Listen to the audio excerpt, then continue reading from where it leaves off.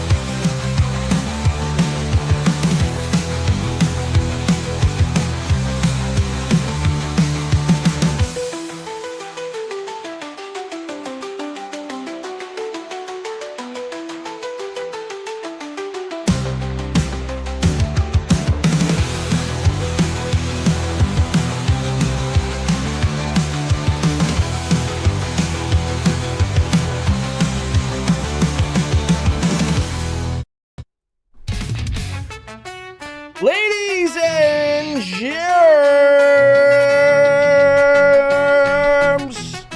we're back and better than ever before.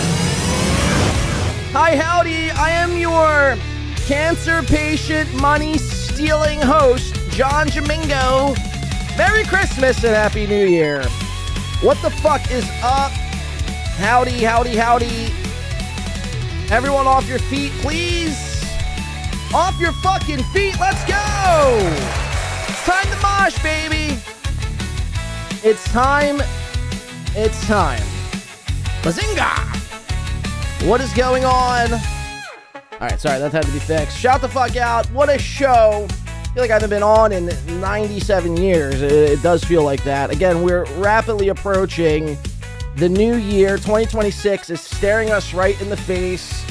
New Year's it's time for the New Year's resolutions. It's time to, try to lie to ourselves and say, this year's the year. This year's the year I get healthy. This year's the year I stop smoking cigarettes. This year's the year I, kick my heroin habit. This year's the year, for a lot of Dabbleverse streamers, maybe they're contemplating coming out of the closet. Karmicx and Chad and Ray, possibly. Who knows? This 2026 can be your year if you choose to do so. If you choose to make it your bitch. Now, the question is, and ultimately it is up to you. Most people, they have these insane ideas leading into a new year. And to me, it's just another day, really. But nonetheless, shout out to my birds who all watch the birds destroy the Bills. Shout the fuck out. It's becoming more evident every day. Just sports are just, especially football, it's just such a fucking joke these days, man. Even though the birds won, it's just, it's all nonsense. WWE horseshit. But yeah, I gotta give a shout out to my birds because they did it, and hopefully, we claim at least the 2 seed, get some home field throughout the playoffs. And, make another run to go back-to-back Super Bowl champions. That would be fan-fucking-tastic. We have an epic one. It's not going to be all birds talk and New Year's resolutions speak. No. It's not why you come here. You come here to get the dirt, the goss, the point of view in which I decide to bestow on the world. And, boy, is it going to be a doozy here today. But before we get into any of it, could you please kindly slap the like button, kick your fish, do something here. Grab a smoke, grab your drink, And let's fucking party today. What do you say on this Monday morning? Shut the fuck out. We're in it. Bam. Hi. Hey, am I coming in too hot? I feel like I'm coming in, super hot here. But I think all is well. I don't know. I can't quite tell. My levels look fine. Anyway, what a week. What a week. Christmas. Hopefully everyone got exactly what they wanted on their Christmas list. Hopefully no one was on the naughty list. In fact, contrary to popular belief, was not on the naughty list this year. So again, shout out to me, man. It just doesn't stop here. It doesn't stop. The winning keeps on winning. It's in the fucking name. Not gonna let some nonsense horse shit bring me down. The same can't be said about Karl Hamburger, though. Fucking God, loser and stupid fucking bitch. God, was Karl? I mean, this is. I've been kind of I've been wrapped. I haven't been able to watch a lot this past week, but I did get somebody sent me a clip of Karl. I guess being mad, being angry, being upset, sad. Over yours truly here today of some words that I might have said about Jenny Jangles. His, some call her his wife. I'd like to think of Jenny Jangles as Karl's caretaker, possibly grandmother figure in his life, elderly statesman, if you will, or stateswoman actually for Jenny Jangles. But Karl, was really, really bothered by the words I chose to use last Saturday, live from Vegas. You can check that episode now at Midway 2 Radio on YouTube if you haven't yet already. Please do so after this episode, of course. So Karl saw what I had to say about him, and basically I was just giving him flowers. I was like, look, dude, hell yeah, man. If you're fucking Jenny, or I'm sorry, well, who knows if you're doing it. You're probably not doing that. I don't know. I'm purely speculating. But the way he got angry leads me to believe that there's some validity to what everyone was saying. The butter-eating bitch. What's her name? Kaylee? What podcast does she do? She does something about Stuttering John. Like the 97th show to do a show about Stuttering John. What the fuck is her podcast name? Once Over with Kaylee or something? I don't even know. Cool name. Cool fucking name. Just think of that all yourself. Kaylee? And butter? That's your shtick? Butter. I'm going to down troughs of butter. Cool. In a bikini. But regardless, that's not the point. I could get into, all the wild, insane behaviors from Kaylee and her butter escapades, I guess. I could really do a whole 9-hour show just on Kaylee's butter eating, but we're not going to do that here today. I was trying to simply just give Karl his, some kudos, really. When it all boils down to brass tacks, I was just trying to simply give Karl some kudos for upgrading in Vegas. Now they say whatever happens in Vegas stays in Vegas, but Karl, again, brought it over back to him, back to his state in Buffalo, I guess. I don't know. But he was very angry. He was very angry because I called Jenny, I think, old, which she is. She's old. It's not like I was calling her a whore or fucking, a skank or slut or dumb whore, slut, skank, bitch. None of those words exited my mouth. Simply was saying congratulations for upgrading wives. Or upgrading, not that you married Kaylee. Not that we know of anyway. You could have had a shotgun wedding, for all I know, in Las Vegas with Kaylee and kind of keeping it a secret. Maybe that's a possibility too. I don't know. I'm not here to find that out, to be quite honest with you. I don't really care. But congratulations for upgrading. That was basically my sentiment of the little Karl spiel I gave last Saturday. And boy, was he what we call in the biz triggered. He couldn't help himself, man. He was angry. And I loved every second of it. I loved every single, and Kaylee was mad too. She was right by his side, cheerleading him on. I'm like, you guys are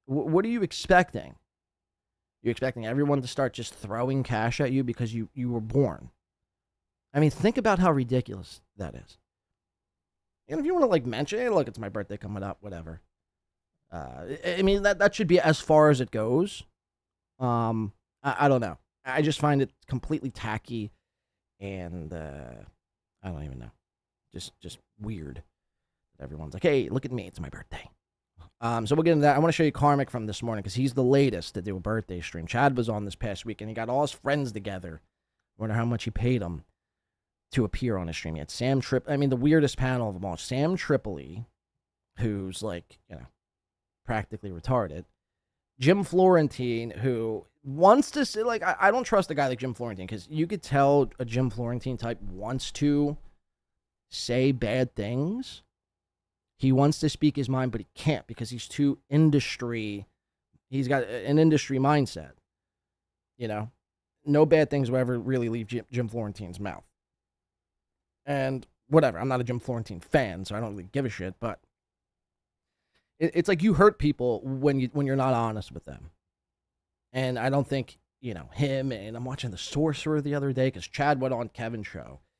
Again, Chad had an insane birthday weekend. Him and his totally real, totally authentic girlfriend. He's on his show. He's on fucking Kevin's show twice. It's just like, I mean, do you do anything? Do you have any plans that's not doing a stream? I mean, Dan, I don't know if Dan's here today, but Dan, I mean, you got to start asking your boy, like, hey, man, what's up? You depressed?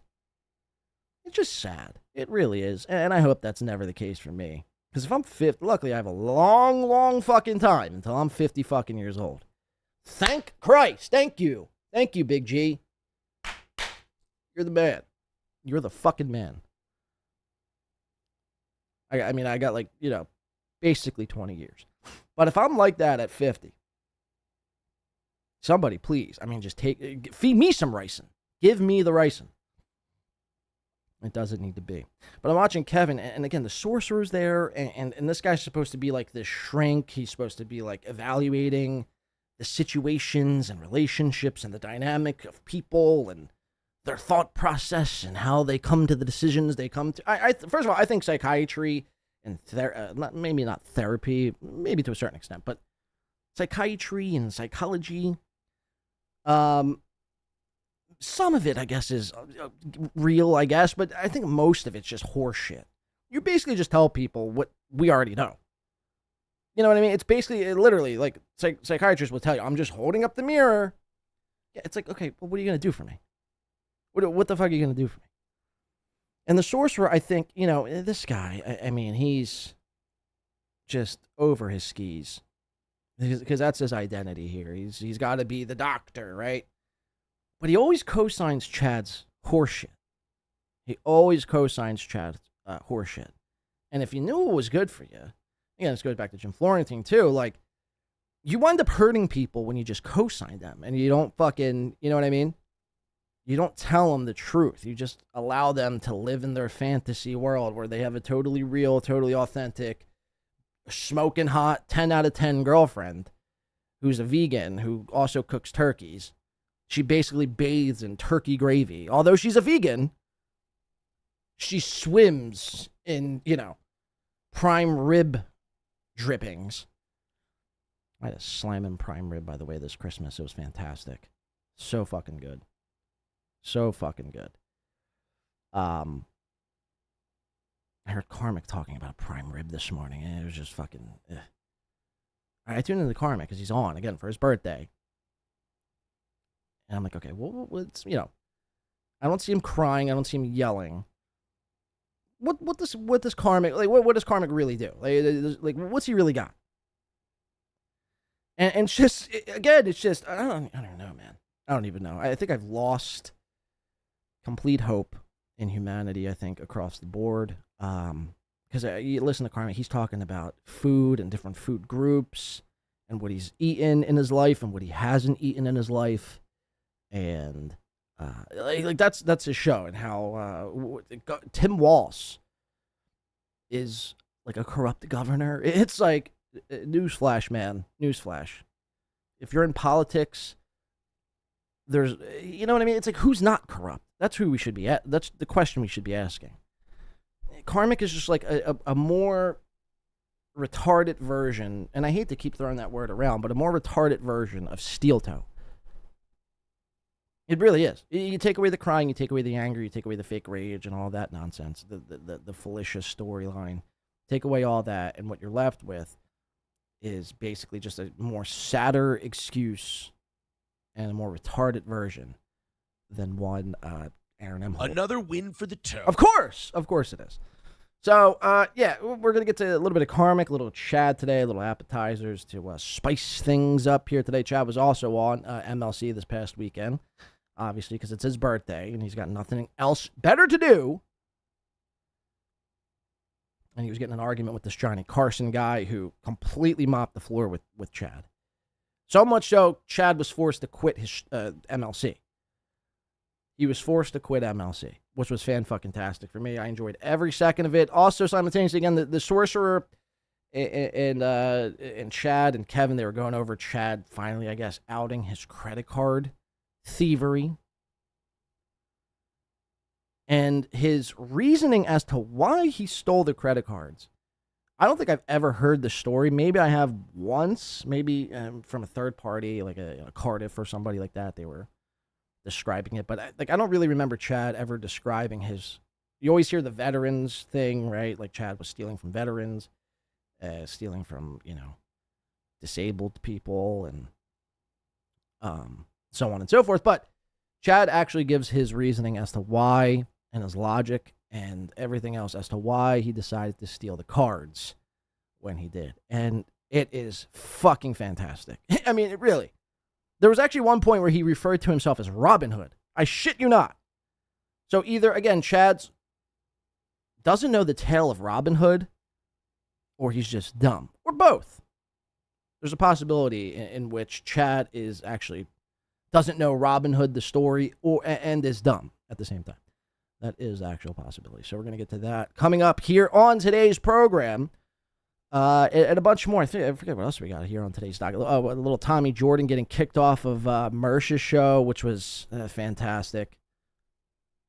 Mersh was covering Karmicx, which the last I think we left Mersh, he was fed up and tired of Karmicx. He's had Karmicx fatigue, but every show since the Karmicx fatigue episode, he's been covering Karmicx. Could you believe it if I told you that? But Tommy Jordan goes on and gets himself kicked off. Look, I got a little critiques for Tommy. I told Tommy on the next show if you'd like to come on, I will, in fact, send him a link. But I don't even know if he's around at this point, at this current juncture. Yeah, and there's just a whole bunch more we're going to get to here today. So strap the fuck in. We're going to be here for quite some time. It's 10:17 here on the East Coast. Hopefully you're having a beautiful, fantastic, majestic Monday morning here this holiday season. I want to start off with a video. Shocker, I know. But I want to start off with a video which was shown to me. It was presented to me by none other than Clown Town's own Big W. Not Clown Town Communication. No. Maybe it's called, or maybe Mike Tyson. And basically, Big W, this was a good edit, mainly because I was in it. No, I'm kidding. I'm not that conceited. It was a fantastic edit, if I could find it, that had to do with Karmicx. Well, and then too, because I was in it. Let's be real. But now I can't find the fucking video. I can't even find it. Or no, not Clown to Clown. I want Clown Town. Clown Town. Give me the clown. There it is. There she blows. All right. Where's it at? Videos. Karmicx versus Mike Tyson. So to set this up a little bit, Big W, which I didn't know this at the time. I was doing my 24-hour stream a couple of months ago. And I'm in probably hour, I want to say, 17, 18. decided to open up the phone lines for like an hour or so. And Karmicx and Mike Tyson both called in. I didn't even know they watched this show. Well, Karmicx, I mean, maybe. Let's be real. He's probably watching it all. But Mike Tyson, I didn't know Mike Tyson was a fan of yours truly here. And come to find out later, there's a Big W. But Big W's impression of Mike Tyson and Karmicx, more so than Mike Tyson. The Karmicx was good too. But the Mike Tyson was so spot on. In my delirium, 17, 18 hours into a 24-hour stream, there was a part of me where I actually started to believe I'm speaking with Mike Tyson. The legend, the GOAT, the ear biter, the shroom taker. And I just think it was fantastic. I think it's an epic way to start today's program here. So if you'd allow me to, this is Povo's Clown Town, Karmicx X versus Mike Tyson. I'll pour one up. Let's get it. Clown Town. It's my favorite show. Should be yours too. I'm the best ever. I'm the most brutal and vicious and most ruthless champion there's ever been. There's no one can stop me. Lynx is a conqueror. No, I'm Alexander. He's no Alexander. I'm the best ever. There's never been anybody as ruthless. I'm Sonny Liston. I'm Jack Dempsey. There's no one like me. Cheers, guys. Happy Monday. There's no one that can match me. My style is impetuous. My defense is impregnable. And I'm just ferocious. I want your heart. I want to eat your children. Praise be to Allah. He can't handle this shit. I swear to fucking God. If we fucking tangoed, it would not be pretty. Because I don't play with fucking rules. When it comes to fighting, there's only one way to do it. And that's all the fucking way. So there. And I don't do it with fucking gloves in a ring like a bitch. I do it naked in a bed with another guy. Like a homo. I bring it to the street. And that's where I've always fucking done my fighting. So there. Let's see. Call from Iron Mike Tyson. To accept, press 1. To send a voicemail, press 2. Hey, Iron Mike Tyson, you're on the line with Win by 2 Radio. What's going on? Who this? He calls into my show and asks, who's this? Who this? This is Mike Tyson. Hey, I want to say something to this nigga Karmicx, saying that boxers are weak because they use boxing gloves. Tell this motherfucker if I meet him in the street, I'll fuck him until he loves me. Wow. I will eat his heart. I will eat his children. I'm actually beginning to think this is Mike Tyson. Know me. I think it was in this moment. I'm like, wow, is this actually Mike fucking T? I either don't do interviews with women unless I fornicate with them first. Wow. You staying away from ears lately, Mike? I love ears. I love eating people's ears. I love stomping on their children's testicles. Wow. Well, that's it. I wish Karmicx had children so I could stomp on their testicles. In order to have children, you need to be able to blow loads, and he's incapable of doing that. So, unfortunately, no children for Karmicx. Yeah, tell him I'm coming for you. I'm coming for you, Karmicx. We'll pass along the message, Iron Mike. Realize that you fucked with the wrong motherfucker. This is epic. Look at this. Okay, so this is bizarre. I had never seen this clip up until, like, the Karmicx clip. I didn't see this Karmicx clip up until this Mike Tyson video or this, call in here. So Karmicx, this is, I guess, phase 1 of Karmicx. And this is when he had this big leather reclining chair or just chair. I don't know if it actually reclined. He was new to the scene. He had a lot of, hope in his eye. And, you want to present yourself, I guess, or at least Karmicx wanted to present himself as a badass, right? As a gangsta. As a fighter. And he wanted people to know that if you cross me, if you cross the great Karmicx X, I will fuck you up. Now, we all know, just based on pure looks and physical attributes, Karmicx wasn't gifted. You could just tell when a guy's not gifted. The gift of being able to scrap. And like, I don't even think Karmicx has ever been in an actual fight. Let's be real. Because based on this next move, so he wants people to like take him serious. You don't know who you're fucking with. And then does this. Mick. We'll pass along the message, Iron Mike. Realize that you fucked with the wrong motherfucker. Flicks the mic, looks to the camera, turns sideways, and flicks his hair. I had never seen anything like this. I had never seen anything quite like this. Look at the stare. And look at the swamp fucking stains in his pits.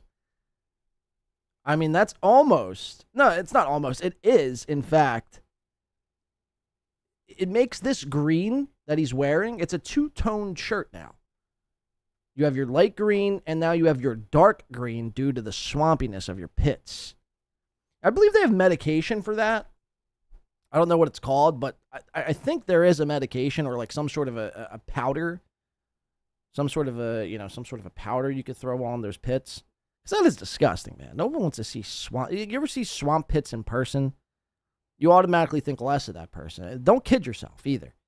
We all know if you are in public and you come across somebody and you see their sweat stains under their arm, you automatically think less of them. You think they're probably, gross and sweaty. And why are they sweating so much? And sweat.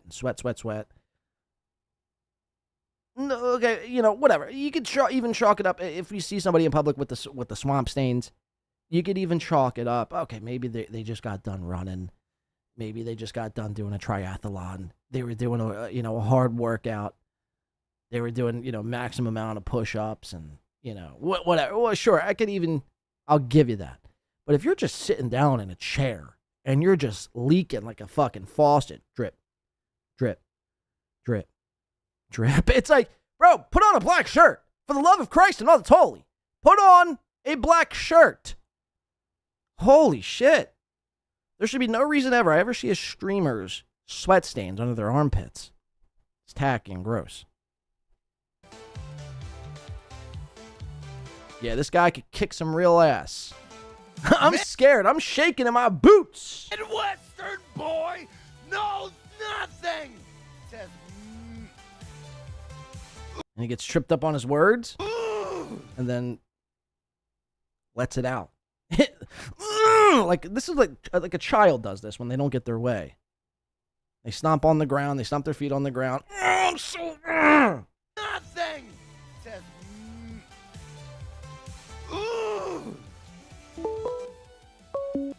Call from. Karmicx. X Live. To accept, press 1. To send a voicemail, press 2. Karmicx Live, you're on Win by 2 Radio. What's going on? I heard that dickless pussy Mike Tyson called in to try to trash me. Doesn't he know I'm from the Valley of Men? He can eat my shit. I mean, Mike was talking a big game, man. He said he was going to stomp on your children's testicles and whatnot. I mean, what do you got to say to that, Karmicx? Oh, fuck him. He's trying to ingratiate himself into my concern. Sure, you can hit a punching bag with your boxing gloves on, you dickless pussy. Probably all trying to ascertain. It's probably all the shrooms he's eating. Karmicx, you're using a lot of big words. I don't even understand you right now. You're on a different stratosphere. Right. Of course you digress, Karmicx. Of course. How's things going with you and Felicia? The foreshadowing in that. A little clip there. Well, I want to marry her, but she won't talk to me on the telephone. But well, that's going to be a little bit of a problem. LOL. I agree. LOL. That's going to be a bit of a problem. Karmicx, you're going to take over, I heard, Steel Toe's morning slot. I mean, you got big things in the work. Another fake boxer, another fake fucking tough guy with his boxing gloves hitting his fucking punching bag. Fuck him. He could eat my shit. But you digress. He's a dickless pussy.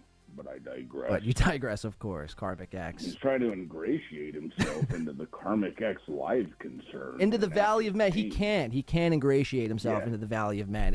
There's only one Valley of Men. There's only one Karmicx. I agree. It's yours for the taking, man. Karmicx, Check him out. He's possibly the world's first man who's never jizzed in a woman or around a woman. Check him out. He's streaming. That's disgusting. I'd rather have a valley of men. I'd rather have dickless men. Dickless men. Thank you, Karmicx. Karmicx, ladies and gentlemen, in the Valley of Men, reporting live from the Valley of Men. I normally don't do interview with women unless I fornicate with them. Epic stuff. Epic stuff. Clown Town. Check him out.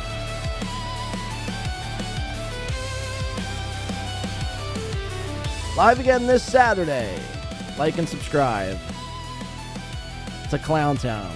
Juggling around. Povo's Clown Town. So epic. I saw that. I had a few chuckles. Again, very funny stuff. At the thought of Mike Tyson getting into an argument, a petty argument with Karmicx because Karmicx says he's a boxer. And obviously Mike Tyson would, come on. So, very, very good stuff. Go subscribe to Clown Town today. Povo's Clown Town, streaming every Saturday. Every single Saturday. Check him out today. All right, let's move on here. I want to keep it flowing here. I want to keep the vibes loosey-goosey. Not to get confused with Lucy, Tightbox, Karl's secret lover. Again, I can't wait to show this clip because it's so fantastic. Where is it? I might bump it up here. I got to bump this up. Where is it at? Do I even have it loaded? What the fuck is going on? No, I don't even have it loaded. Oh, no, there it is. Okay. I think it's next after this. This is something I saw, too. This was very brief here. We've been following a little bit loosely. We haven't really been diving head first. I haven't been trying to ingratiate myself into the Matt Mead and Scarlett Hampton complete shit show. But so throw Joe Burrow, which, by the way, this is another thing that pisses me off about football, man. So Joe Burrow, I drafted him so fucking early this year. And he gets knocked out in week 2 in like the fucking third quarter or second quarter for like 12 fucking weeks. 12 fucking weeks. I draft you third. You're the third pick.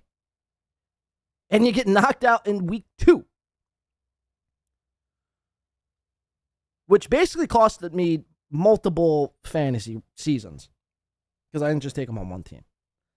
Then he comes back in like week fucking 14 and just starts balling out of his mind. And then he has an interview, a post-game interview once. I forget, I think it was his first week back and they lost. Maybe to the Bills or I forget exactly who they lost to.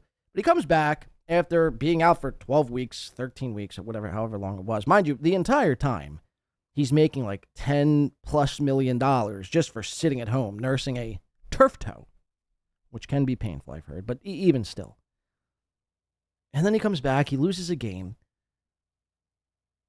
and then starts bitching and moaning how the sport isn't fun anymore and how he's not having a good time. And it's like, come on, man.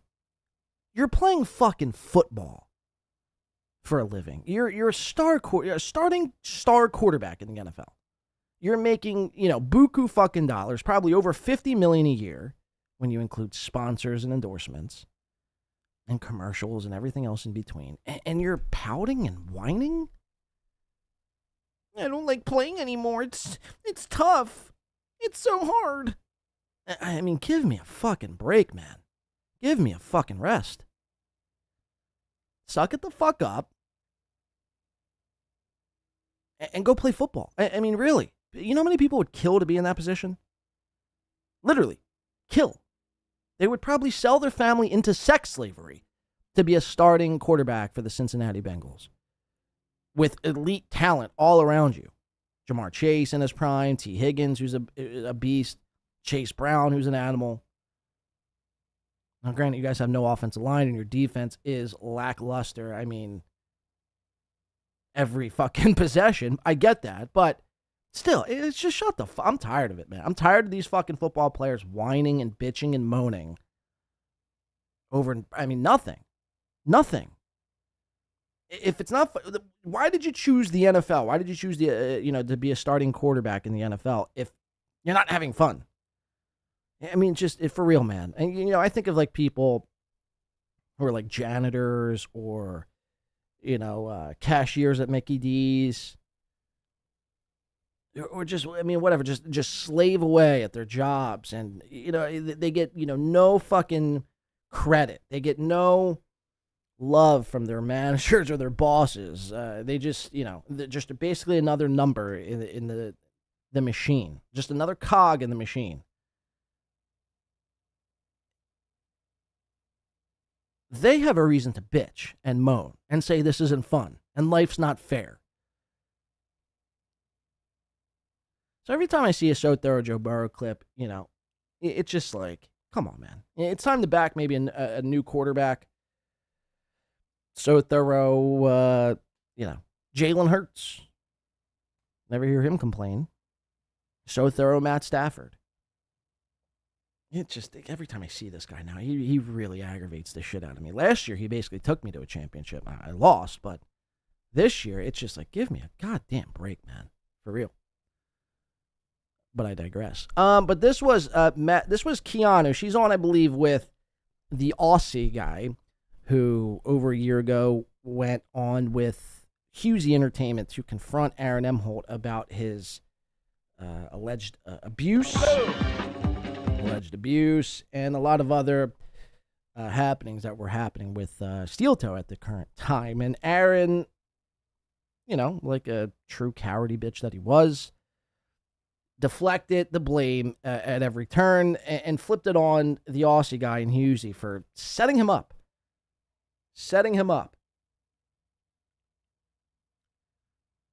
Kept calling the Aussie guy a rat fuck piece of shit. And I think really gave the Aussie guy a name. It was a great interview. It really was truly a great interview. So Keanu finds herself on with the Aussie guy over the weekend. And she's going to be like kind of hinting and I guess, you know, giving us a little bit of insight maybe to possibly Matt Mead and Scarlett Hampton, you know, current relationship. And the clip reads as follows. Did Matt Mead and Scarlett Hampton break up or are they just physically apart? Is Kiki making vague proclamations on purpose? What do you mean, Keanu Thompson? So let's check this out real quick. Hold on 1 second. Before we do, shout out to Dan for $2. Says, yo, Winby. Nice W in Buffalo. Go Eagles. Go Pats. Pats, I mean, look, you guys were playing the Jets. Thank you for the $2, Dan. Pats playing the Jets yesterday, I mean, really just smoked them. I mean, what else did you think was going to happen? I think the Pats. So I think, you know, mainly, Dad, by us beating Buffalo, I think that's what basically gave you guys the AFC East, if I'm not mistaken. You should be bowing, I mean, really, you should be bowing down to the Birds. And there's still room, man. Look, you could jump on the bandwagon. I mean, really, how far is Drake May going to take you? I know he's electric right now, and he's on fire. But who have the Patriots really even played? Let's be real. Like, I think their combined opponent record, the Patriots, that is, I mean, is so below 500, they don't even count it. I mean, look, they played the Jets yesterday, but me, you, Deb, Jeff, Closer, Aaron the Rat, we could go out there, put together a little backyard football team, and we can go out there and beat the Jets. That's a straight fact. That's a fucking The Jets, I mean, I thought the Browns were the worst team. I thought the Titans might have been bad. But the Jets just fucking blow. And the Raiders. No offense, Chris. The Raiders, I mean, are just god-awful. God-fucking awful. I mean, really. The Giants waxed your ass. I mean, Jesus Christ. Jackson Dart. You got beaten by Jackson Dart. Pete Carroll. To me, man, the Raiders are fucking fraudulent. I'd say just as fraudulent as maybe the Patriots. You watch, man. Look, I'll root for the Pats, I guess. Actually, maybe I won't. The Pats you guys have had, I mean, enough Super Bowls with Brady. You won 5 in this, you know, last 20 years. I mean, let some other teams win, you know? Let some fucking other teams win. He says, yes, John, that clinched the AFC East. Sorry, KB. No, I mean, again, you're welcome. I'm not seeing that in any sort of a super chat, but you are welcome for that. I have to fix one thing here. I just think the Pats are just a fraudulent team, man. And I think they'll get exposed in the playoffs. I think they'll get exposed in the playoffs. Okay. There we go. All right. But thank you nonetheless for the double $2 for the $4. This is Kiki on with the Aussie guy discussing Matt Mead and Scarlett. I like to spread my ass cheeks open on camera. Hampton. Let's watch. Who did this? Joe Burrow? You guys don't know me. You're seeing a portion of what happens in my life on a fucking screen. That's it. And I'm telling you, I 100% am there for anybody that comes to me, probably too much. And I am very triggered by, abusive situations, obviously. Obviously, right. I'm sure you've heard the saying, and again, I'm probably going to be paraphrasing this, not getting it exactly correct, but the saying, those who ignore history are doomed to repeat it. With this bringing up the Matt and Scarlett situation. Corndiffer2 says, hold on if I can. Oh, I hate technology, man. Corndiffer2 says, I just got here. Is Pulper dying or not? I don't know, man. Look, maybe he is, maybe he isn't. I hope he isn't. I don't want anyone to die,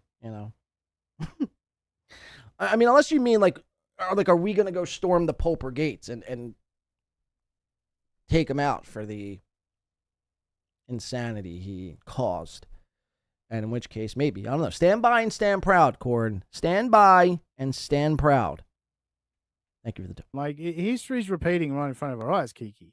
We're talking about the April situation, and all of that with Aaron, and you're finding yourself stuck on the fence again. I'm not on Scarlett the fence. I am not on the fence. Spoken like a true fence sitter. That's what everyone on the fence says, by the way. I'm not on the fence. I swear I'm not on the fence. You are. You're on the fence. I am not on the fence. If you say it again, I guarantee if you say it again, people will actually believe you. Not on the fence. I am not on the fence. I am not on the fence. I can't. On the fence. On the fence.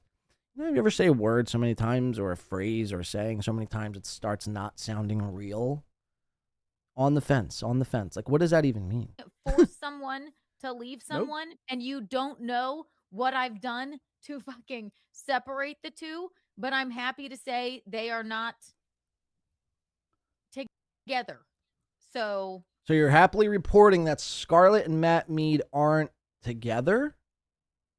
All right, great. That's good. Yeah. Thanks to Keanu, by the way. The fence sitting.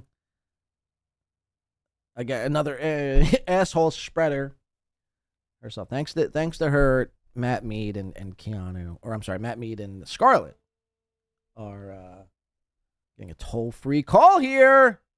I'm doing a show. Toll-free. Go fuck yourself, toll-free. Suck my nuts while you're at it. I've lost my train of thought. This is disastrous for me. Just keep watching. So that's good to hear. They're done, right? I'm not going to say too much about the situation. No, you don't need to say anything. Went through with those two, right? No, everyone is relieved. Everyone is relieved. And I know you guys talk about you guys don't actually give a fuck about Scarlett.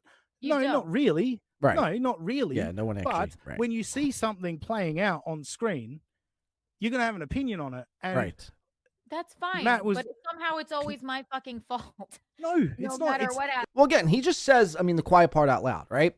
It's an opinion. It's an opinion. Imagine allowing opinions to upset you. Imagine allowing opinions to make you mad and upset. You know what I mean? It's so ridiculous. People are allowed to think what they want to think of you. You can't stop them. But the problem with a Keanu and a lot of these people, these cows, they want everyone to, in unison, fall in line and like them and not say a bad word about them. And that's their problem. Like, people are going to hate you. People are going to not like you. People are going to make up the most wildest things about you. Welcome to the internet. Welcome to modern day internet. That's just what happens. Again, I don't make the rules. People are bored and they come up with a lot of wild shit. Oh, okay. Oh, what are you going to do? What the fuck are you going to do about it? There's nothing you could do about it to change it, to control it. So stop it. Stop it. It's when you sit on stream and there looks to be a woman that is clearly uncomfortable, probably feeling intimidated, and it's I'll let you guys go. I was like, whoa, no, keep them on camera. Keep them. You wanted me to keep that on camera, right? Yes. Why? I mean, why wouldn't you? Well, don't. There was also another person there. There's another person there. Right? And we don't know who that person was. I know who it is. I know who it is. Okay. You don't. But I know who can it you is. see again? Say it again. Say it again. Can you see how people react that way, though? Can you I I'm get not. it, but I'm not we're saying just you did doing anything wrong. What I'm saying. I am. I'm saying Keanu did everything wrong. Is what people hashtag it. See is what they're I've been commenting told on. a lot that I did everything wrong. I did the wrong move there, and that I've done nothing.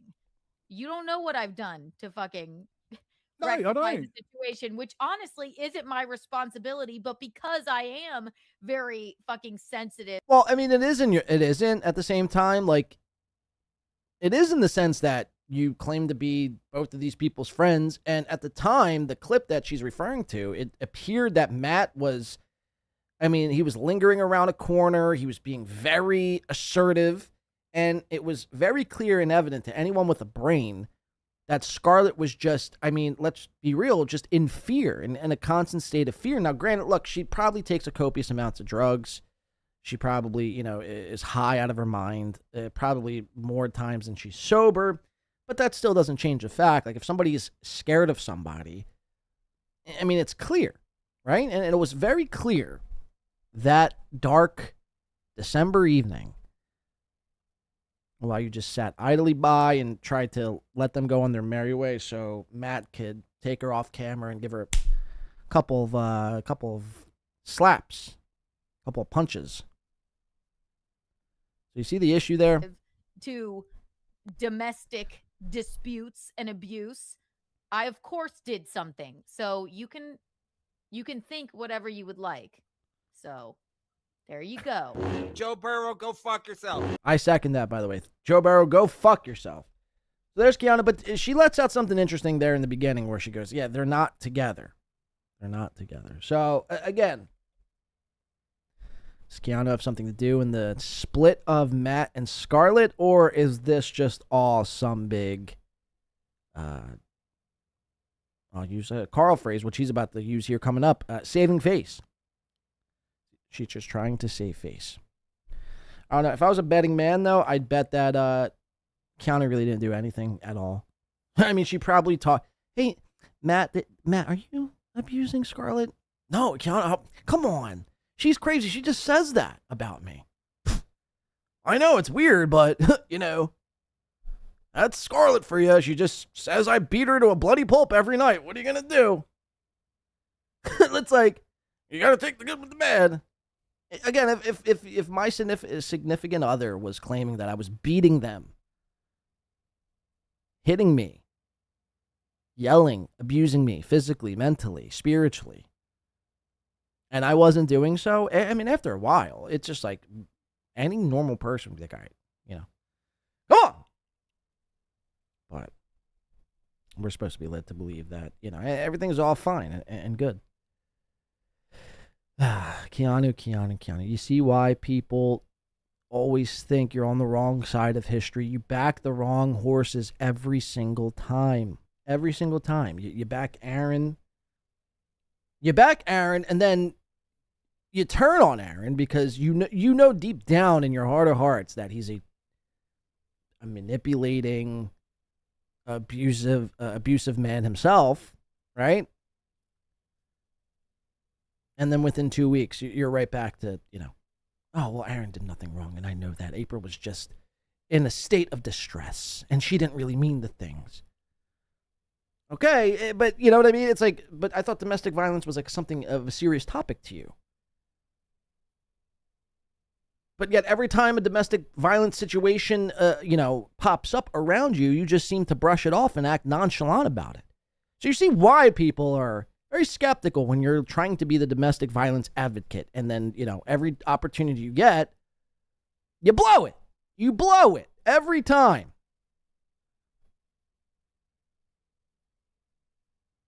I highly doubt you had a heart-to-heart and a sit-down conversation and, got in the middle of Scarlett and Matt were like, guys, you guys, really, if you don't separate, then I'm going to force you guys to separate. I'll call the cops on you. That probably never happened. Show proof. That's what I'd say. Show proof. Anyway, Keanu, again, just always trying to play the victim at every chance she gets. It's not working at all whatsoever, because I don't think anyone believes you. I mean, at all. I mean, maybe there's like 2 people that believe you, but they're just like Keanu simps, and whatever she says is like gospel to them anyway, so it's like there's really no changing their minds. You can't give somebody like Keanu any advice. You can't change, like they're stuck in their ways. You know what I mean? They're stuck. A person like Keanu is just stuck in their ways. And then you got Gino breathing down her neck every turn of the way, which allows Keanu to really, she's like, she's stuck. She's stuck. I mean, let's be real. She's stuck. So, but every time you try to give Keanu advice, it goes in one ear, out the other ear. She don't listen to it. She don't hear anything. She's retarded. I mean, let's be real. I mean, again, I hate to use that word so often, but it is what it is. She's a retarded dummy. So, that's what I got to say about that. Who knows? Matt will probably continue to beat Scarlett and abuse her every chance he gets. I doubt anything will change, but we'll see. I mean, I guess, I don't know. I'd love to be proven wrong here. Good job, Keanu. Really putting out that fire. All right, I want to show you Karl here. He was very upset about me and my words about his wife. Jenny Jingles. How dare you talk about my wife? Hey, I'll talk about your wife all the fuck I want, Karl. All I want. What are you going to do about it? What are you going to do about it? Let's talk about wives. Oh, he said some very mean things about my wife. Good. You fucking piece of just trash. I mean, really.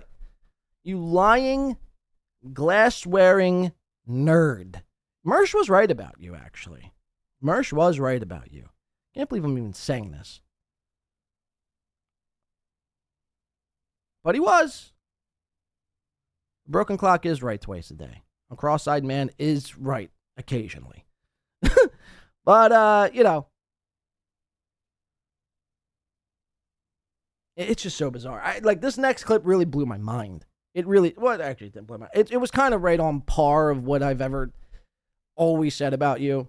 Again, just my only regret, and I'm like, I'm like Scotty P in We're the Millers. Like, I have no regrets, or whatever his tattoo says. Regrets. I have no regrets. I try to live life by that motto. I don't usually like to regret things. I find things that I've done wrong or that I've coming up short on. I try to use those experiences as lessons rather than regrets. It's a perspective thing. Because you're not going to get it right every time, right? No one's perfect. So you learn from your misfortunes and your mistakes, and you hope to become better as a person as time moves on. That's really the whole meaning of life, in my opinion. And obviously fucking bitches and getting money, right? Where comes the money? Here we go. Money talk. So, but no, seriously. But my only regret I think I ever have in this life is ever saying a kind word about Karl, as he showed his true colors after he landed back in his hometown of Rochester. So without further ado, Karl Hamburg.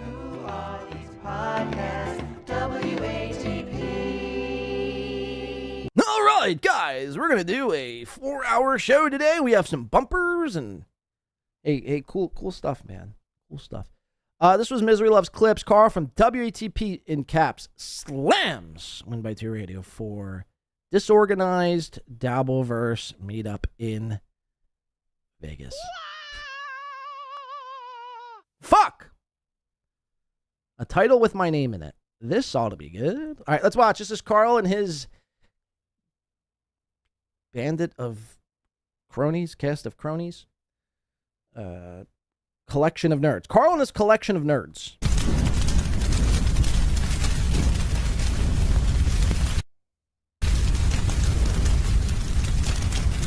All right, let's talk about Pulperfest real quick. So what happened was So you got Adam Bush on the screen. You got producer Chris, who's, I mean, really, I didn't notice this, but Chris is graying at an alarming rate. I feel like every time this man's on camera, he's just getting a bit grayer. Like, I mean, we stumbled upon Chris, a few years ago from WATP. Sure, but when we found Chris, he was gray in the head, but now it seemed to almost like a, parasite kind of start going down into his beard. And now really the last bastion of anything dark, which I'd probably argue that he's dyeing this part of his face, but is his mustache. And it's like, at what point do you just, you know what I mean? You just let it go, Chris. Let it go. There's no point. You're fucked. You're gray. You're gray. Not gay, but gray. So you got producer Chris. You got Adams Bush over here. He's going a little 5 o'clock shadow himself, trying to seem tough. And this guy, the Adam Bush experiment, I mean, it ended a long, long time ago. His over-analysis on everything in the Dabbleverse. It's like, give me a fucking break, dude. I mean, for real. Give me a fucking break. The Dabbleverse doesn't need to be overanalyzed. It's a bunch of tards being tards. Oh, we see the hypothesis of my synonyms and my local aesthetics is that, he's my conclusions of the laboratory. Beat it, man. Beat it. There's no need for big words here. We use the terms gay, retard, and loser quite often. There's no need for like this over-complicated Bill Nye the Science Guy approach to the Dabbleverse. It's people with, slobber coming out of their mouth and begging, for money, man. There's no need. Oh, I'm going to put on my grit thinking cap here. Fuck you. Fuck you. You got Lucy tight tits over here. And boy, are those things looking tight. The damn microphone's hiding her line in her chest.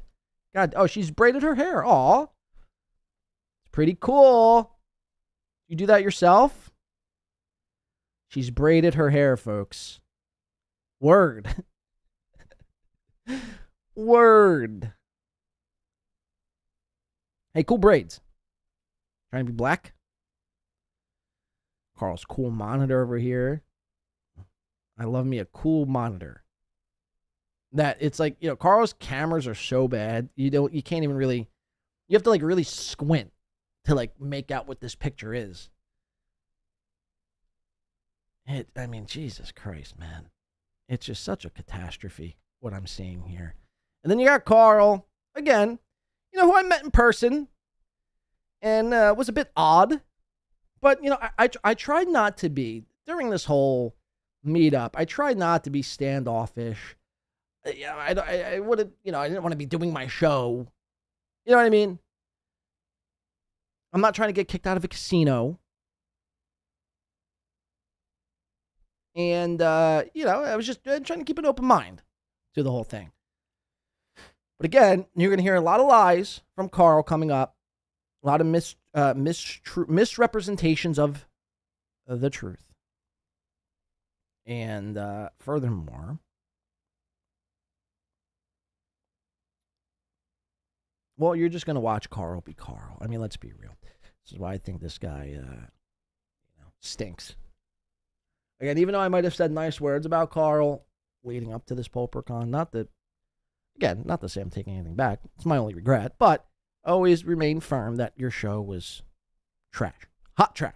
Let's watch. Who was dying earlier in the year, all of a sudden had his health come back, and he wanted to celebrate with the people who were getting him through some tough times. He was dying earlier in the year, then he wasn't dying, but then he is dying again.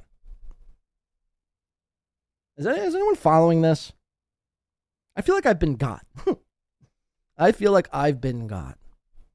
When he was dealing with health problems, and so he's putting together this Pulperfest, and he wanted myself and Rocco and Patrick Melton and Dr. Now, again, you're going to hear a lot of these people are like, Patrick Melton, he wanted Patrick Melton. Pulper wanted Pulper never wanted Patrick Melton. At least that's what he told me. I mean, I don't know what he's telling other people. But Melton was never invited. I never formally invited Melton. Now, look, I understand I can't prevent Melton from showing up. I mean, he lives in Vegas after all. Probably like a 15-minute drive from his deedless house to the casino. But you know what I mean? I'm not like formally inviting him. But Melton took initiative to, show up. Not only show up, but, take these people out there. Which, look, fine on him. I don't give a shit. And a lot of what they're going to try to get me on here, quote unquote, get me on is, oh, he was not invited to the dinner. Oh, no! Fuck! You mean to tell I wasn't invited to your dinner? God, my life sucks. Where's the noose? Where's the rope? I mean, do you hear yourselves?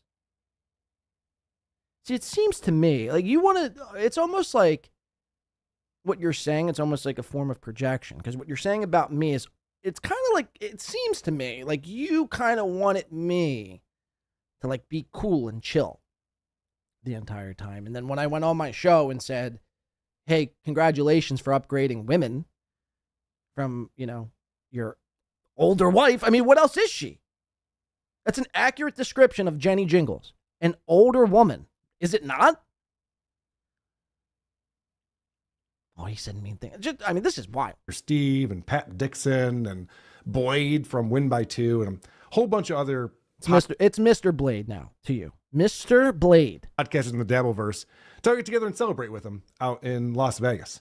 And that was supposed to happen in October, although the date came and gone and no one was notified about it. I think the phrase is came and went, not came and gone. Like, Karl's not even a good nerd. You know what I mean? The date came and gone. Well, that's not the phrase. It's came and went. Yes. But okay. That was supposed to happen in October, although the date came and gone and no one was notified about it. He's like reading off a sheet, and he like actually wrote that down. I'm going to say the date came and gone. Hey, cool notes. So I think Pulper was there and maybe one other person, and no one was really showed up to Pulperfest, unfortunately. So John Di Caprio from Win by Two, the guy who goes by Blade, he was given $2,500 by Pulper to put on some event. And this was before the October thing that came and went and nobody knew about it. So you've said that. Patrick Melton started giving him shit for taking this guy's money and not doing it. Well, Patrick really didn't give me shit. I mean, let's be real. His Pulper's wife, I guess, called in the Melton and disclosed what was happening, I guess. But like Melton didn't, you know what I mean? So again, you're trying to frame it in the sense that Melton was the guy breathing down my neck. No. Stop it. I know you guys hold Melton because he's your boss.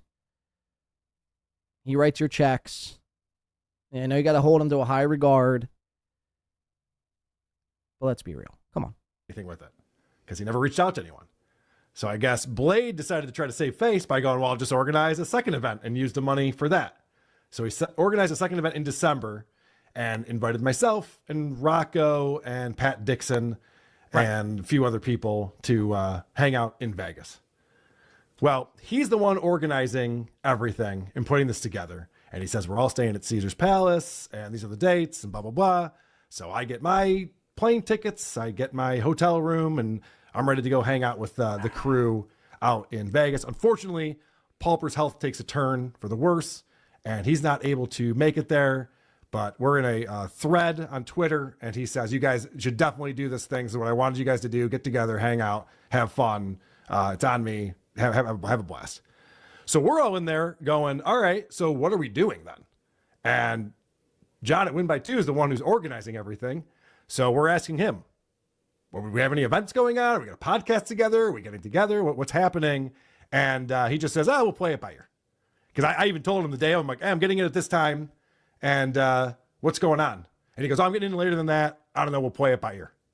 And he even puts in the thread, here's my cell phone number if you want to reach out to me. There was only one person who actually texted him with his cell phone number and reached out to him. That's me. Well, in fairness, there was only either you or Karl, or I'm sorry, you or Pat. I mean, it's a 50-50 shot. Because again, at the time, my idea, the second go around, whatever, say what you want about it wasn't even supposed to be like a big fucking thing. Or at least that's how Pulper made it out to be. It was supposed to be a hangout. And I told everyone initially, hey, look, we'll try to, this is when I thought Pulper was still coming. Hey, maybe one night we'll get a suite and we'll all try to do like a live show. All of us meaning me, you, Karl, that is, Rocco, and Pat Dixon. We'll try to do that live from a suite. Pulper could be there, obviously. I think Soft Weekly was going to be there. He backed out. Rocco backed out. Pulper backed out. Whatever. He was sick in a hospital, posting Rumble videos. Well, who knows? This was like a week or two prior to the actual dates. So instead of canceling, it's like, all right, whatever, we'll still go, and we'll just play it by ear. We'll play it by ear. I mean, look, you guys do your, do a show. Do a show from your rooms. My plan was. And look, it's just like bare bones as bare bones get. I mean, basically everyone backed out at the last second. So there's not really, you know what I mean? And then they come to find out you guys have already had plans with Melton the entire time, which is fine. It doesn't bother me. Again, you guys acting like I'm upset or I'm angry or I'm mad or I'm fuming over not being invited to a dinner or going to Melton's, deedless home. Are you okay? Is that really what you have to tell yourselves? And then you're going to listen to what he tries to do here is fucking insane. Listen to this. So I said, hey, John, we're going to get together and play poker because Pat Dixon, Patrick Melton, and I went to the poker room at Caesars on Friday. Right. I'm not a big poker player. I'm not a big poker player at all. I like blackjack, baccarat, bubble craps, slots. I'm not a big poker player. That's what these guys do. I thought they'd maybe hop off the poker. I mean, you could do more than just poker at casinos, right? So I figured, maybe they'll play poker for a little bit. They didn't want to go sit. Because that was Karl's initial when he first texted me. He's leaving this out, by the way. Hey, man, I'll be at the poker room at like 4 o'clock. Maybe we can meet up, play some blackjack, grab a drink. Like, all right, cool. I like blackjack.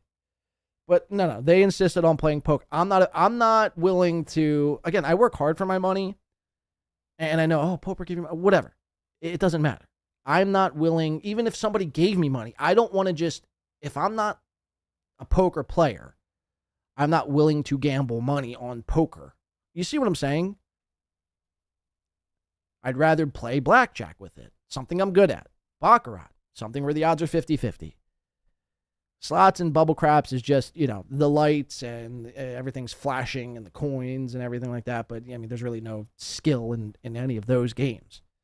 You wind up getting rinsed more time than not, which was basically that was me to a T over that weekend. I played blackjack, get up a little bit, and then go burn all my fucking earnings on Huff and Even More Puff or Century or whatever, Dragon Link. I'd roll fucking 6, 4, 5, 2, and then roll a 7 and get burned in bubble crap. So then I'd go play blackjack, I'd get up a little more, and then they'd rinse and repeat. But again, that's not really the point. The point is, I'm not a poker. I know how to play Hold'em, but I'm not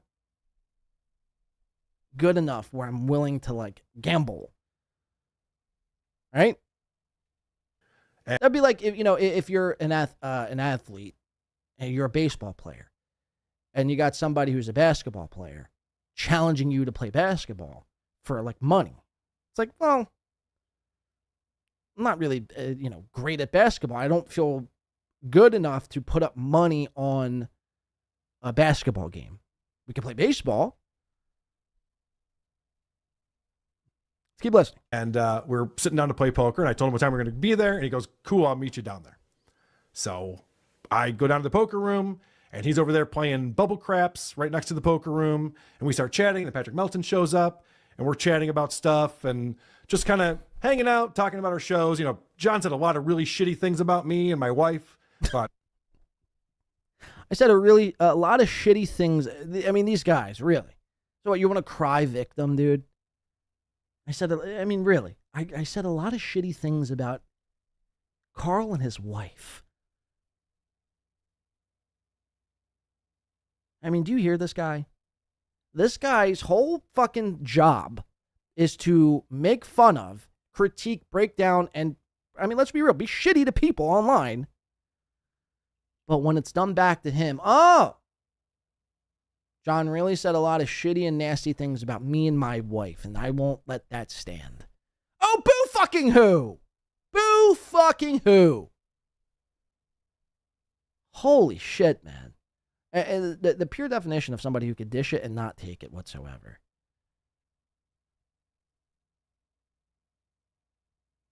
I mean, again, I don't even know, man. It just blows my mind. It really does blow my mind to hear this from somebody. He said a lot of shitty people say shitty things about me all the time. You meet up in person, you just try to leave that shit online. And if you really can't see past that, then why did you even accept? You knew I was going to be there. Why did you know what I mean? I don't want to hear this. Oh, he said shitty things about me and my wife. Cry me a fucking river. I should have said more heinous shit about you and your wife. Now that I'm listening to this clip, I should have been more aggressive toward you. Really? Nobody says anything. Adam Bush is like chewing on his hands.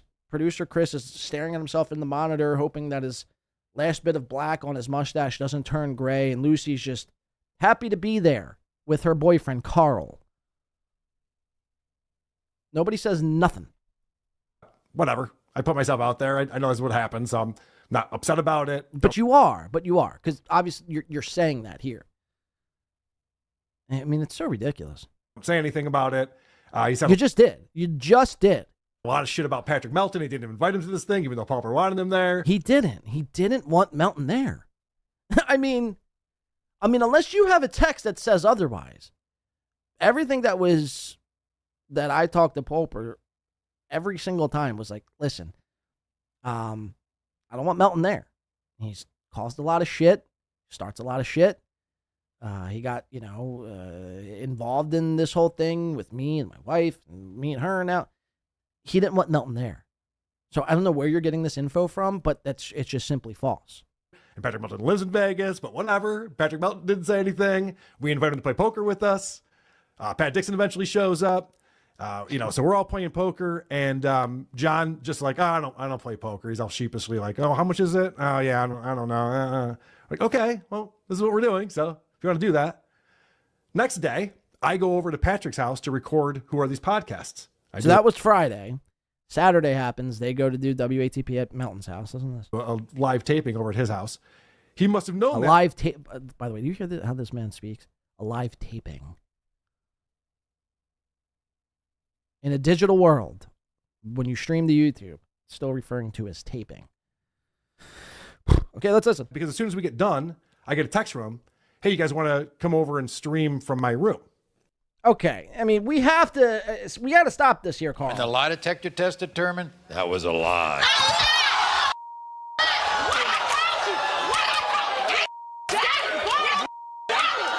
So Karl goes,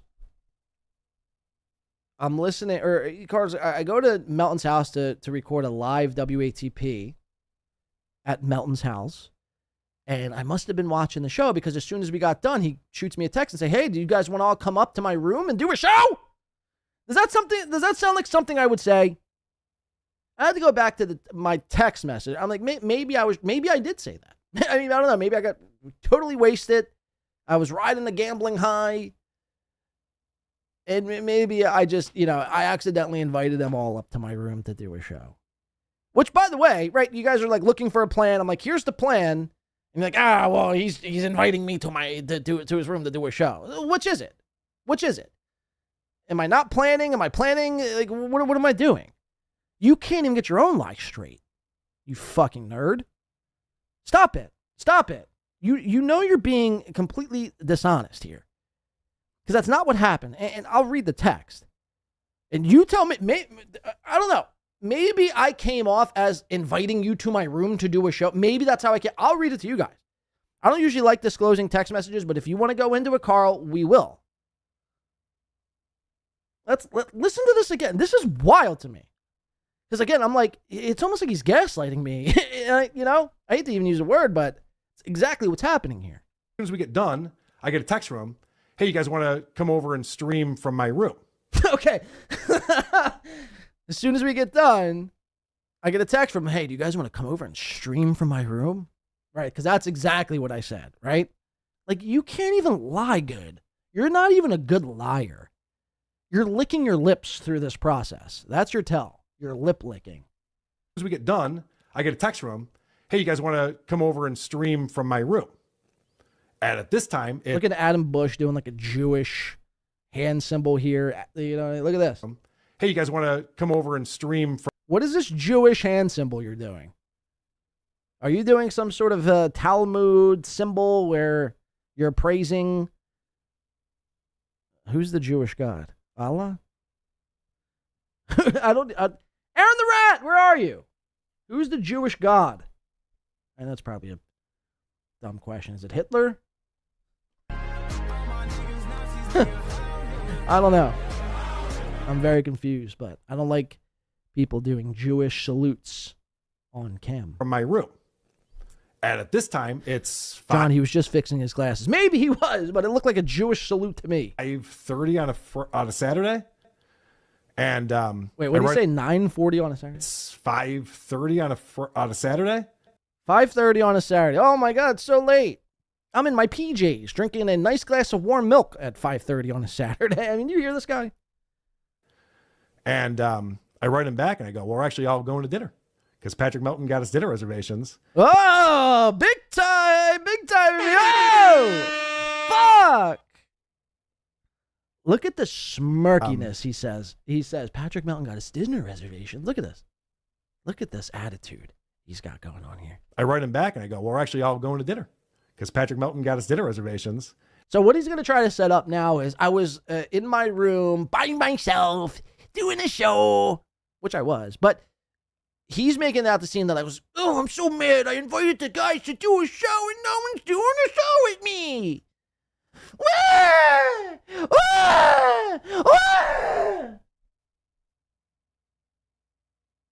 That's what he wants you to believe. That was what was happening, right? And it's all in the pretext that this is what happened. Like, I texted him to do a show. He denied because, Patrick Melton got his dinner reservation. Cool. I mean, bravo, dude. You got to go to dinner with Patrick Melton. You're fucking cool, man. You're fucking cool. What a cool guy. This guy's rad. When I grow up, I want to be just like Karl. Kidding, I don't. I'd rather stick a gun in my mouth. Anyway, let's keep listening to this. We went up to High Steaks at the Rio, a brand new steakhouse. So now he's bragging. Listen to him brag here. We went to High Steaks Rio. It was a beautiful steakhouse. I saw the whole Las Vegas Strip. Word, dude. I mean, awesome. Good for you. Up on the 50th floor of the Rio, overlooking the Strip.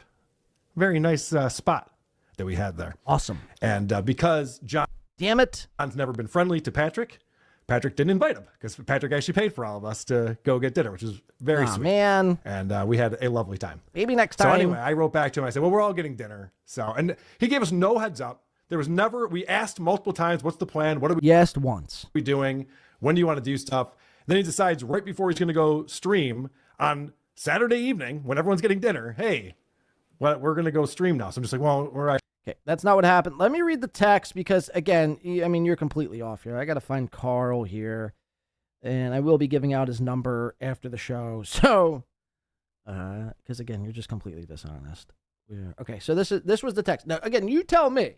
Seriously, I really want to know. Maybe I came off as asking these guys to do a show from my room on a Saturday at 5:30. By the way, okay. Anyway, this was the text. Yo, man, I'm doing a show in like a half hour. You guys gonna be at the poker room when you rap? That's it. That's all I sent to him. Again, I'll read it slow for everyone to listen to. This is me to Karl at 5:24 p.m. Pacific time.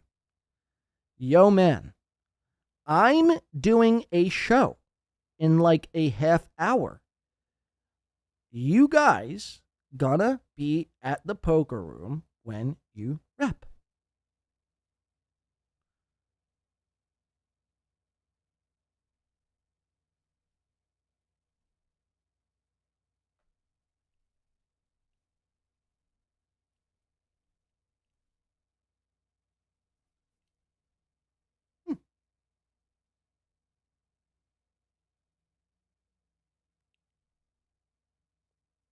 Okay.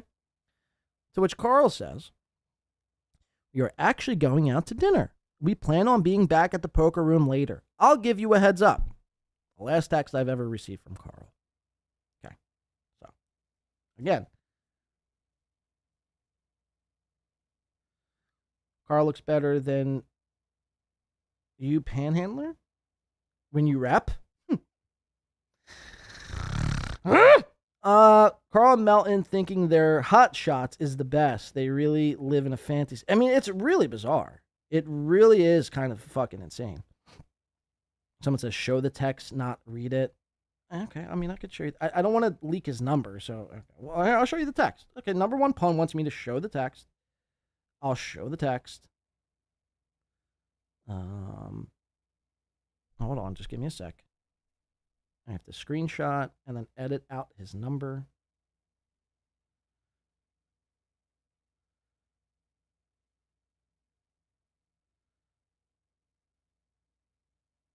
There you go. Send. Let's go here.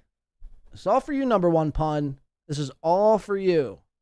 I don't like to do this, but I'm doing it. I'm fucking doing it, man. We are back. We're in the bunker. We're doing it. We're having it. It's going down. It's going down, everybody. Okay. This is for the number one pun here. He wants to see it. Some people are visual learners. I understand. I'm more of a hands-on learner myself, but teach their own, man. Okay, this is Karl. Karl's in the gray. Again, I'm an Android. I'm a skeevy Android user. So he's in the gray. I'm in the teal. This text was, are you watching the fight, the Jake Paul fight?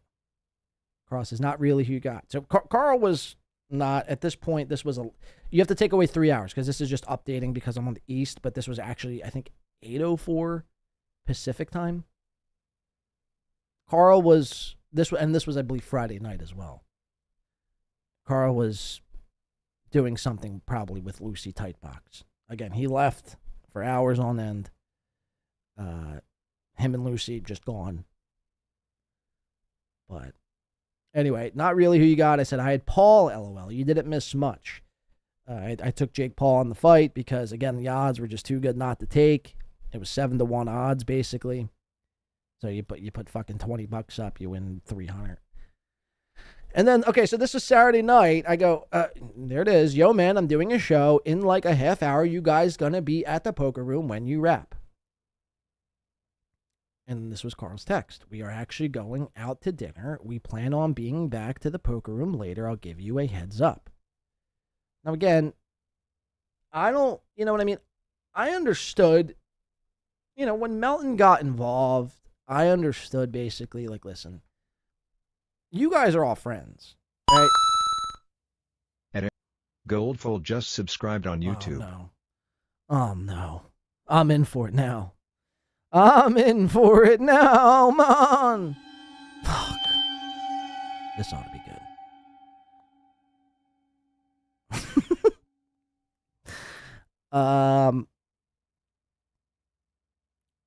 I understood. Look, I'm not, you know, I understood what was happening. You guys had plans. That's fine. I'm in Vegas. I don't need, contrary to popular belief, I don't need Patrick Melton, Karl, or Pat Dixon to do stuff in Vegas. You know what I mean? It's not like they're the only people. Like, I'm not even, I was willing to, I'll say this. I was willing to kind of leave my show at the door, leave what I said about you at the door, whatever. This is for a bigger thing. If you can't get past that because of some mean words I said, then that's on you, dude. That's on you. But you not inviting me and you thinking that's a diss, I don't give a fuck. Do you think I had a miserable time in I lived it up in Vegas.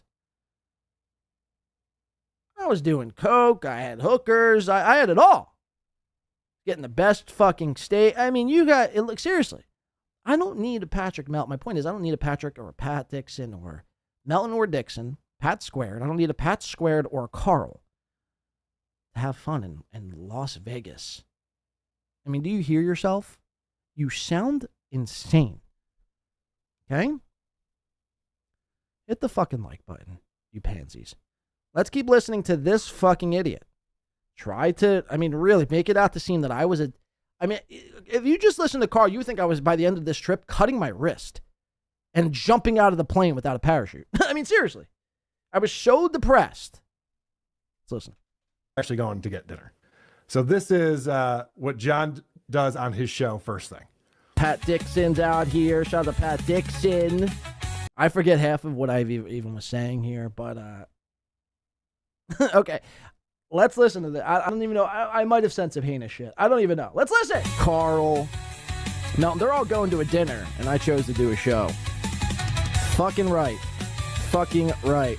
You're lying to yourself! They're all going to a dinner, and I decided he wasn't invited to this dinner. He's acting like, you know, guys, I'm doing this for you all because you guys deserve something from Pulper Fest. Got a work ethic. Yeah, so those guys could just like slack off, but not me, man. I'm actually putting in the work for you. It's like well, actually, in fairness, it was the first I was finding out about the dinner that you guys planned behind my back. You know, like right before I went on. I think I went on at 6 Pacific time, 9 Eastern.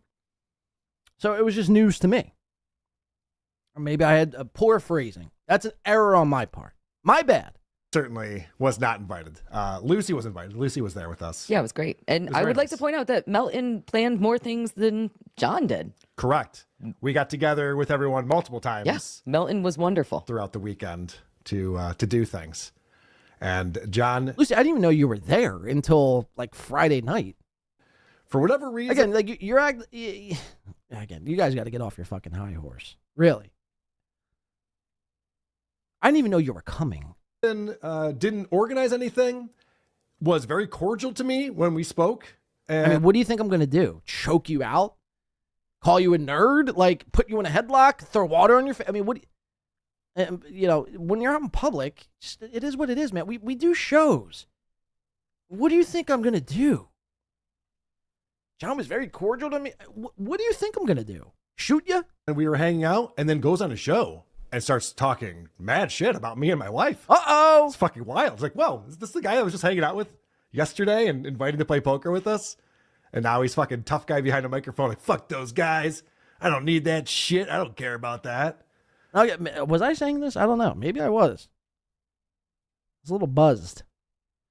Yeah, maybe I was letting him fly. I don't know.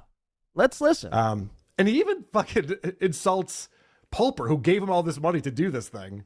People were like, oh, it's so disingenuous. Pulper's dying in a bed, and you guys are out there powwowing around Las Vegas. Again, if it were up to me, this has all been a hassle. A giant fucking hassle. It was, in fact, a hassle. And again, I don't need to explain myself, but I mean, just put 2 and 2 together. Just put 2 and 2 together. You guys are gonna get caught up on this. Whatever.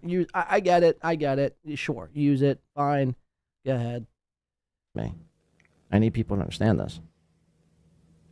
But this is what ultimately.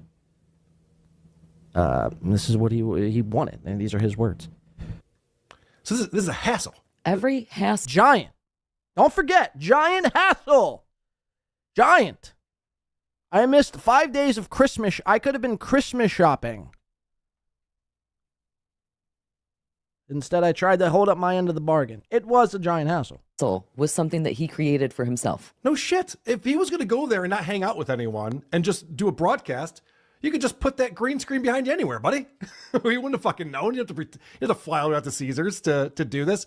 He even said this first time he's ever been to Vegas, and he didn't know what to expect. And there's really no reason for him to go there. So now you're telling me what? You're telling me I don't need. Who are you to dictate where I go and not go?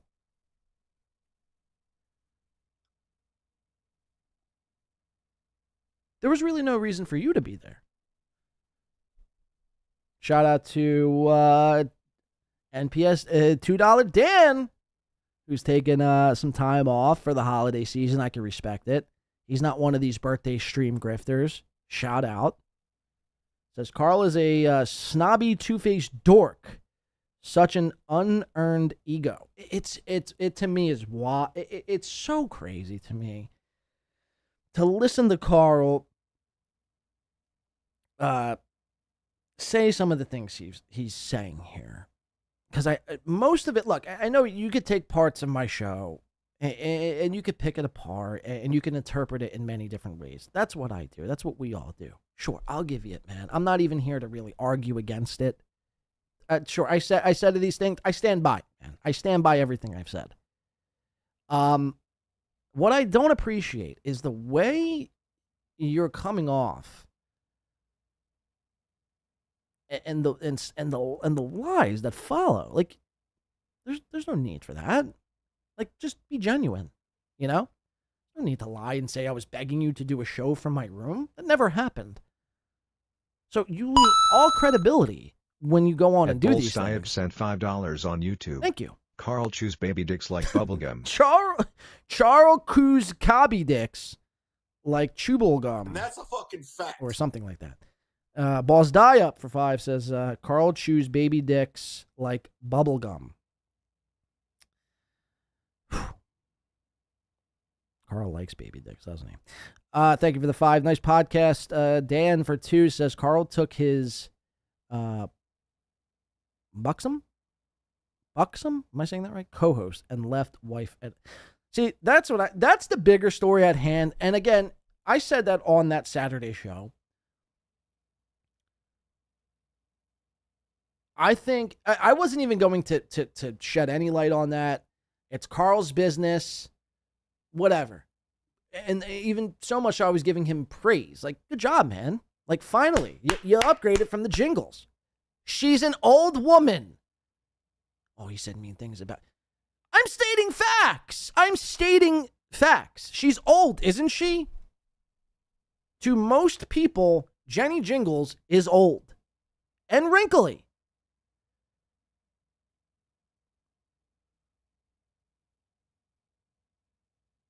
So I was giving you praise for upgrading to the butter-eating bitch, Lucy Tight Tits, right?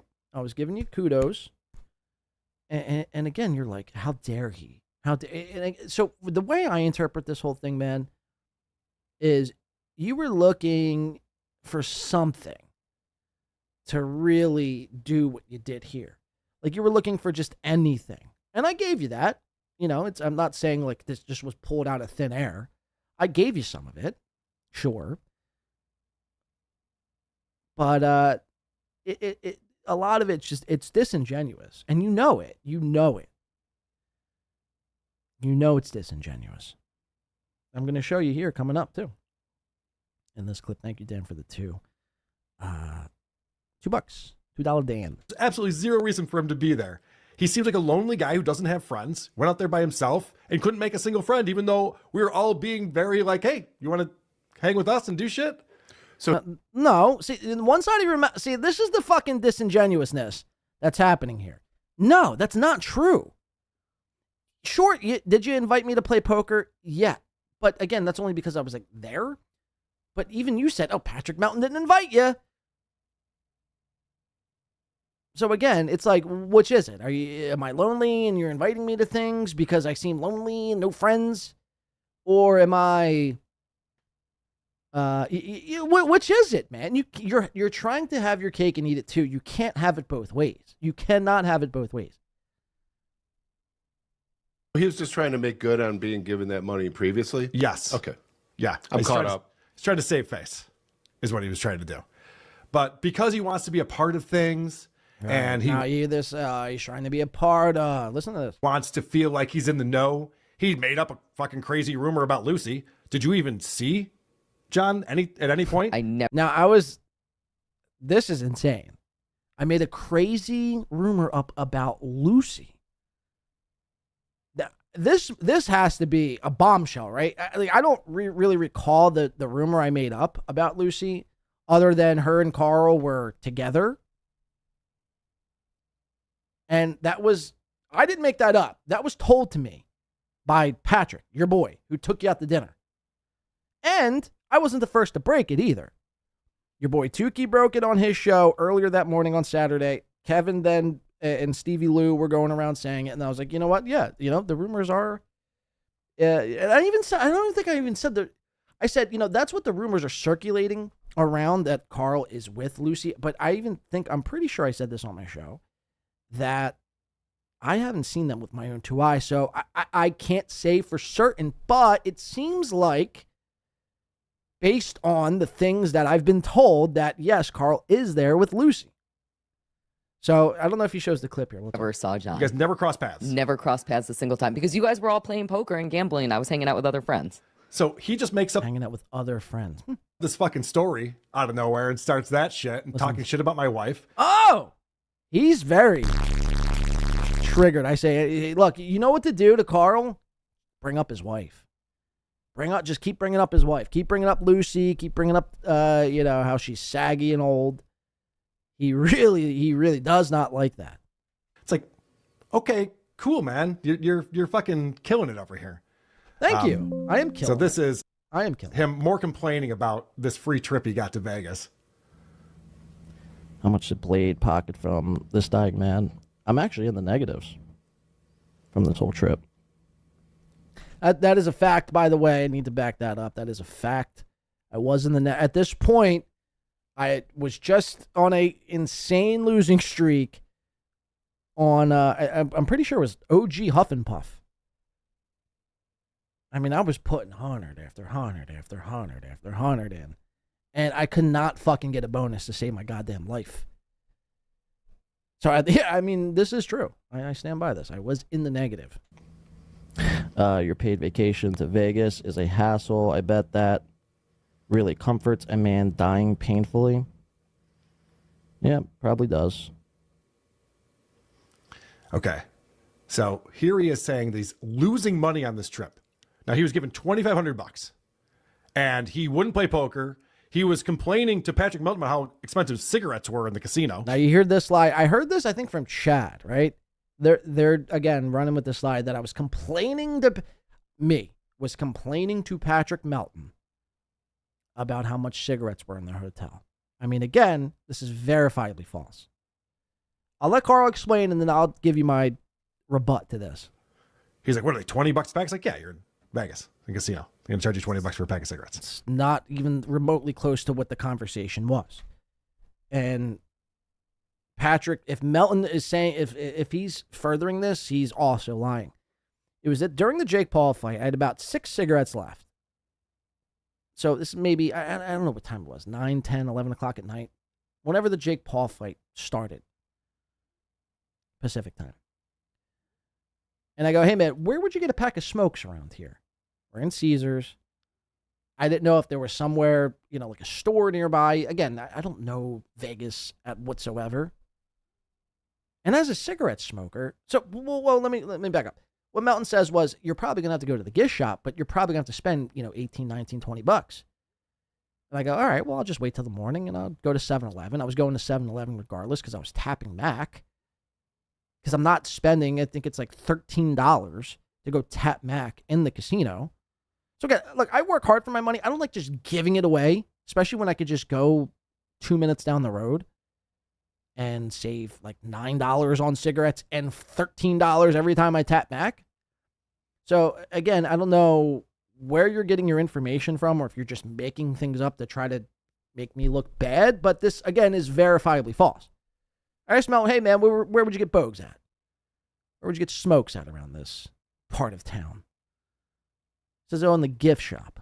Oh, okay. But they're going to be 18, 19. Okay, well, look, man. I mean, any cigarette smoker, you're not paying, even if you're a baller. I mean, I don't care. You're not spending, unless you absolutely have no cigarettes left and you're fiending and you can't get anything else. No one is spending $20 for a pack of smokes. I'm sorry. It's just not happening. You'll go to a 7-Eleven late. I mean, you know what I mean? It's just common sense. It's common fucking sense. Oh, he was going around complaining how much cigarettes were. That's not what happened whatsoever. So again, you're lying. You're a disingenuous nerd, faggot, liar. Keep listening. He's like, oh, I can't afford that. Why not? You have $2,500 of Pauper's money. Go wild with it. Did he ever explain why he was in the negative? Well, it's funny you say that because that's my next clip. He was also playing bubble craps and then said he didn't know how to play craps. Oh. Again, I don't even know where this came from. I had never... Karl, me and you, I don't even think discussed talking about craps. Why would I play bubble craps if I didn't know how to play craps? I mean, this guy's speaking out of both sides of his mouth here. I mean, it really is. You're losing a lot of credibility in this clip. I thought I was going to be owned here. The way Misery Loves Clips painted this, again, it says Karl from Win by 2 slams Win by 2, or I'm sorry, Karl from WETP slams Win by 2 radio for disorganized Dabbleverse meetup in Vegas. I was like, fuck, man. He's going to come at me with the truth and the facts because WATP is an upstanding organization that doesn't lie and lives above the law. Turns out that's not the case. Turns out Karl is probably on the same level as a Chad Zumock as far as lying goes. That is a fact. And you say it with such a smile. Like, you lie very easily. You're a snake. You're a fucking snake. Instead of being cordial to you in person, I probably should have wrung your neck. A guy like Karl, he's never been in a fight. Let's be real. So I probably should have fucking threw hands and tussled with him a bit. I should have. I really should have. I should have taught this guy a lesson. But I said, nah, this is for the greater good of humanity and everything that's involved in that. So I chose not to give him a right hook. Although I should have. And I can't promise that for the next time. But maybe I will. It's not going to be pretty for you, Karl. You better watch your... I'm kidding. I'm not a violent person. You guys are fucking so wild. I mean, really. You guys are really insane. I'm going to beat you up. Did you hear John from 1x2 said he was going to jump me with his blood gang? Yeah, that's exactly what I said. You got me. Fuck. Nice podcast. Dan says, Shmuel Buckman loves bubble craps. Enough. Okay, well, you know what the problem... No, I'm not even going to get into that. The problem is, man, I want to switch it up from slots because I get rinsed in slots, and then I just have to remind myself this. Blackjack. Just blackjack or baccarat. Go in there with a plan, and boom.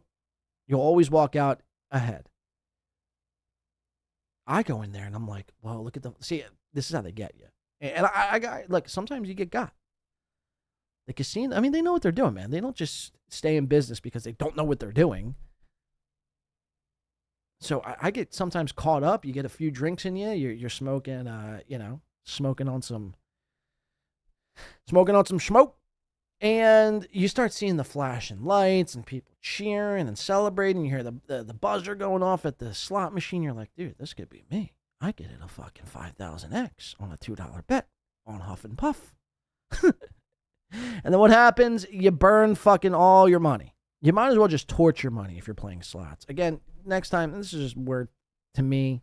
This is just a word from me to me, my future me. Go into a casino and play blackjack. Nothing more, nothing less. If you want to get crazy, play some baccarat. Thank you for the $2, Dan. Smart. Yeah, you should probably figure out how to play craps before you start sitting down and playing craps then. But yeah, this is him explaining what the money was supposed to do. Yeah. I was given a certain amount of money that I also distributed out amongst the other people. And again, I offered everyone a handsome amount of money. How much did you get? Exactly. Again, Adam, did I say I gave Karl money? No. I mean, nice try, Jew man. Nice try. That's the whole thing. He didn't give me any money. I know Rocco didn't take any of his money. Patrick Melton wasn't invited. Patrick Melton wasn't invited. Yes, I offered Rocco money. He didn't take it. I also offered you money as well, which I don't even think you responded. I don't think you even denied it. I just don't even think you responded. So, again, by process of elimination, that should tell you who I gave money to. I'm not going to say you figure it out by yourselves. I mean, this is wild to me. wasn't offered money or anything like that. So he's in the negative. He's complaining about offering money. None of this adds up. None of this makes sense. Nobody corners this guy and says, "Where's the money, Lebowski?" Well, actually, no, that's not true. Dan actually did corner me on the pre-show during this show and actually said that exact phrase. So again, you're wrong, Jew man. You're wrong. Jew man Bush, you're wrong. Go study the Talmud a little more and then come back and talk to me. You fucking freak. No. Instead he just goes on after, talking to all of us and being friendly enough. He goes on his show and just talks all this shit. And again, up until this point, what shit have I even talked? Now, maybe there's a clip coming up where I've talked a lot of shit that's really going to sour these guys on me. But again, to me, it just seems like an excuse for them to try to save face. But let's listen. Also is pissed off that he had to go to Vegas in the first place. Again, I wasn't pissed whatsoever. I mean, this, sure, was it a giant hassle? Absolutely. It was the week of Christmas. I mean, does anyone know the airport that time of year, the week of Christmas? It's bizarre. I had to deal with two Mexicans for the better part of an hour and a half, drunk on fucking Heinekens, laughing as if they're a part of a comedy show for an hour and a half. You know what that does to somebody's psyche? You know what that does to somebody's mental? I'm trying to nap. My flights were pretty late, so I'm trying to get some shut-eye. And I got these Mexicans. That's all I heard for an hour and a half. Yes, it was a hassle.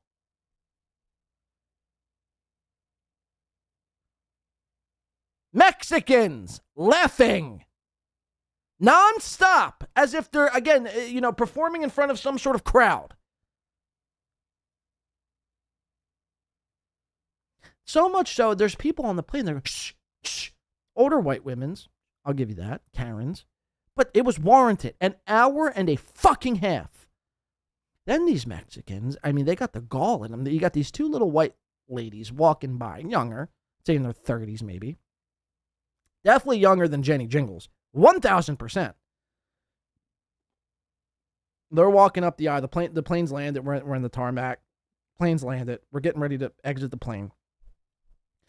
These two little fucking burrito Mexican fuckers are like trying to play hand. Like they're getting all handsy with these two white girls. Like touching them. Like it was starting to make me a bit uncomfortable.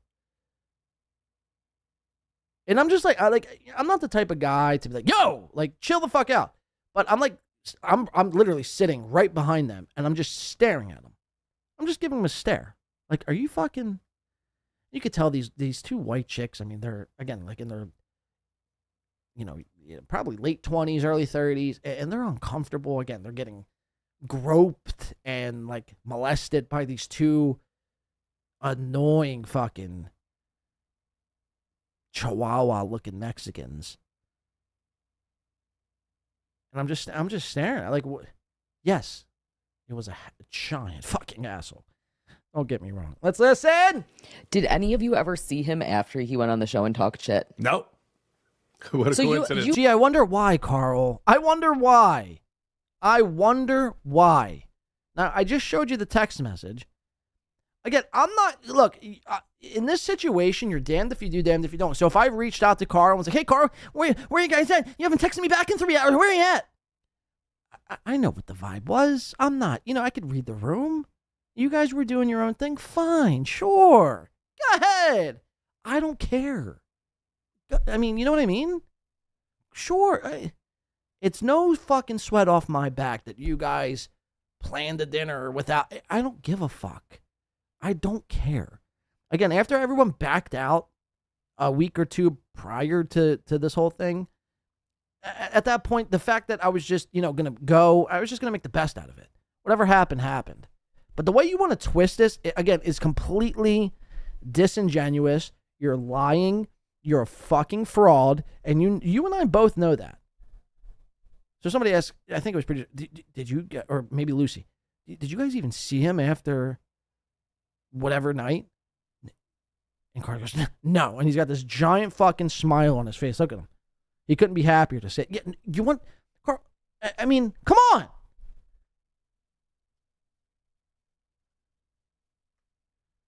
Fuck. You only saw him one time. Yes. I saw, he was actually, it's funny because we invited him to play poker. We're sitting down and playing poker, and he was just kind of wandering around the poker room. Passing out money.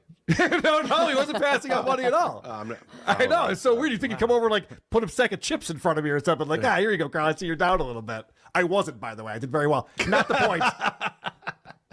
Not the point. Fucking guy. The point is that, he seems like a lonely loser who didn't know how to associate with people, didn't know what to do with himself. And so instead he had to lash out on the show and act with all this bravado like he's this fucking tough guy who's like owning Vegas. It was like, no. In what point, did they show it? Maybe they show a clip coming up. This clip is only maybe another minute long. Is what bravado? I mean, what tough guy act am I doing here? If this is what you perceive as a tough guy act, holy shit. You're more of a fucking wuss than I originally anticipated. Just the opposite. I didn't even want to go to dinner. You definitely were invited. See you at the food court. Oh, no! Oh! No! Oh, man! All I wanted to do was eat steak with Patrick and Karl and Patrick. And Taz and Lucy. God damn it. I missed my opportunity. Where's the ricin? Ah!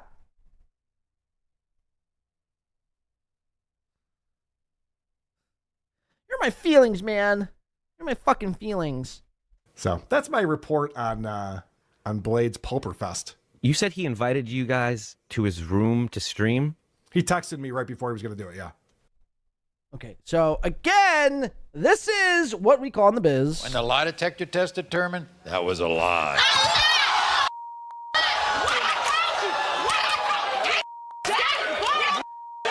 And I can't even blame Adam Bush or, Chris or Lucy in this situation because Karl just lies to them. I mean, I do blame them in the sense that, like, they never really push back. But again, if your leader and your master is telling you one thing, your job as a yes man, as a beta cuck yes man, is not to question anything. You're just simply there to nod along in agreement and laugh, right? So I can't even really blame you guys. I am skeptical of Adams Bush, Jew-Man Bush, butter-eating bitch, and gray man Chris. But I don't necessarily even hold a lot of blame toward them. Because, again, this is the horseshit Karl feeds them. Adam goes, oh, so wait. he invited you up to his room to do a show before dinner? And Karl's like, yeah, he texted me right before. Yep, that's what he did. That's not at all what happened. He invited you guys to his room to stream? He texted me right before he was going to do it, yeah. You broke his heart, Karl. I guess. And you hear Karl's answer. So you know he's lying here. He knows he's lying. I know he knows that I know that he's lying. Listen to his response one more time. He texted me right before he was going to do it, yeah. Adam goes, so he texted you to come up to his room to stream. And Karl goes, yeah, he texted me right before he was going to do it. Yeah. So which is it? Which is it? Was I begging you guys to come up to my room to do a stream? Or did I tell you I was going to do a stream and I asked, what time will you guys be done? Or as I put, where are you guys going to be after your rap? You broke his heart, Karl. I guess Clearly. So. I guess so, because I could have used a little bit of a heads up on that. We were all asking for it. Like, what do you want to do? So had you streamed with him in his room, that would have been a love fest. Yes. I'm assuming. Oh, I don't think you would have talked about how old my wife is. Right. I'm guessing. I'm still waiting for the clip to see where I said how old your wife is, by the way. Where is this big time bravado that I'm showing here? Where is this mean-hearted, mean-spirit bravado? Are you guys okay? See, it seems to me that you wanted to be friends with me in the grand scheme of things. And I just called your wife old, which she is, by the way. Anyone who's older than 45 to me is old. Sorry to my parents, but it's true. Yeah, that's what pissed you off the most. You, Karl Heberger, WATP host. This is your headline. Gets upset at Blade, Mr. Blade, calling his wife old. Interesting. Shout out to Isaac Walmart gifting a Win by 2 radio membership. Thank you. Thank you kindly, sir. Fast. Yes. I'm assuming. Oh, I don't think you would have talked about how old my wife is. Right. I'm guessing. I probably would have asked you, the question. Hey, you messing around with Lucy Tight Tits? If not, is she on the market? I like to fucking put my little blade in between her tight tits, if you know what I mean. I'm kidding. I wouldn't touch Lucy Tight Tits with Dan from Nice Podcast Stupid Stick. That's fact. That's big. Lucy, look at her. She's braided hair wearing plaid in Karl Heberger's basement during Christmas break. This bitch is more mental than, really any of the guys on screen here. Shout out to Mutic Growl for 5. This can go one or two ways, Mutic Growl. I hope you chose fucking the right way. If I were in Vegas with a group and one guy didn't play poker, I wouldn't say, well, that's what we're doing. I'd find something we could all enjoy. Well, again, so I see your point, but look, my whole point to this is they wanted me to look bad in this whole situation, which is fine. You want to use me for the scapegoat? Sure. Whatever you got to tell yourselves. You and I both know everything you said. Everything in this clip was a farce, was a lie, was a mistruth, was a misrepresentation of the truth. So, look, I never want to be the third wheel. I never want to beg for people to hang out with me. It's not that deep. You know what I mean? If you don't want to hang out, I don't give a shit. Go do your thing. I'm doing my own thing. Yeah, and I was around the poker room because the bubble craps, go look it up yourselves. The bubble craps machines in Caesars, and the slot machines, for that matter, a lot of them anyway, are right next to the poker room. So, now I'm being, shit on because I'm walking around. I can't walk around the poker room now because they're all playing poker and I'm a loner, so fuck. If you catch me walking around, then, that must mean he's a depressed loser who's got nothing else better going on. Do you hear your argument?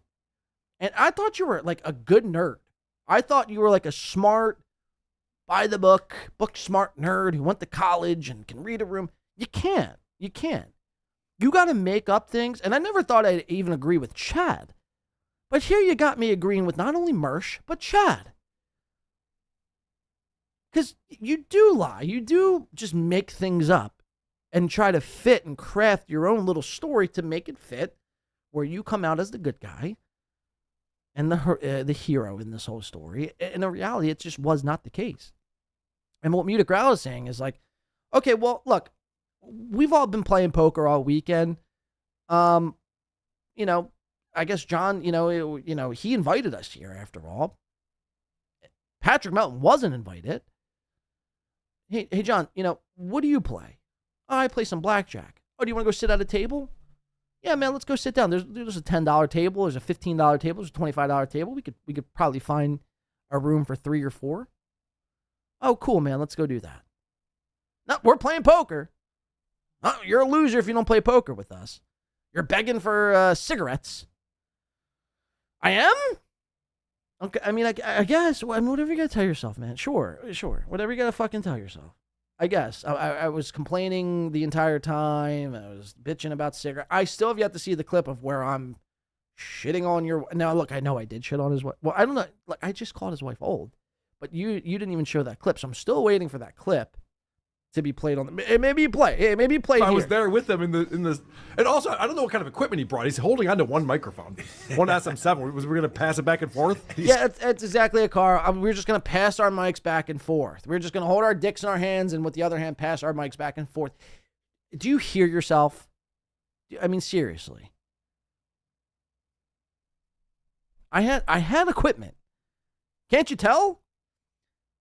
My remote shows are better than most people's, like, actual shows. You fucking podcast from what's inside of a fucking wooden box. I mean, what are we talking about here? What are we going to pass microphones around? Yeah, that's exactly what we're going to do, Karl. I brought one microphone, and we were just going to pass it around and jerk each other off the entire time. I mean, what the fuck? Do you hear this guy? Yeah, that's exactly what was going to I happen. don't know what kind of equipment he brought. He's holding onto one microphone. One SM7. Was we going to pass it back and forth? Yeah. He just assumed you guys all brought stuff to stream with him because that was the plan the whole time, I guess that's Karl. what I should have done. This is the same guy who was supposed to organize one of Chad Zumock's live shows, and he talked about how I'm going to do it the right way, not like one of Karl's live shows. He doesn't know what the fuck he's doing. I'm going to do it this awesome thing, and then it all fell apart. Nothing ever. Again, that wasn't my fault. That was not. I'll take blame where blame is due. I fall short on a lot of things. The Chad fucking event was not my fault. It was the Melton Troll. No, I'm just kidding. It wasn't the Melton Trolls. But it was Chad's incompetence which got that fucking event canceled. Why do you make things up? That's my thing.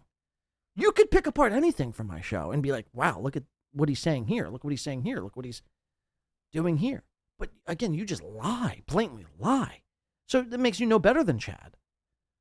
But then you'll be the first person to like make fun of Chad, but do the same things he does. And Chad doesn't even lie about the shit he covers. Chad doesn't really do much with his coverage, but he doesn't lie. I mean, he lies about his life events, but he doesn't lie about his coverage. See what I'm saying? There's a difference. The right way, not like one of Karl's live shows. He doesn't know what the fuck he's doing. I'm going to do it this awesome. I still stand by that too, by the way. I still stand by that. Probably not a lot of people want to hire me at this point. Not at this current juncture. Not a lot of people want to hire me for their event coordinating. I get it. Sure enough. Whatever. I can't cry over spilled milk. I might have blew all of my... Whatever. It's probably makes life easier for me. But I still stand by any live podcast I do would be better than Hackamania, any WATP event, any Revenge of the Sis event, any live event ever. My live event would be better. From a production standpoint, from a visual and audio standpoint, from a theatric standpoint. I can't control if Chad fucking didn't want to book a venue. My job wasn't to book a venue. My job was to show up with my equipment. So again, you're just dishonest. You're a dishonest faggot. Thing and it all fell apart. Nothing ever happened. This guy talks of all this game. He does nothing with it. So, anyway, I'm not surprised. Hey, how about I fuck your wife? How about I talk a big game about fucking your wife and I stick my nuts in her mouth? How about that? You fucking loser. You fucking half-witted freak. It's just fun. Just fun to observe. It's just fun to observe, he says. You know what'd be fun? Again, to hit your wife from the back. To hit Jenny Jingles doggy style. That would be fun. Observing the internet can be entertaining. Fun? Fucking Karl's wife, his old, saggy wife, would be beyond fun. So keep watching. Speaking of...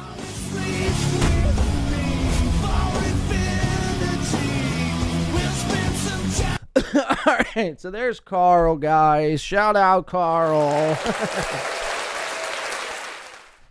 The liar that is Karl Heberger.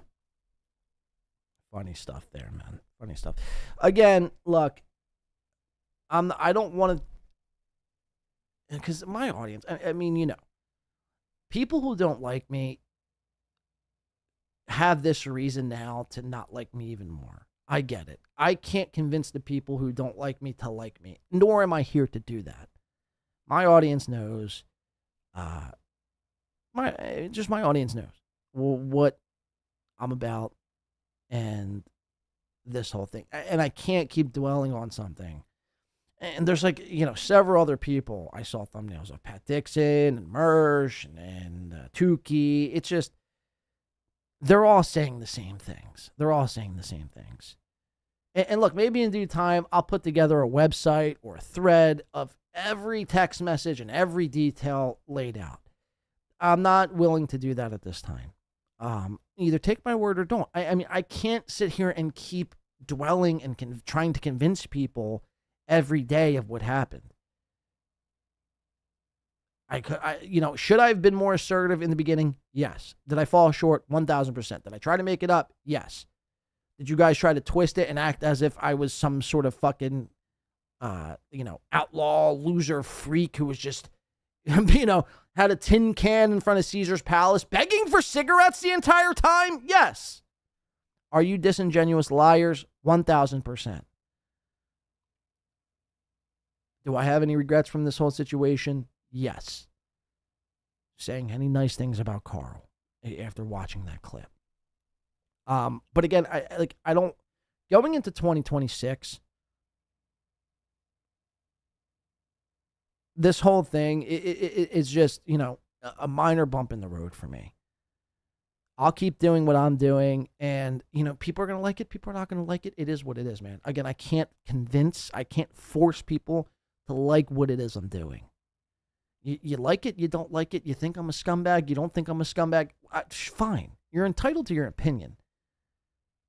If you think I fleeced someone down and shook them out for all their money, and you think I don't deserve to, breathe the same air as everyone else, okay, fine.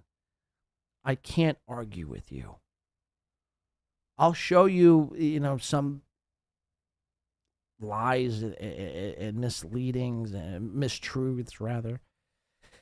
But, after that, it's, you're entitled to your opinion. And you want to call me this, you want to call me that. It is what it is, man. It is what the fuck it is at this point. And I was saying that on that last show in Vegas. It is what it is. I can't cry over spilled milk. And, I wish Pulper nothing but the best. Do I think there were some nefarious things happening behind the scenes? Possibly. But, again, if I'm taking it at face value and he is in the condition that he says he's in, then it's unfortunate. And I do wish him nothing but the best. And this whole thing was a learning experience, if not for nothing else. Again, everything in life is a learning experience. And you learn. You learn from your mistakes. And people aren't perfect. And again, everyone who's trying to grandstand and white knight for this, you get thousands of dollars thrown at your way, and you then return that money, and then and only then will I be like, okay, well, that's an upstanding guy. I'd say 99.8% of people in this Dabbleverse would have done the same thing. That is facts. So before you go off and act like you're on some more, like I see Chad like posturing up and, dude, we're not going to let you forget about this, John, from Midway 2. Oh no, do I got Chad, the credit card thief, breathing down my neck? I guess I'm going to fucking lose sleep for the rest of my life. Chad, who's got a rap sheet longer than the fucking state of California, is telling me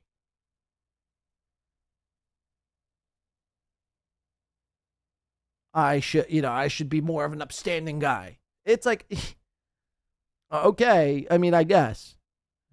It's like, didn't you rob people for credit cards blatantly?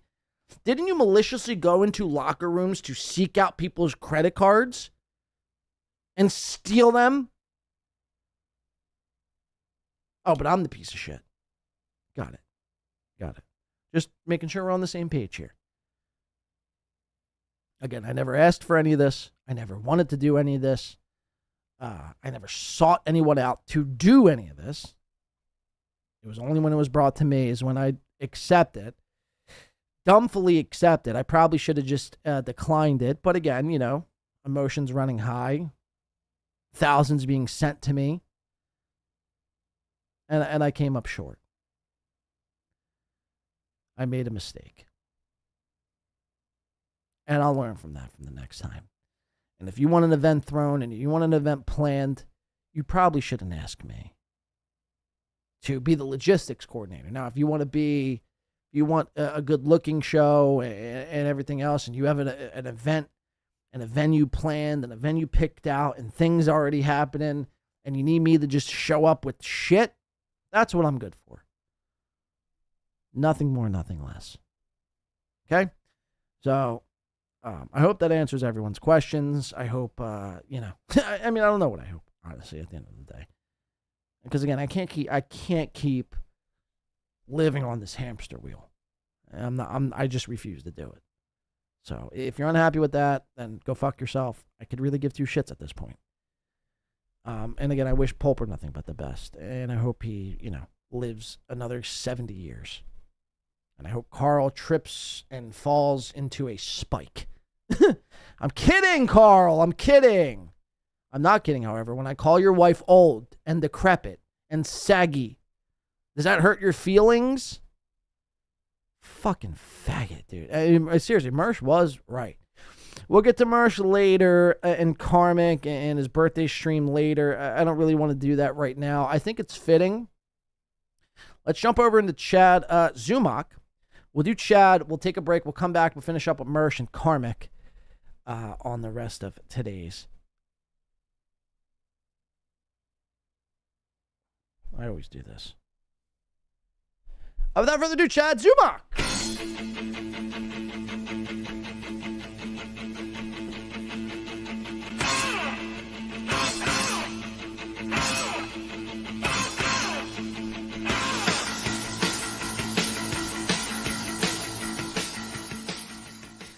All right, Chad this past weekend, again, it was his birthday. If you guys didn't get the memo, it was Chad's big birthday weekend. Again, I'm seeing way too much of this as of late, and it needs to be put to an end immediately.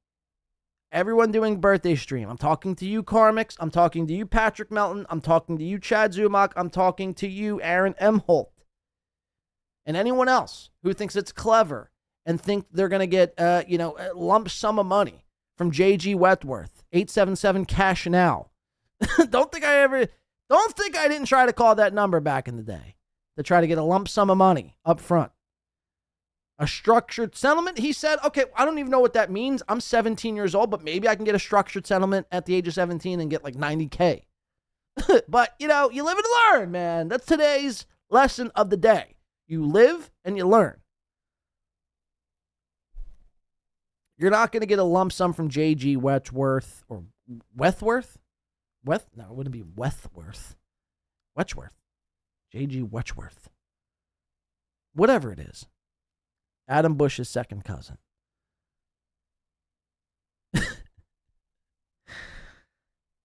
Stop doing birthday streams. It's embarrassing. You all are embarrassing yourselves. Guys, did I tell you I have a tiara on? It's my birthday. It's my birthday. And meanwhile, none of them ever do like anything. Like Melton on his birthday stream just did a normal show. Chad, really, again, I got to give my flowers to Chad Zumock here. Even though I'm going to be roasting him and tearing him down in every aspect of his, in this clip here. But Chad's the only one who like brought people on so I can't shit on him for that. Because at least he tried. I'd argue he shouldn't be doing a birthday stream in general, like at all.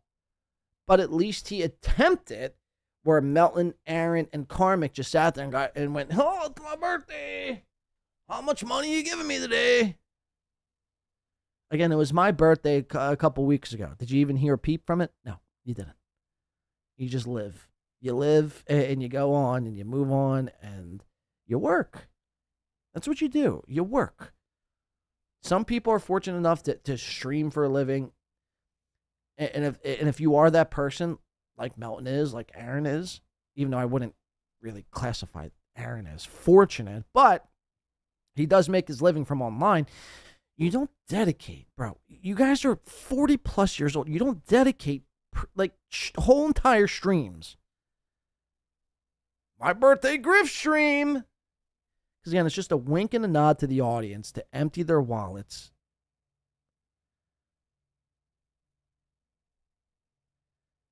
To support your birthday. And again, a birthday is completely overrated to me, personally. Nobody should be giving you money because you were born. I mean, really. It's not like you did some sort of special thing. It's not like you discovered the fucking atom or, created a nuclear bomb or ruined Pulperfest. You didn't even have a say in your birth. So now we're supposed to give you money because of something you didn't even have a say in? I mean, think about it, man. Let's check this out. Out of the four birthday grifters, Melton, Steel Toe, Chad, and Karmicx, how much did they all make on their birthday? I'd be curious to know. We're going to start off with old Chadwick Anthony Zumock. And where's it at? Videos, I think, right? No way. Oh, Chad made 570. Chad, he did well. And then I guess he re-premiered his birthday stream yesterday and made a total of $10. So Chad made $587 on his big birthday stream. Cool, Chad. Karmicx. So Chad's at what? What did I say? 587. Karmicx X. Karmicx X live.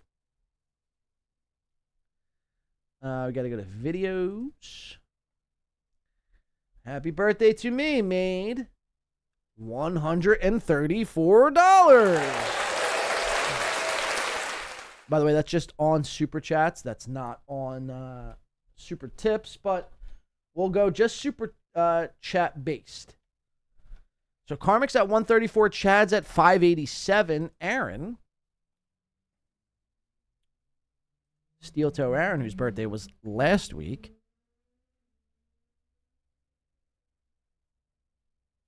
where the fuck? He posts a lot of clips. He's got a clip in Chinese. Hong ting tong ting tong hing hong hing hong tong tong. Do we see a birthday one here? It's my birthday. I am not 40. I guess he did it all on Rumble. So, Super Chat wise, he made $0. $0 via Super Chats. Now, I don't know how you would be able to tally that in Rumble rants, but on Super Chats, it is nothing. So, Chad's in the lead at 587, Karmicx in second at 134, Steel Toe in third at 0, and nobody Nobody wanna see us together, but it don't matter, no, 'cause I got you, babe. Nobody likes onions. God damn it! I keep hitting the M instead of the N. Did I spell that right? Nobody likes onions. All right, here we go. We got to go back a little ways for his birthday stream. Members only. Nobody likes onions. December, all the Dabiverse. Chud Snipe. December. Special Saturday. Patrick loses his house. Marsh at Hackamania. Thanksgiving arc. Thanksgiving Day Spectacular. When's this man's birthday?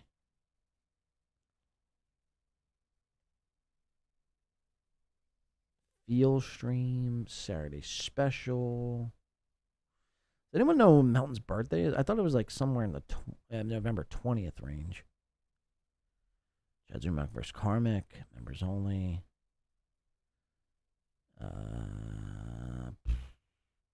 Oh, wait. Kiki boards everyone on her birthday. Does anyone know when Melton's birthday is? Michaela says November.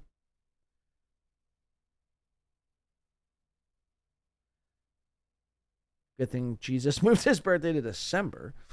Yeah, I know it's in November. I just don't know what day. And I know he streamed for his birthday. I know for a fact he streamed for his birthday. But I don't see it here.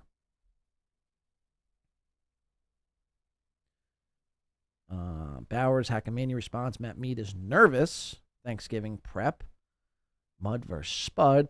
Pre-Thanksgiving spectacular Chad watch.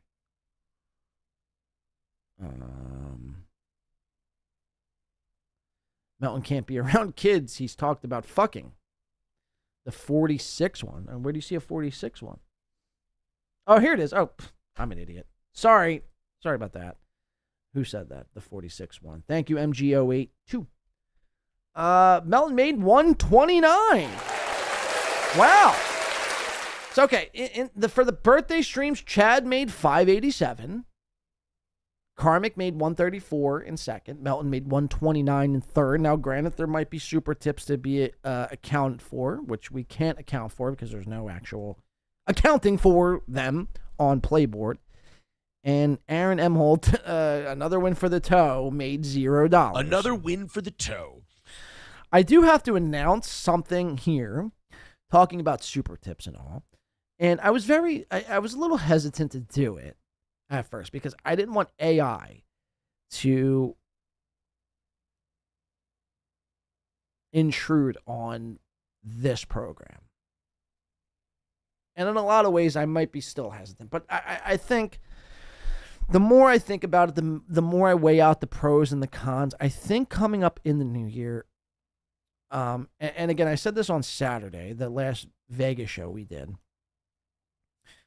I think, well, I know for a fact, Soft Weekly has rolled out and created himself a version of Super Tips. It's called Super Duper Tip. You can check it out now. It's superdupertip.com. And I think this will bode over well for all the creators who don't like Melton and don't want to give Melton a nickel. Soft has worked on this for the better part of, I want to say, like almost 2 years. It hasn't been quite 2 years, but it's almost been 2 years. And this all stemmed over Soft Weekly basically asking for a voice. I think it was the Chode voice, if I recall correctly. I could be wrong. But I think Soft asked for this voice initially from Patrick Super Tips, to which Melton declined. And this was Soft. The Chode voice, by the way, that you hear today, I think, I'm almost certain, I can almost say without a certainty of a doubt, it was actually Soft Weekly's idea. To which then he asked for, the voice for his own Super Tips, because Soft was on Super Tips. He was, keyword. To which I think he got denied. And then he made it his life's mission, his life's work, to create his own version of Super Tips. And I think in the new year, we will see superdupertips.com. And again, this will be an alternative if you want to use a version of Super Tips but don't want to give Patrick Melton your money. SuperDuperTips.com may be for you. And I've been trying to balance this out. I've been really skeptical of this. Because you know me with the whole AI and everything like that. It takes away from the show. But I think it would be hilarious to have a competing business, a competing thing that took away from Melton, took money out of Patrick's pocket, and gave it to the good guys. I don't think Soft takes nearly what Melton takes and what he's going to be taking. I think Melton originally said he only, 10%, the creators take 90, but now you're going to have to be charged for making voices and you're going to be charged for premium plans on Super Tips.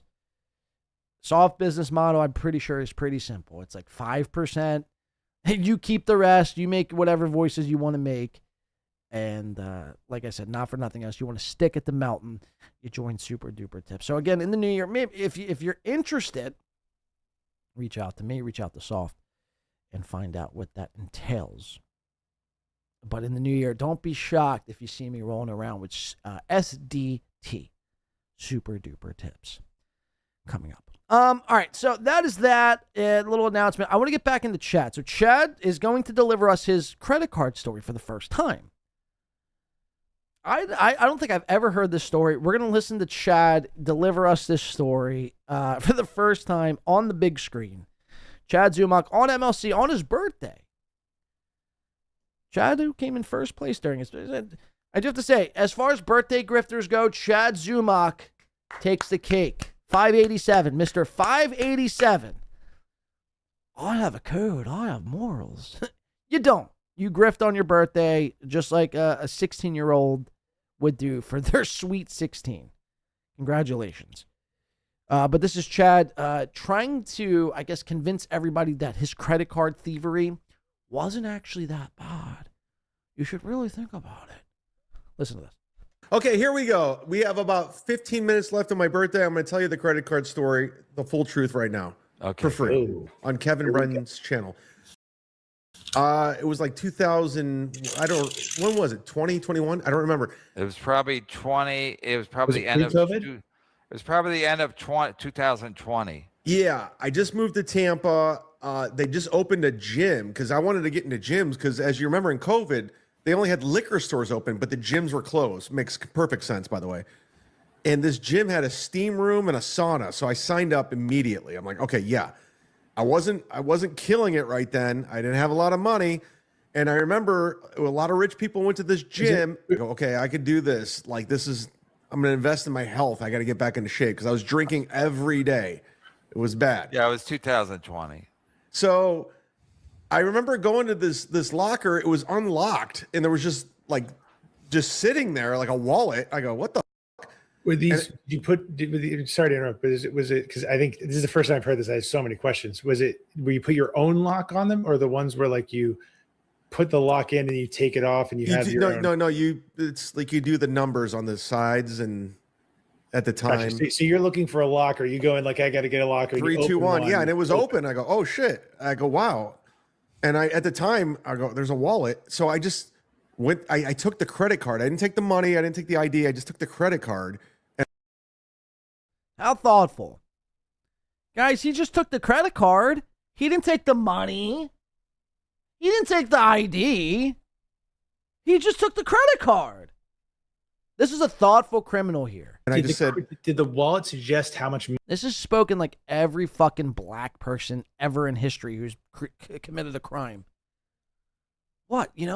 I didn't actually rape her in her vagina. I just raped her in her mouth. I was being thoughtful. Money would possibly be like in the guy's account. Was it a nice wallet? But my thing was like a personal thing. Like I know what it's like losing a license and all that. So I didn't want to put anyone through that. But I knew if you just take a credit card, just call the credit card company and say fraudulent. Right, fraudulent. No harm, no foul. Right. I'll just steal from the credit card company. I'll stick it to the man. So I was actually thinking. He's right. I mean, right. Kevin wastes zero time ball washing and co-signing Chad. You guys are going to kill Chad. If Sorcerer, Kevin, Brennan, you guys are going to be the reason why Chad is in a casket before 60. You keep co-signing this shit, that's what's going to happen. That's a fact. He's right. He's right. The credit card companies, they're the one that takes a hit. You shouldn't be stealing. Hello? You shouldn't be stealing nothing. Credit cards, license, money, rings, jewelry, clothes, shoes, pants. I mean, anything. Kevin's like, he's right. He's right. Kevin, are you okay? Okay, so this is really, this should be a PSA. Everyone should go out, seek Kevin Brennan out, and steal his credit card and see how he likes it. I mean, do you hear yourself? You didn't do it. But that's from the victim's end. But from the other end, what do they do? I mean, I don't know what happens when you use a credit card errantly. All right, Inspector. Nobody's saying from the victim. The victim is not. The victim has no. It doesn't have to deal with anything. Just said somebody stole my credit card. Huh. Okay. So I'm not dick riding Chad. I'm just saying if somebody steals your. Spoken like a true dick. I'm not dick riding Chad. I'm just dick riding Chad. And the sorcerer's like, whatever you say, Kevin. I'll second whatever you're saying, Kevin. Sorcerer, I mean, you're not on the clock. You could push back a little bit. You don't always have to agree with Kevin and Chad. This guy's a fucking beta if I've ever seen a beta in my life. With his fucking ginormous zit here. I mean, did you... Wait, maybe that was my screen. I can't quite tell. I thought he had a giant zit here, but I think that was a piece of dust on my screen. Either way, it doesn't matter. It doesn't matter. Credit card, you're not liable for anything. And that's different than a debit card because that's your money that's getting taken. Right. So in my mind, I go, all you have to do. Right. So thank God Chad stole that credit card. At least it wasn't a debit card, says the sorcerer. This guy has a medical degree. This guy right here has a medical degree.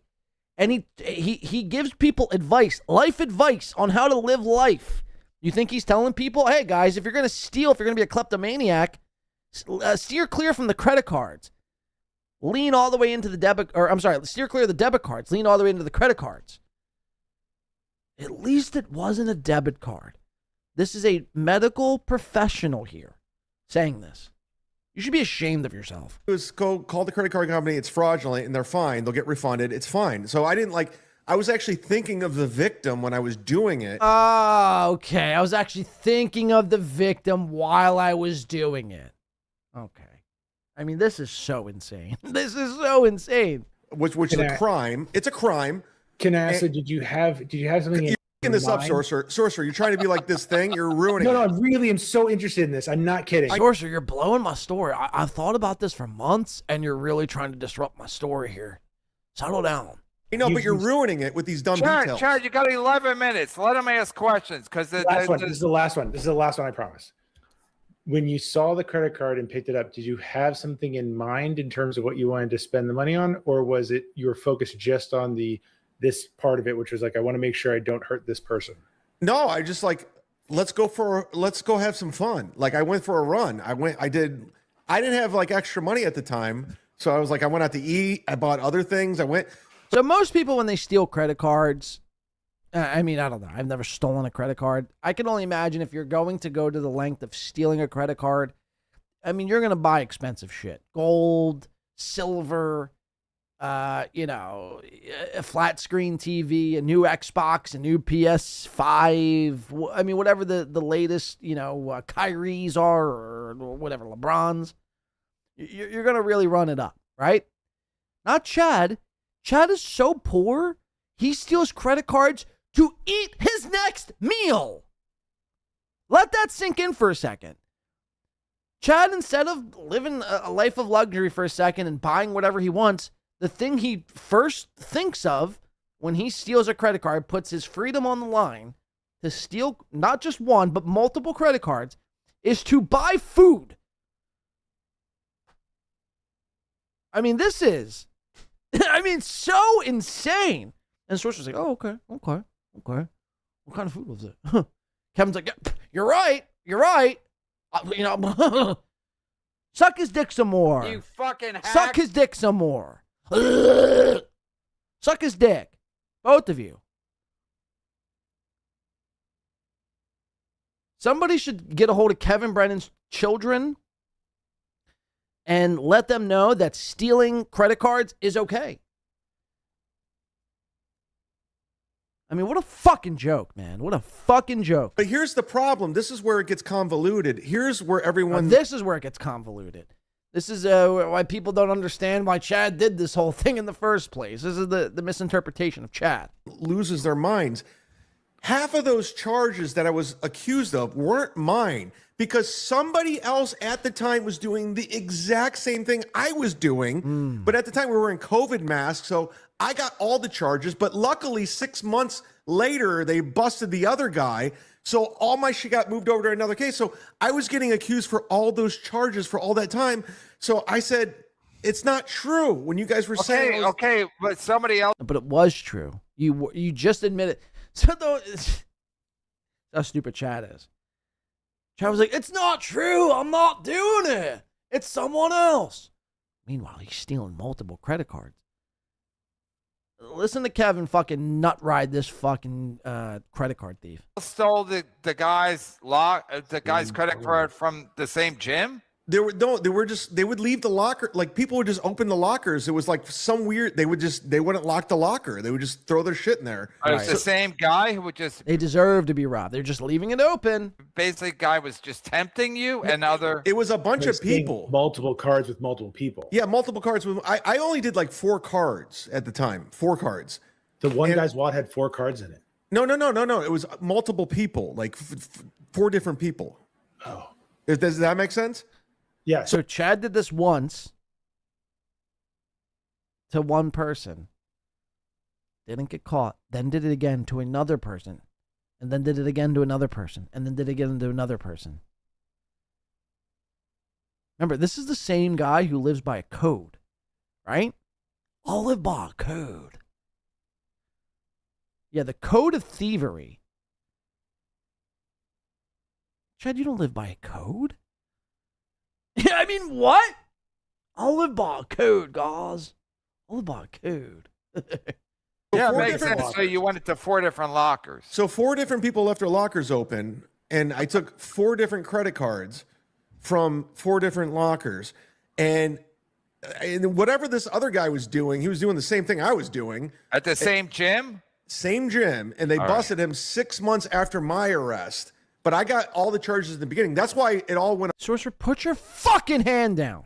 This isn't school. To him 6 months after my arrest. But I got all. Oh, can I speak? Can I speak?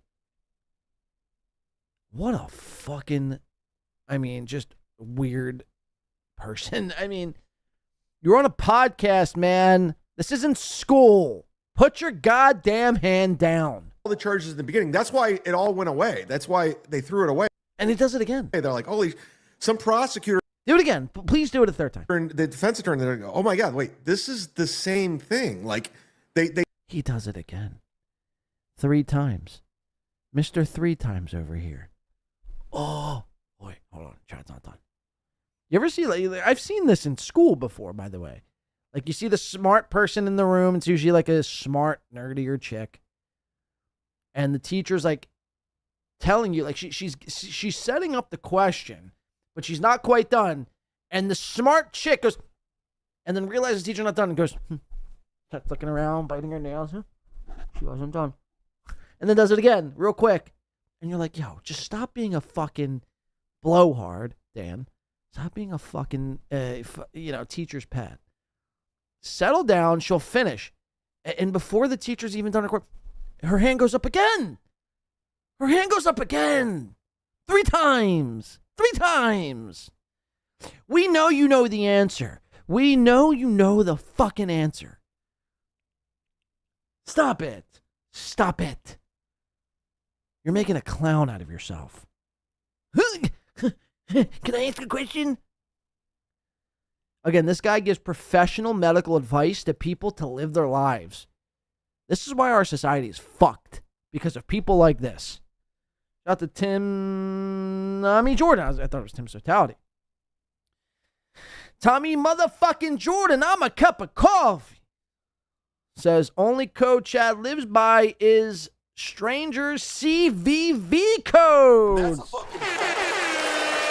See what he did there, Chad? He made a joke. He made a funny analogy. Get it? Because the back of every credit card, there's a CVV code. You wouldn't get that sort of thing. Your brain doesn't think in terms of comedy, Chad. Your brain thinks in terms of, how can I steal to eat? Because I'm hungry. I'm so hungry. I haven't eaten in so long. I got to steal to eat. He doesn't even eat good either. He probably buys like fucking Fruity Pebbles. I haven't had Fruity Pebbles in so long. They're so expensive. I got to steal to eat Fruity Pebbles. Thank you, Tommy. Tommy, if you'd like to come on after break, I'd love to have you on. Love to have you on, Tommy. Dying to have you on. Watch. They saw the case and they go, wait, he's getting charged for this. This is somebody else. So that's why I just denied it. I go, it's not true, because it wasn't. I did some of it, but I didn't do all of it. Do you have any more questions, counselor? Go ahead. Sorry. So historically, were you someone who went to the gym very frequently? Like when you went, would you go a lot? Well, after that, I was going every day. I was like, these lockers are open. So that was my question: did you work out when you did this? So like, did it incentivize you? Yeah, he worked out. He went to the lockers. That's stretching. Did you like go to the gym first and then afterwards, or did you do this? Dude, I go to the gym drunk doing this. I just go to the gym just knowing lockers would be open. But did you work out? Is what I'm asking. It was more the sauna than anything. Like the sauna where I could sweat. I was like, oh, I'm all in with this. I was a drunk. I was out of my mind. So you were a drunk? You still are a drunk. Like, I was a drunk. I was out of my mind. Notice, by the way, that's how Chad, literally uses, I was drunk. I'm a drunk. I was a drunk. I was, like, every excuse as if that's going to get him out. Chad, you're 52. Or however, 51, 52. It doesn't matter. It's all the same. You're old, bitch. You're old. You can't use the excuse of I was drunk. I'm drunk right now. Do you see me stealing credit cards? I was drunk. I was out of my mind. I've been drunk probably over 1,000 times in my life. You know how many credit cards I've stolen? Zero.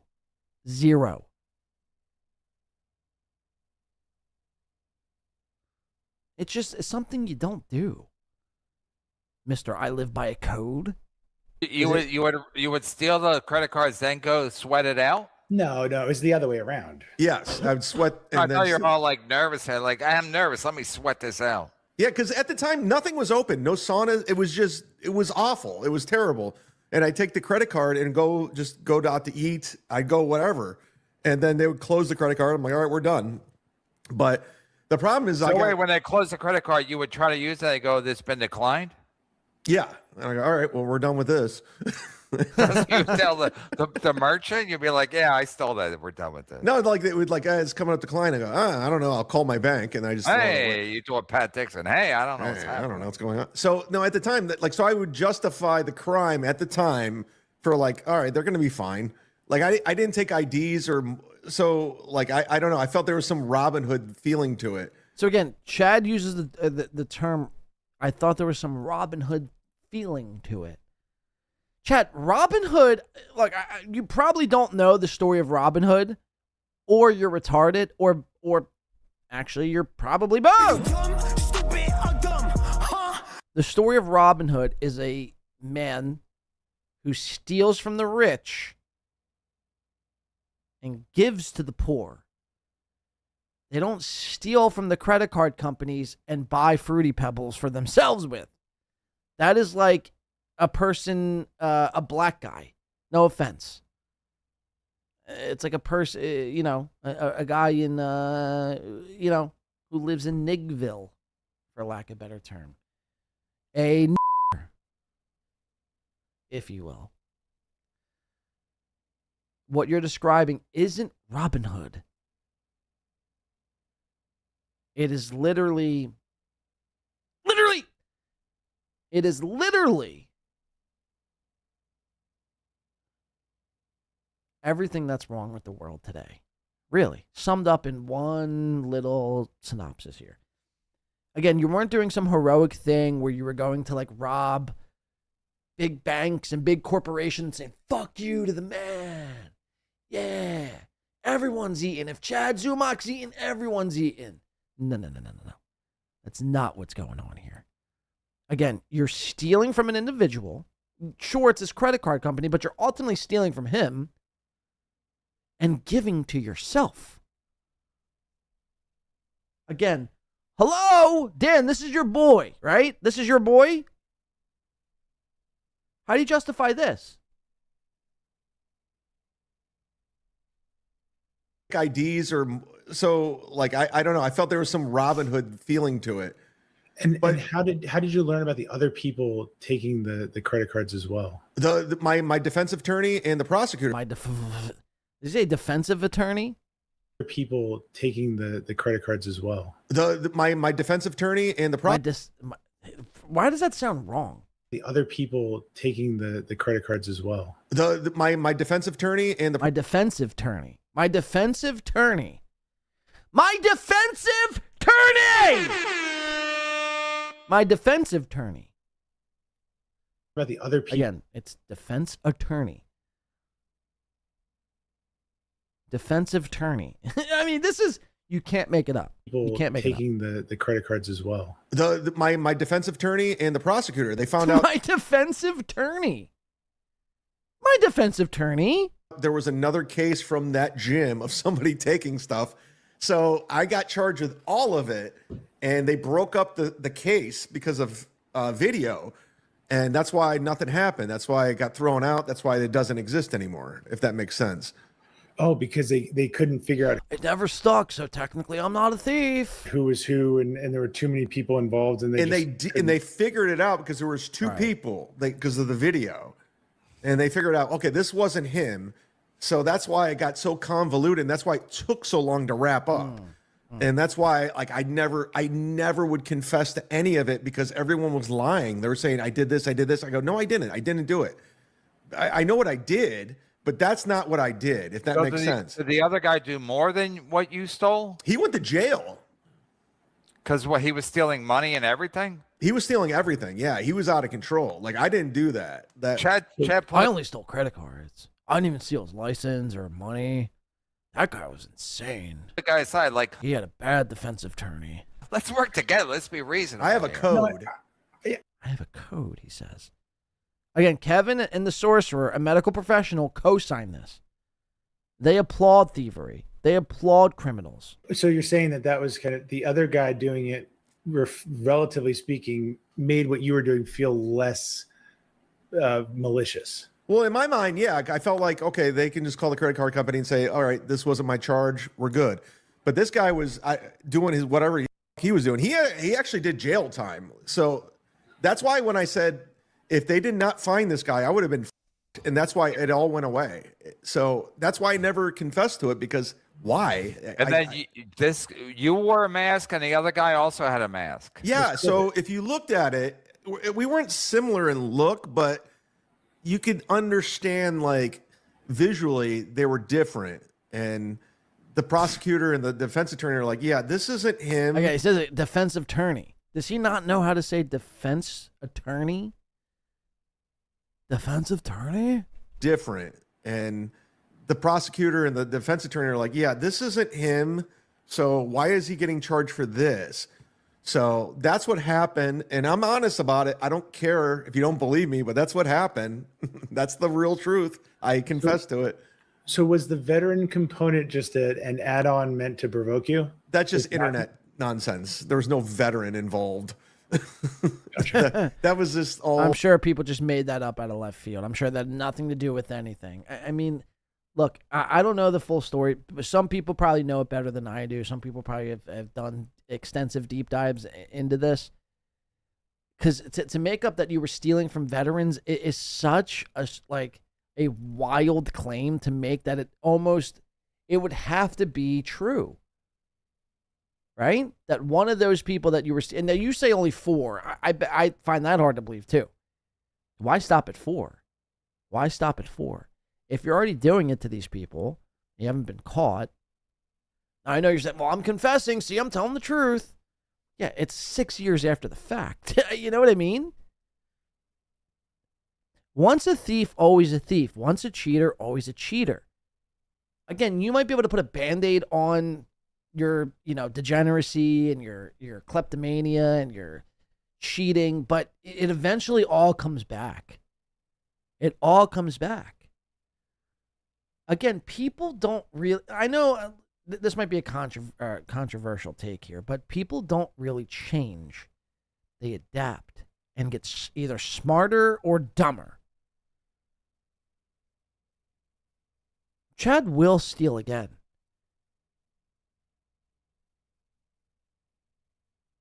Mark my words, Chad. I don't know how, it might not be in the form of credit cards. And we already know IDs and money are off the table. So, but it will happen again. Eventually. Might not be tomorrow, might not be next week, next year, but it will happen. Because again, there was no consequences for his actions. So in the back of his mind, he knows if it ever gets that bad, I'll just go steal some credit cards, run up a whole fucking Publix grocery list and receipt, and nothing will happen.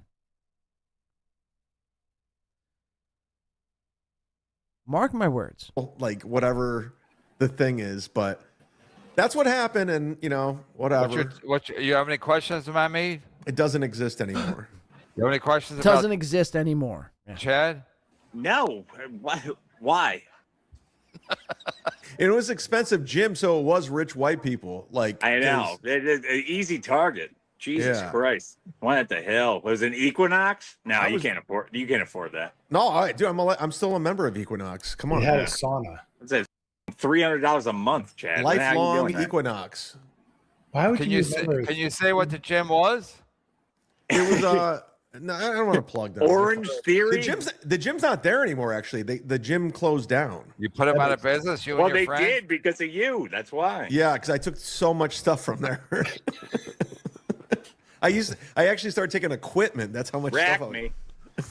Yeah, pun intended. Rack me because they have. No, but it was just like the problem was I was getting accused of doing all of that. I go, it's not true. It's just not true. What else did they? It's not true. I was just stealing the credit cards.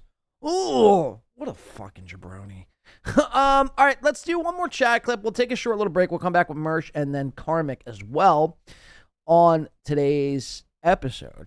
I want to show you Chad versus Jonnie Carson, Jonnie F. Carson, who I didn't really have an opinion on. I met Jonnie Carson in AC. Seemed fine to me. Jonnie dismantles Chad in this next clip. We're going to go to break. We have one song for break. We got the 21 Savage Sneaky, which is about 3 minutes, 24 seconds. I will be looking for another song, so if you want to put that into a super chat, that would be dope. If not, then I'll pick a song at random. That will be cool too. And again, think about contributing to the show if you want to do it after the show. If you're watching this back after, check the links below into the description. Except Venmo, PayPal, and Cash App. Lord knows the holiday season is upon us. And yeah, it's my birthday. Did I mention that? Yeah, okay. So this was Chad and Jonnie F. Carson. Jonnie Carson taking it to Chad, giving him his lumps, and doing it on. Tommy Jordan, I don't know if I didn't see you put this in the chat, but if again, the invite is open for Tommy because I do have a Tommy Jordan clip coming up. So it'd be fitting to bring you on to discuss your own clip. Chad v. Jonnie Carson. Check it out. Plans. How'd your plans go? No, I had plans. I just got back from a little get together, a little dinner. It was fun. A little. So yeah, I'm here now. I'm gonna hang out with the people. Was Sam What'd your girl order, chat? We had some good food from Burns. Do you guys share appetizers? Right? So what the eat? Even a sorcerer doesn't believe that you guys share. No, I definitely do. Absolutely, I believe him. I hope he doesn't. I don't care. I'm happy for you. Sorcerer, why do you think nobody believes Chad has a girlfriend? And why would Chad do a 6-month work pretending he has a girlfriend? I think people just want to say the things they know will get people to respond. I'm sure Chad has a girlfriend. I'm sure he's very happy, and that's wonderful for him.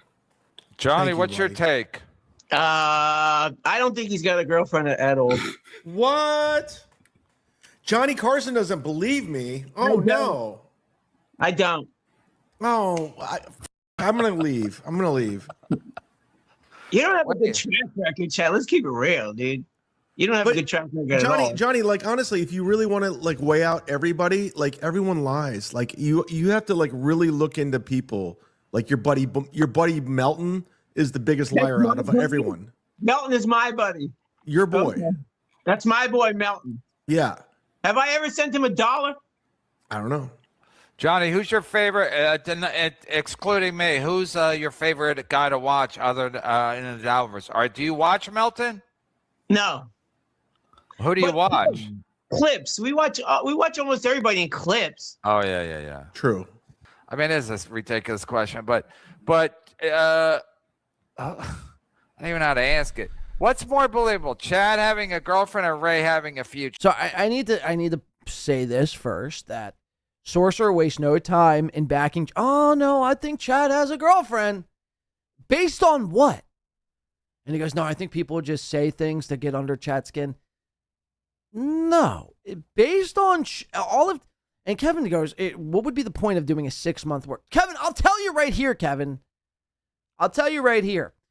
Chad, much like Aaron, they want to make it seem like they have a girlfriend because everybody calls them losers. Chad and Aaron, everyone calls them losers. Begging, pathetic, lying. What's the one thing that could maybe sway somebody in being on the fence, like a Keanu Thompson, in thinking that, hey, maybe Chad or Aaron isn't that much of a loser? If they convinced a chick to have sex with them and sleep with them, maybe they're not that much of a loser after all.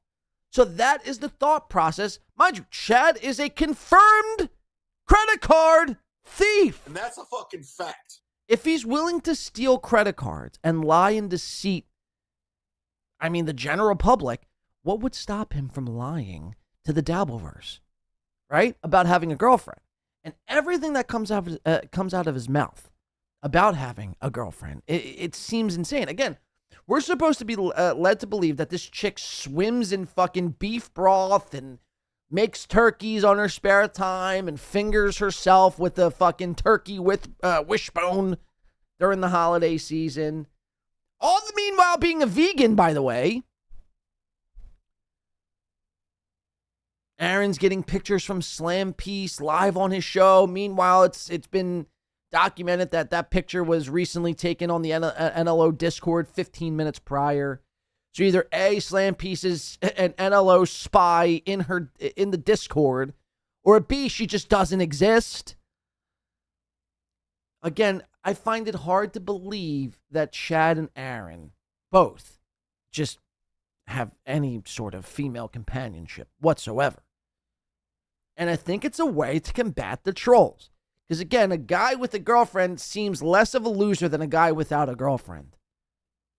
So, I mean, if I know that, don't you think, Chad feels that and thinks that? Oh, dude, the thing I got going for me, like that Chad Zumock or Melton doesn't have, or Karl, I got a girlfriend. You don't. You don't have a girlfriend. But that doesn't stop Kevin and the Sorcerer for eating that shit up. They eat that shit up. They eat all of Chad's lies up. Slim Folly for $2 says, or Fally, sorry, I don't know what shit is. Says, happy birthday, fuckaroon. Kidding, obviously. It was my birthday last week, so you guys are really behind. Aaron the Rapper 2 says, Twisted Circuit, nobody listens to techno. All right, so we have 2 songs now. Thank you, Mr. Rat, for both songs. We'll play them both on break. And I'm going to advise everyone not to go anywhere while we're on our break. Just listen to the tunes, relax, have a good time. We got more coming up. Let's listen. Sure. I don't know if you can. Gray has no future. Yeah, that's, I can't comment specifically, but there seems to be proof of one and not the other. So I think. What's the proof? What is the proof? What proof do you have that Chad has a girlfriend? His, hairless brush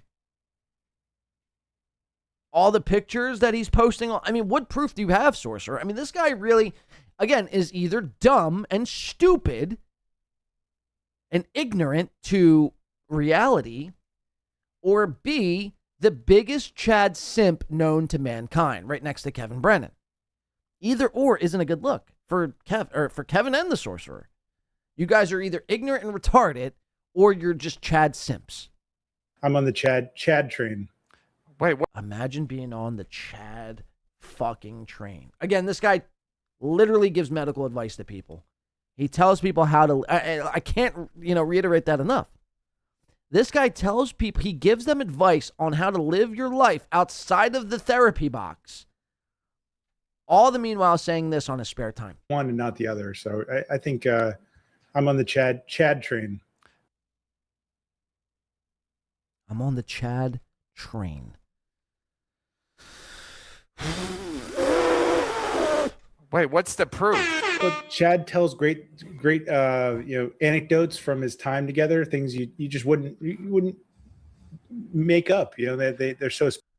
Okay, so Sorcerer goes, hey, Chad just tells great anecdotes of him and his girlfriend's time together that you just wouldn't make up. Need I remind you, Chad made up getting jumped by Anthony Cumia's goons in Tampa Bay, saying this was Cumia country, and we later finding out all of it was a lie. But this must be true because it's great anecdotes. I mean, just suck his dick already. Put his dick firmly in your mouth and give it a nice fucking sloppy toppy fucking blowjob. That's what it seems like you want to do. Chad gives great anecdotes about stories he'd never make up about a girlfriend. I mean, okay. Hot shot doctor. You got it all figured out, don't you? Specific, detailed, and okay. So when Chad did a walkabout on Thanksgiving, you found that totally believable, right? After I eat a large, Thanksgiving meal, I certainly had to walk as well. It's good. Okay, and so what are you even talking about? So Chad did the walk and talk before Thanksgiving feast, right? It was like 11 o'clock in the morning. Shocking. I know. Chad, on his birthday, is online. On Thanksgiving is online. During Christmas is online. Chad's got nothing else going on. But he wants you to think that, outside of this whole streaming thing, I got a life. I got a cool life. You don't. You spend every waking minute online, streaming. Sorcerer doesn't even know the story. He's like, yeah, after I have a nice meal, I like to go walk it off too. What the fuck are you even talking about, Sorcerer? I mean, this was like at 10 o'clock in the morning. Chad was doing a walk and talk. This guy, I mean, really, we need to put Sorcerer under the fucking microscope in 2026 and expose all of this man's skeletons that he has in his closet. I will make it my life's mission to expose the Sorcerer as a fraudulent doctor if it's the last thing I got to fucking do in 2026. Next to exposing Mersh, making fun of Chad. I really want to fucking have sloppy sex with Jenny Jingles. How do you like me now, Karl? Is that saying mean things about your wife? Your old saggy fucking stupid wife?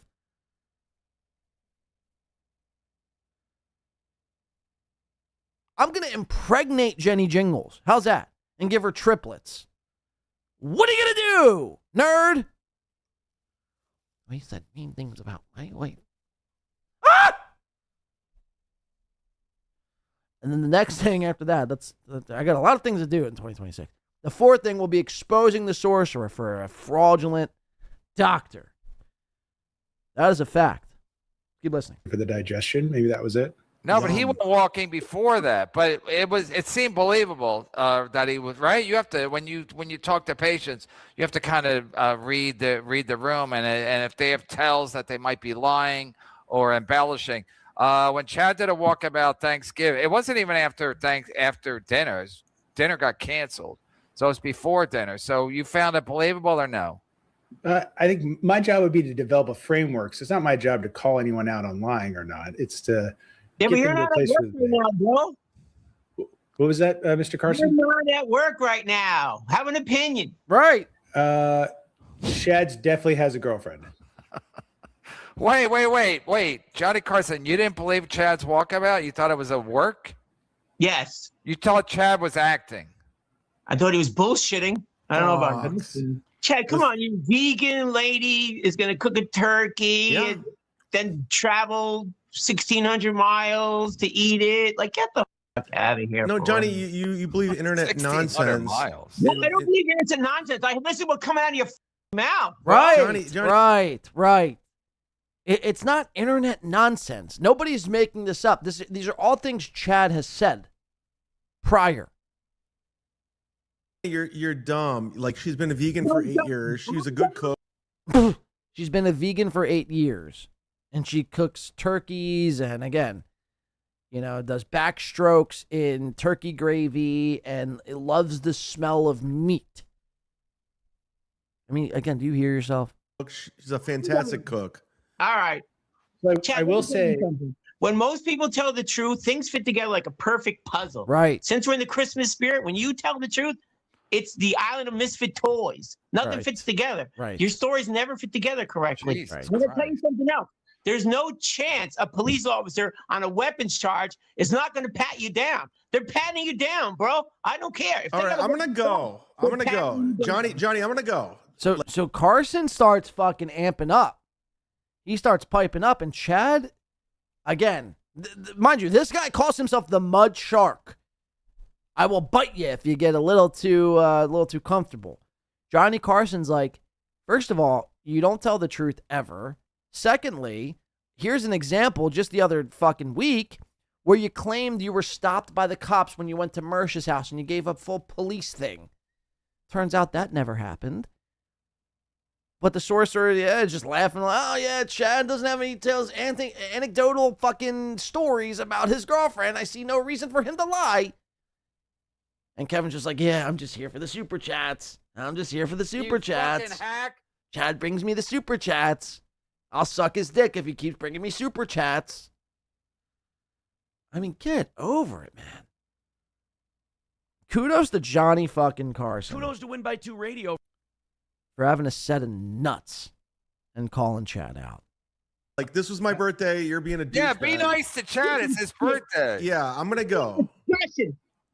I'm gonna go. I don't need to. No, he'll be nice to you. I'm gonna go. Guys, I'm really gonna go. If Johnny keeps making fun of me, I'm gonna go. Nice. I'm gone. I'm The gone. terrorists win. Chad, you jump off, the terrorists Johnny, win. John, you win. You won. I'm out. Then leave. Bye, Chad. Bye-bye. See ya. Did you win the chatters over? Like, Johnny, are you trying to win the chat over? That's exactly, you busted him. Jonnie Carson, while drinking his Budweiser on a Saturday night, is just trying to win the chatters over. Johnny, did you win the chatters over? Chad, maybe that's what you try to do, is win the chatters over. Most people don't think in terms of winning chatters over. They just speak their mind. Is that what you're doing? I'm trying to win, Chad. That's why I get on so many shows. That's why I do all this other shit. I'm not trying to win nothing. Just speak Johnny, you're a fucking loser. If you really want to look into this, you're a fucking loser. Wait a you have second. nothing. I didn't know it was going to go like this. You want to go down this road? Do you want to go down this road, you fucking loser? You old fucking loser. I met you in real life. And there goes Chad with the personal attacks. You really want to go down this road? You're a fucking loser. You're fucking old. It's like, Chad, he's like 4 years older than you. I mean, newsflash, Chad, you're not no spring chicken. You're not like me. I could call you guys old. You don't have any room to talk. You're almost as old. You're almost old enough to collect Social Security. Like, you're right there. You're right on that edge. You're old enough, if you were working a 9 to 5 for 20 plus years, you could retire with a pension. That's how old you are, Chad. You live in this fantasy that you're like some like high school stud, this college stud. You're not. You're old, you're short, you're fat, and you're severely addicted to alcohol. That's your life.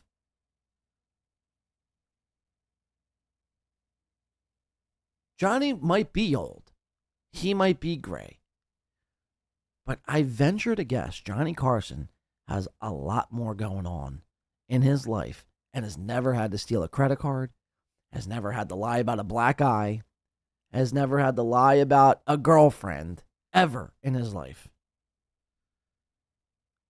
You're a fucking joke. Really. Chad, in 2026, I'd really challenge you to take a long, hard look in the mirror and evaluate what you got going on. Because you can't do a birthday grift stream every day. You're not going to make $600 every day.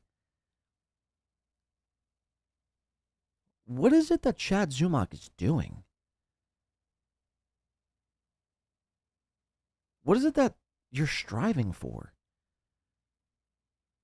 What is your goals? Do you have any? Do you have a plan for your future?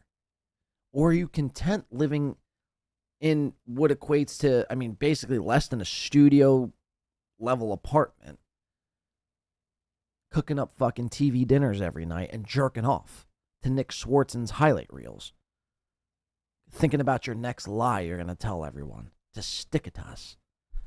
What is it that you're, what is your motivations? I'd almost rather you be a full-time thief than whatever the fuck this is. It's embarrassing, dog. Shout out to Aaron the Rittatata. Says Techno Party. Chiamo. Go have a ciggy, Winby. Right after this clip, thank you for the 2. Was that the same song you posted to? Twisted Circuit, nobody listens to techno. And then Techno Party. We'll do 2 of those. Thank you for the 2. I will have a cig right after this. Let me see. This clip is like another 5 minutes. So let's just listen because Johnny and Chad get into it. And Jonnie Carson forces Chad to quit. Here, we'll put this on 1.5x speed here. Where's it at? Playback speed. 1.5x. Here we go. You're a f***ing loser. Why'd you made him? And AC, like if he really wants to try to gain internet clout with these losers by doing this, let's dance, Johnny. I will fuck you up. I've been doing this for 10 years. You want to go down my road? I own you, motherfucker. It's my birthday. I will destroy you. You old motherfucker. You're What's your take, Johnny? What's your take? I'm like 6 years older than him. Okay, so I'm old, a loser. I'm not. I make nice money. I've been gainfully employed 40 years. I have worked 923 consecutive days without a sick day, vacation, or personal day. This guy can't touch me. Come after me, Chad. Go ahead. You're 6 years older than me? Look how old you look. You look older than Kevin Brennan. Look at you. You're almost dead, dude. You old ass bitch. Look at you, motherfucker. You're gonna die. I'm your best. You do shit. I don't lose my channel. Live in my world for 5 minutes, you pussy. You're. This would be a good time to mention anger is an ice cream. It's a self-soothing. Right, they're soothing themselves, right? Yeah, this is good. Chad, I didn't know this was going to happen on your birthday. I thought you guys It's my birthday. I had a great day. I thought you guys were going to gang up against Ray DeVito. Not he was always nice to me. Like he's always been cool to me. Like I don't understand where this is coming from. I think he's just trying to get I want people from the chat room to like me. I think that's what he's doing. Yep. Johnny, have you been drinking? Clout. I don't need clout. I don't want clout. I don't need clout. You look old, dude. You look really old. You look old, Johnny. You look very old. When Johnny went to the Dunkin' Donuts, Chad, and you look fat and short. And showed up in the background, he forever cemented himself as a figure in this world. I don't think he has to pursue much else. I mean, that's a legendary event. He looks really old though. He's Chad. You're 52. If he's like said he was 5 years older than me, oh my god. He said 6, I think. Oh, that's not the. I don't think he's looking for that. I don't know if he wants that. But then you said he was older. He looked older than Kevin. Does Kevin look old? I'm just saying Kevin's older than him. If that's the case, like you look older than everyone. It's not a good look. I like the guy. Professional comic of 20 years, Chad Zumock. That's where his brain goes. You look so old? Dude, you're like old, dude. Dude, whoa. Look how old you look. Whoa. You're so old, Johnny. Old, bro. Whoa. Whoa. Johnny, how many pensions you got? I know Tim has 4. How many pensions you got lined up? So you don't need clout. You got 4 pensions. I think 1. I have it set up night down, so my retirement party and my Irish wake are going to be the same day. Oh, you're Irish. I'm not worried about pension. Why do you look so old? You look so old. Why are you such a? I can't believe I got to do this on Chad's birthday. He did this. I didn't do anything. I was hanging out. I was cool with him. I thought you guys are going to get along famously because you hate Ray DeVito. Same. I thought so too. He wants to pander to like chat room people. Right. Hero. It's all Carlos pandering. Danger. Easy to call people I here. mean, I can leave. If you guys want Johnny Carson, I can go. I'm out. No, we're huge fans. We got to do both, I think. Yeah, no, you're- I can you're- go. it's a If you guys, birthday if the chat room wants Johnny Carson, I'll leave. It's fine. I'll just go. I would put up overwhelmingly. I'll go celebrate my birthday. I would put up a poll. I would put up a poll, but Adam's not here. You should definitely say. Yeah, and I think the sorcerer, you comfort the sorcerer somehow because you were his reclamation All right, project. the chat is saying goodbye, so I'm going to leave. No, just that's. No, Lady let's bring KB. on Johnny Carson. Like, you need him. Johnny Carson's your guy, so I'm going to That's leave. Lady KB. No, those are Russian bots. Yeah, see, look, all right. No. All right, Lady KB said bounce creep, so I'm out, guys. It's one lady. Lady KB, you got your wish. I'm out. Bye. That's a different one. That's not the same one. I think Yes. That's a different one. Oh, come on. Can't we have nice things here? Nope. Okay, we got to do this one time before we take a break. Hold on. Got to do it.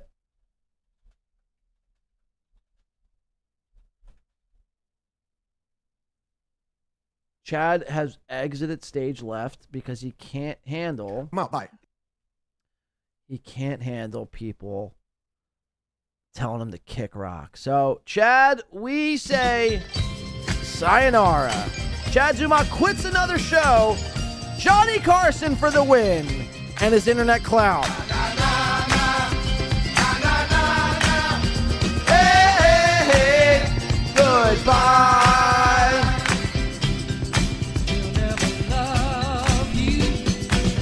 All right, we're going to take a short break, guys. Thank you so much thus far. Liking, hitting the like button. Please, I'm begging you this holiday season, if you're not going to send in your nice holiday money for this birthday boy, definitely hit the like button, please. If you can contribute anyway, that is the easiest way. It is free. It is easy to do. Please do. We got 2 songs from Aaron the Rat coming up. Thank you, Aaron the Rat, for sponsoring this break. You Talmud-reading Jewish son of a rat. We'll be back in about 10 minutes. No more, no less. Smoke a cigarette. Smoke them if you got them here today. Chad has quit another show because somebody else wanted internet clout. Very funny stuff. Very, very funny stuff. All right, we'll be right back. Don't touch the dial, please, for the love of Christ and all that's holy. I beg of you. We got more show. We got Mersh and Karmicx. Tommy Jordan on the other side of this break. We'll be right back.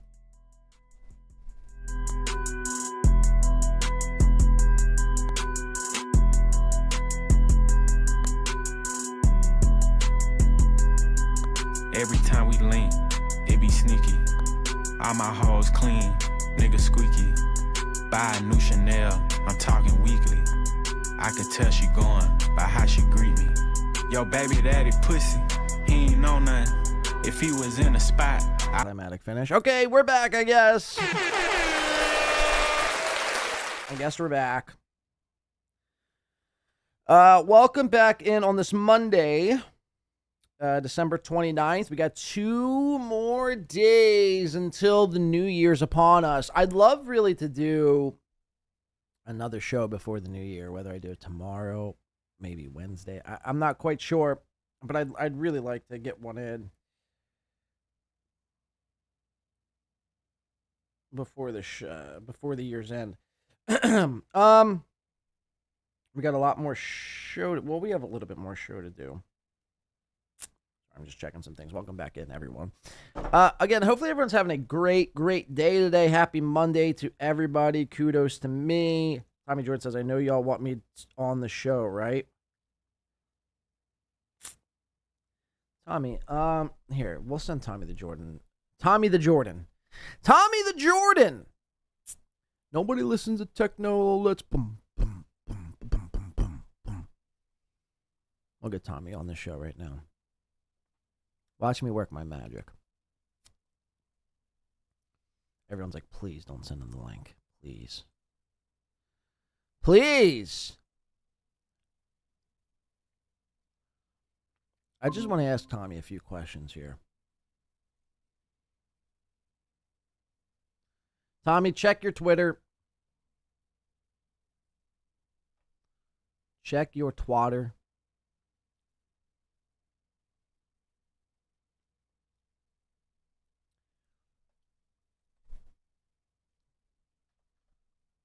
Check the twatter. Now. Nobody listens to techno. Oh, let's...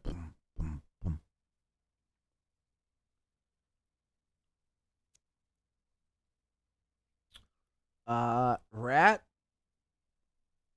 As we wait for Tommy Jordan, we'll do this.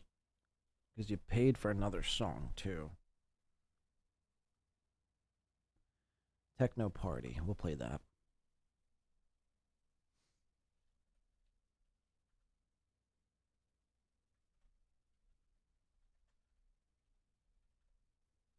Aaron the fucking Talmud Rat.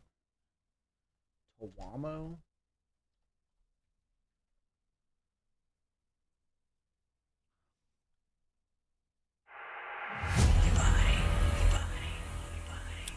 Okay, so I want to do. We'll see if Tommy jumps on here, but we have this Tommy and Mersh clip.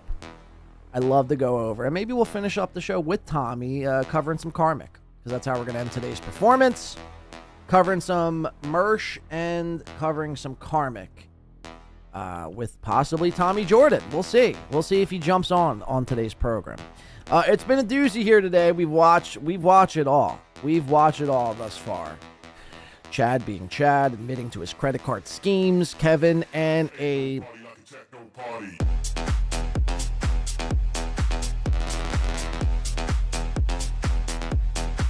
medical licensed professional co-signing Chad's bullshit. Karl just completely getting insanely triggered at yours truly. He was so mean to me. He said such mean things. He was mean to my wife. Keanu apparently putting an end to the Mead and Scarlett. I spread my ass cheeks and show my gaping black hole for the internet to see. Hampton. Their relationship possibly.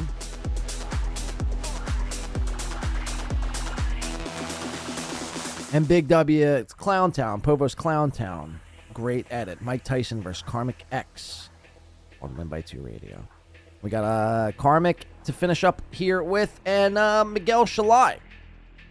We'll let this song ride. If Tommy joins, now's the time to join, Tommy. Turn it on. Let's go. I'll wait. I'm a cup of coffee.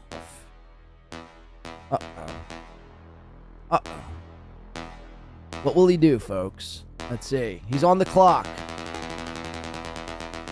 He's got 1:19 left. Will he do it?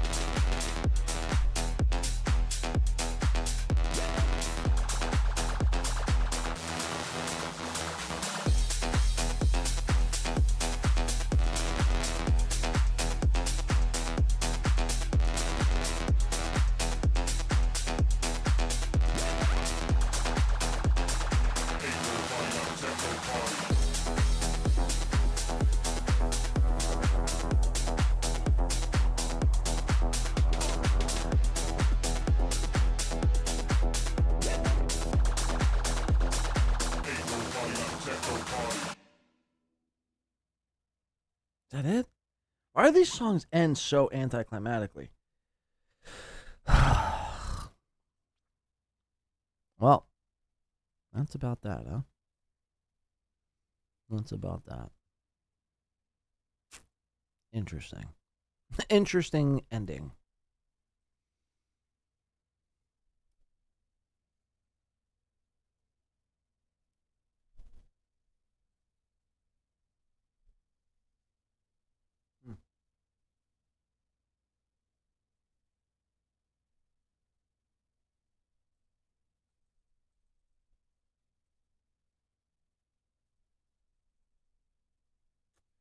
Now I can't work my fucking Google Meet. Isn't that fucking fantastic?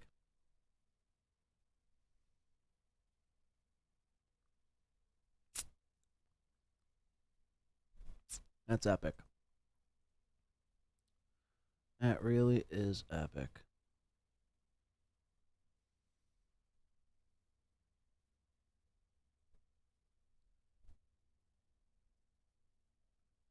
Sorry, bear with me here for 1 second.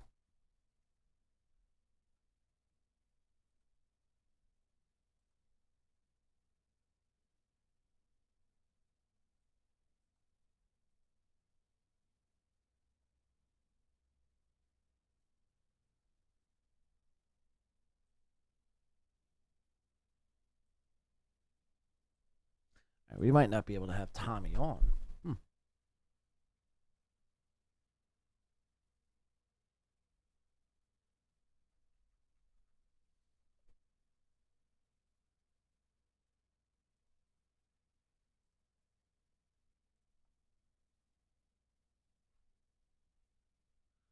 All of my Google Meet settings are not working properly here today. So, unfortunately, I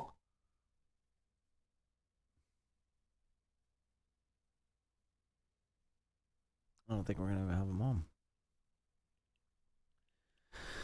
All right. Well, fuck. That kind of pisses me off. I don't even know how to change it on the fly, where you can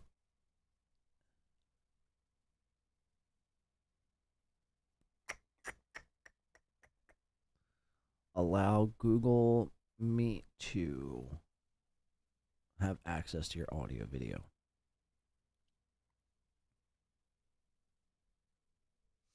Sorry about this. Hold on.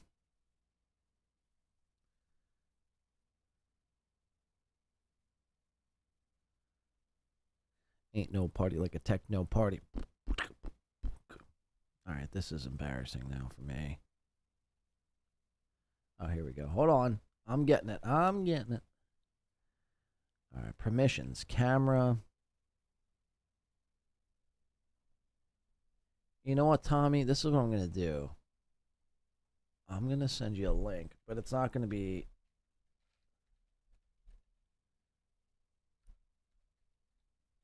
It's not going to be Google.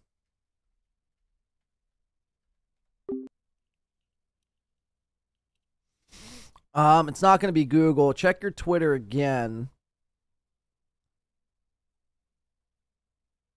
It's going to be through StreamYard. I hope you don't mind. I'll do that.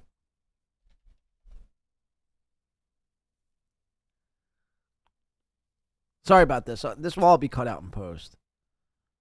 Let me see. I don't know why Google wouldn't work there. Oh, God. This is so embarrassing. Okay, that's good. That's good. That's good. That's good. Enter studio. Here.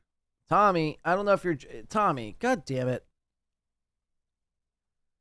Thanks. 20 minutes away, he says. Okay, join this link. Tommy is coming on the show. Join that link right there. I just sent you a StreamYard link. Please accept that at your earliest convenience, and we will have the great, legendary Rookie of the Year, Tommy Jordan, on the program. Before we do, let me show you what Mersh was doing this holiday weekend. Can I show you that? Mersh went on, he was living, practically in like a Motel 6 this past weekend during Christmas. He didn't want to spend it with his new, now mind you, every step of the way, Mersh needs us to know that he's got a girlfriend. Oh, I got a girlfriend, guys. Did you know we know you have a fucking girlfriend, Mersh. Congratulations. Congrats.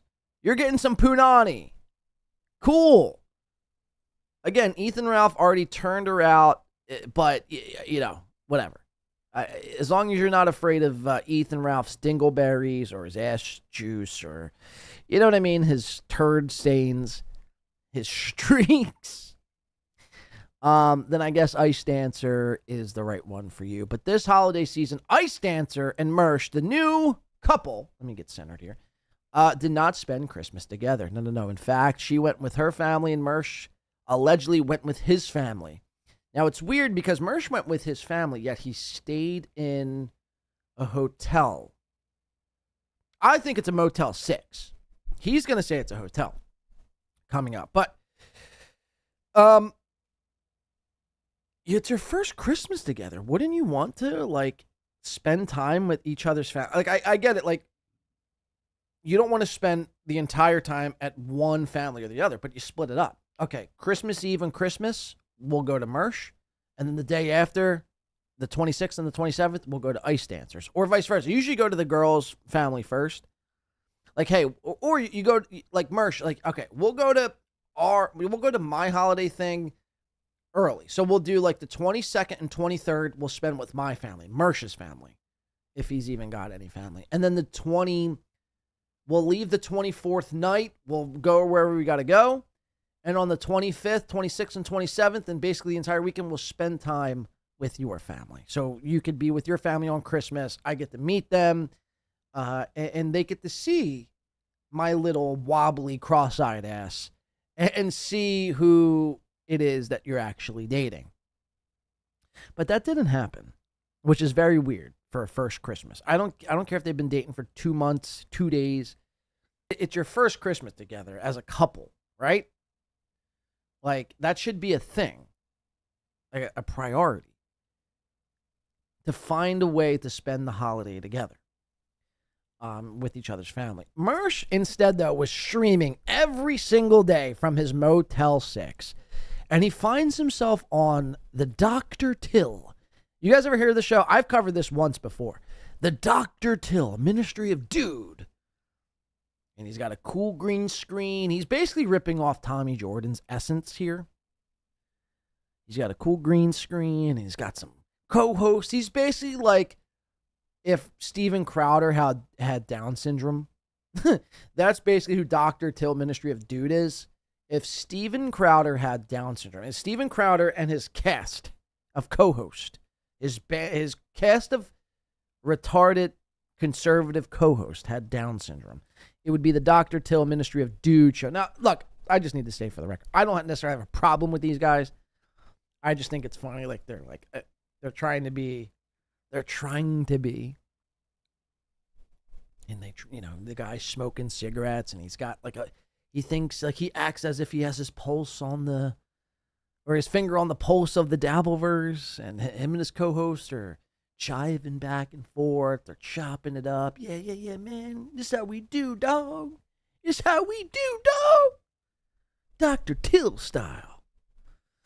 Mersh finds himself on this very show, and this is what he had to say. Did you hear the update that I tweeted out the other day? Yeah. Oh, by the way, it's about Chad's police report.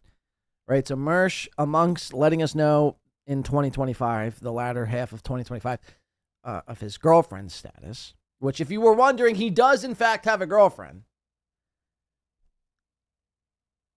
He also needs us to know how much of a snitch he is.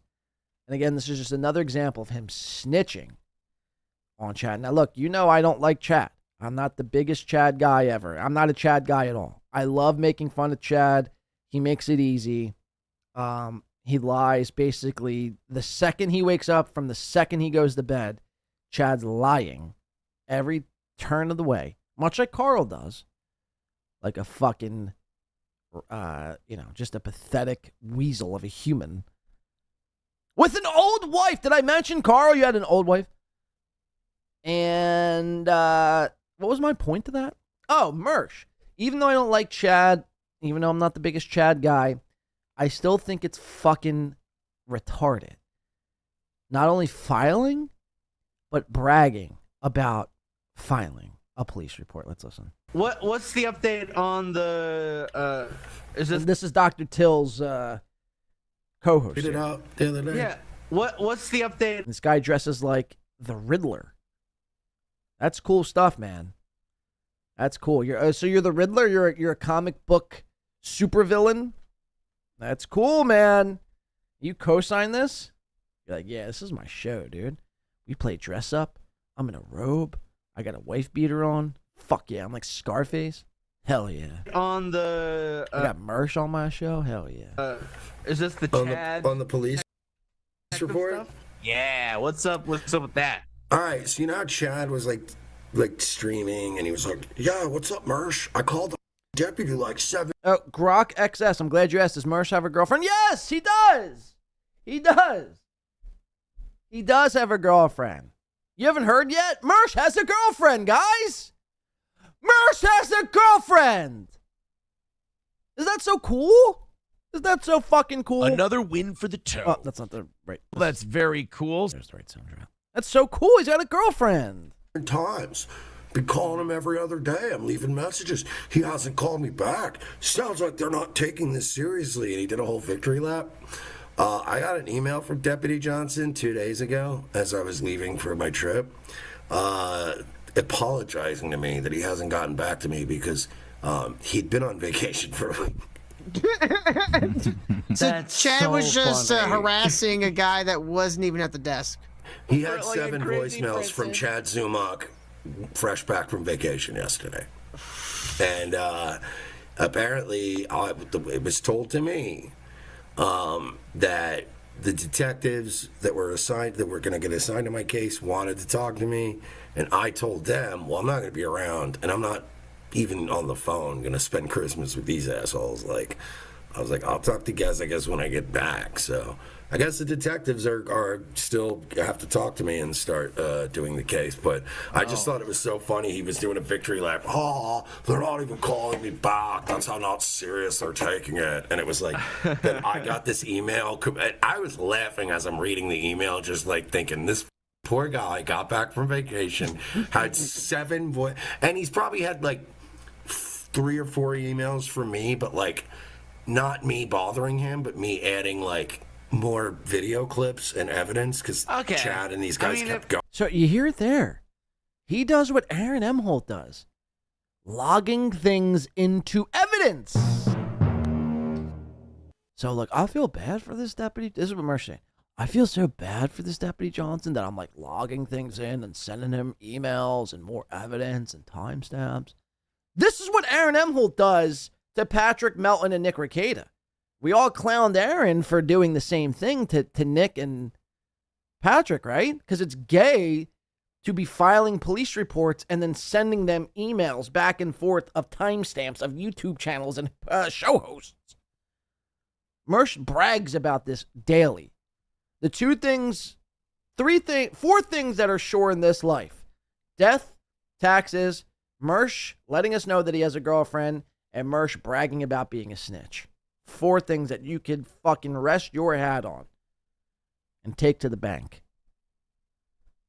Adding like more video clips and evidence because Chad and these guys kept going all week. So like I'm being everyone kept talking. subjective, it like that is kind of crazy, but like compared to Chad, it's also crazy. Well, no, what I'm saying is, so he had a few emails from me just going, hey, just an update. This is today. It's whatever, the 23rd.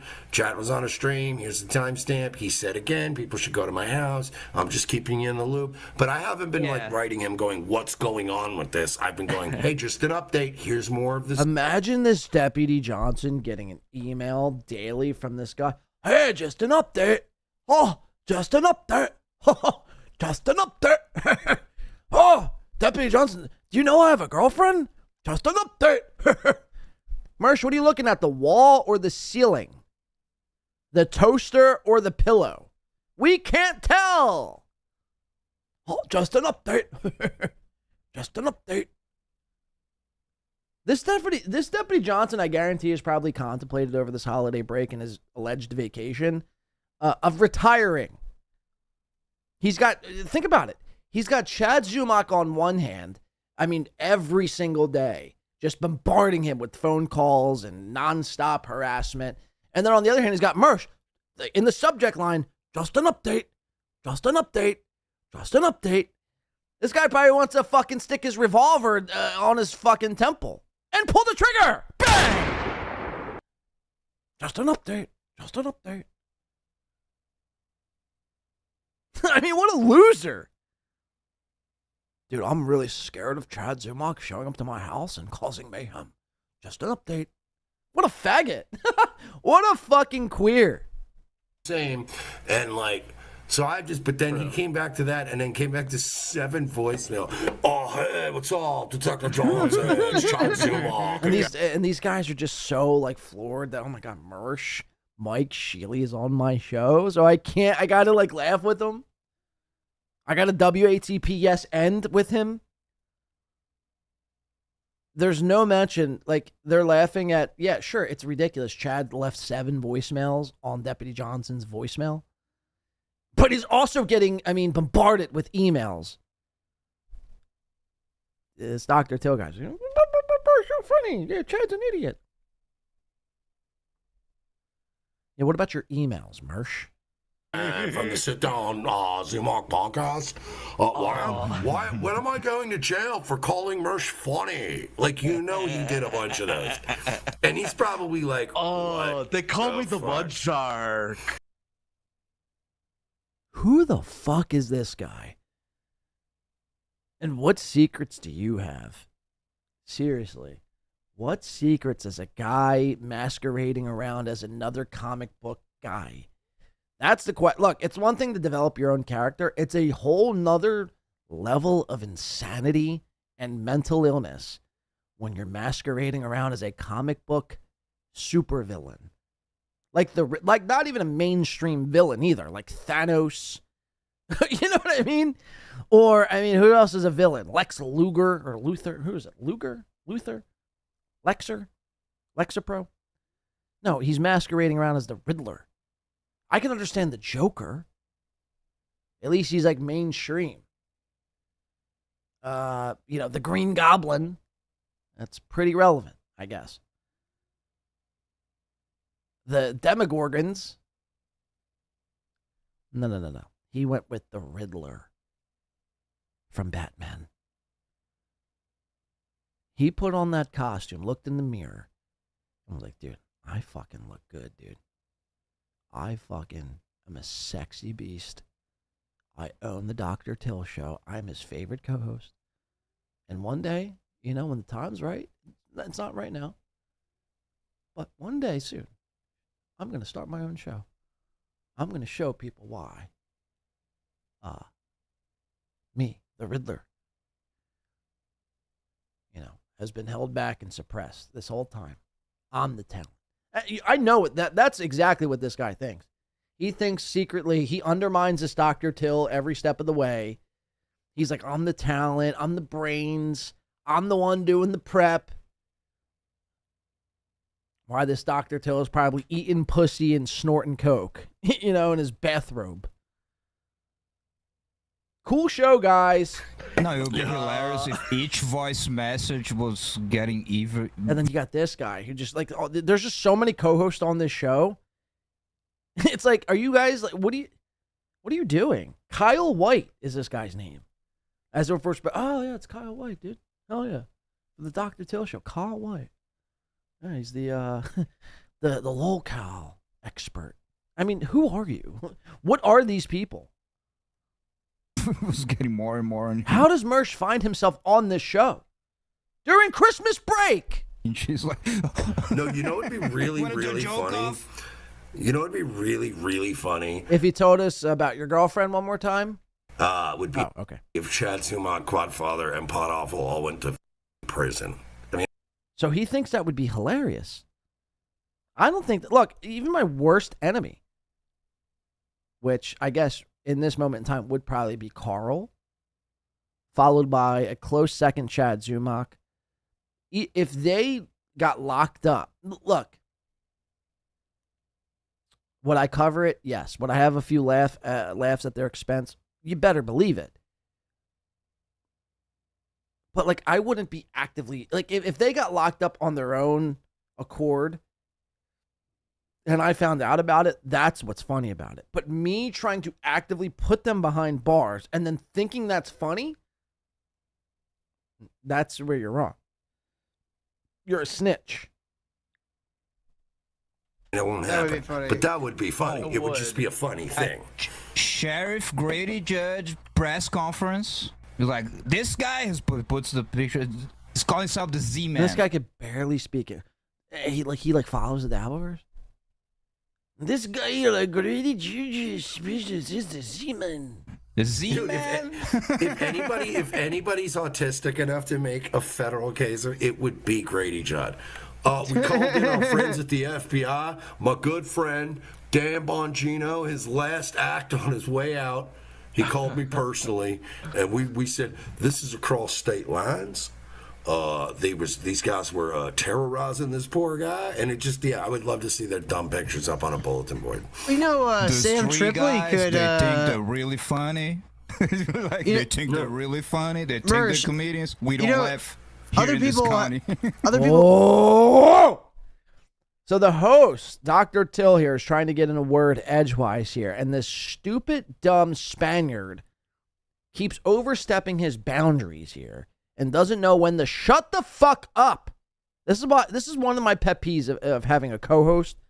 Because, again, the co-host's mind, they really start thinking that they're like something. And then they just start over. The second the host opens their mouth, the co-host needs to shut the fuck up. This isn't your show. This is Dr. Till's show. Shut the fuck up, Kyle White. By the way, it sounds like a made-up name. Your name's probably Javier Rodriguez. I mean, let's be real. Let's be fucking so real about this. So Javier, pipe down. The second Till opens his mouth, he shouldn't have to be like, and like wait for you to be done talking. You disingenuous Spaniard. Listen to this one more time. You know, Sam Tripoli could. They think they're really funny. They think they're really funny. They think they're comedians. We don't laugh. Other people have I guess you'd say a right to press charges against. And again, all these guys. I mean, every show I listen to now, I feel I just heard it in Karl's show, Dr. Till show. It sounds like they got like a generator fucking going on in the back. It's like, and then they're trying to talk over it. I mean, listen to that closely. I mean, that to me bothers as an audio listener of podcasts. Sometimes I got shit going on and I just listen to things. I got YouTube Premium, so you shut the screen, you put it in your phone, you're just listening. And then you're just hearing vibrational noises in the background. And somebody like, I don't know, playing techno in the background. I don't know what's going on with these shows. I don't know. Again, I don't know if it's just everyone doesn't know how to use noise suppression or noise gates or compression or EQs. I guess not. Chad sounds like he's speaking in a cathedral. Karl and Dr. Till, they sound like, again, they got generators going on in the background.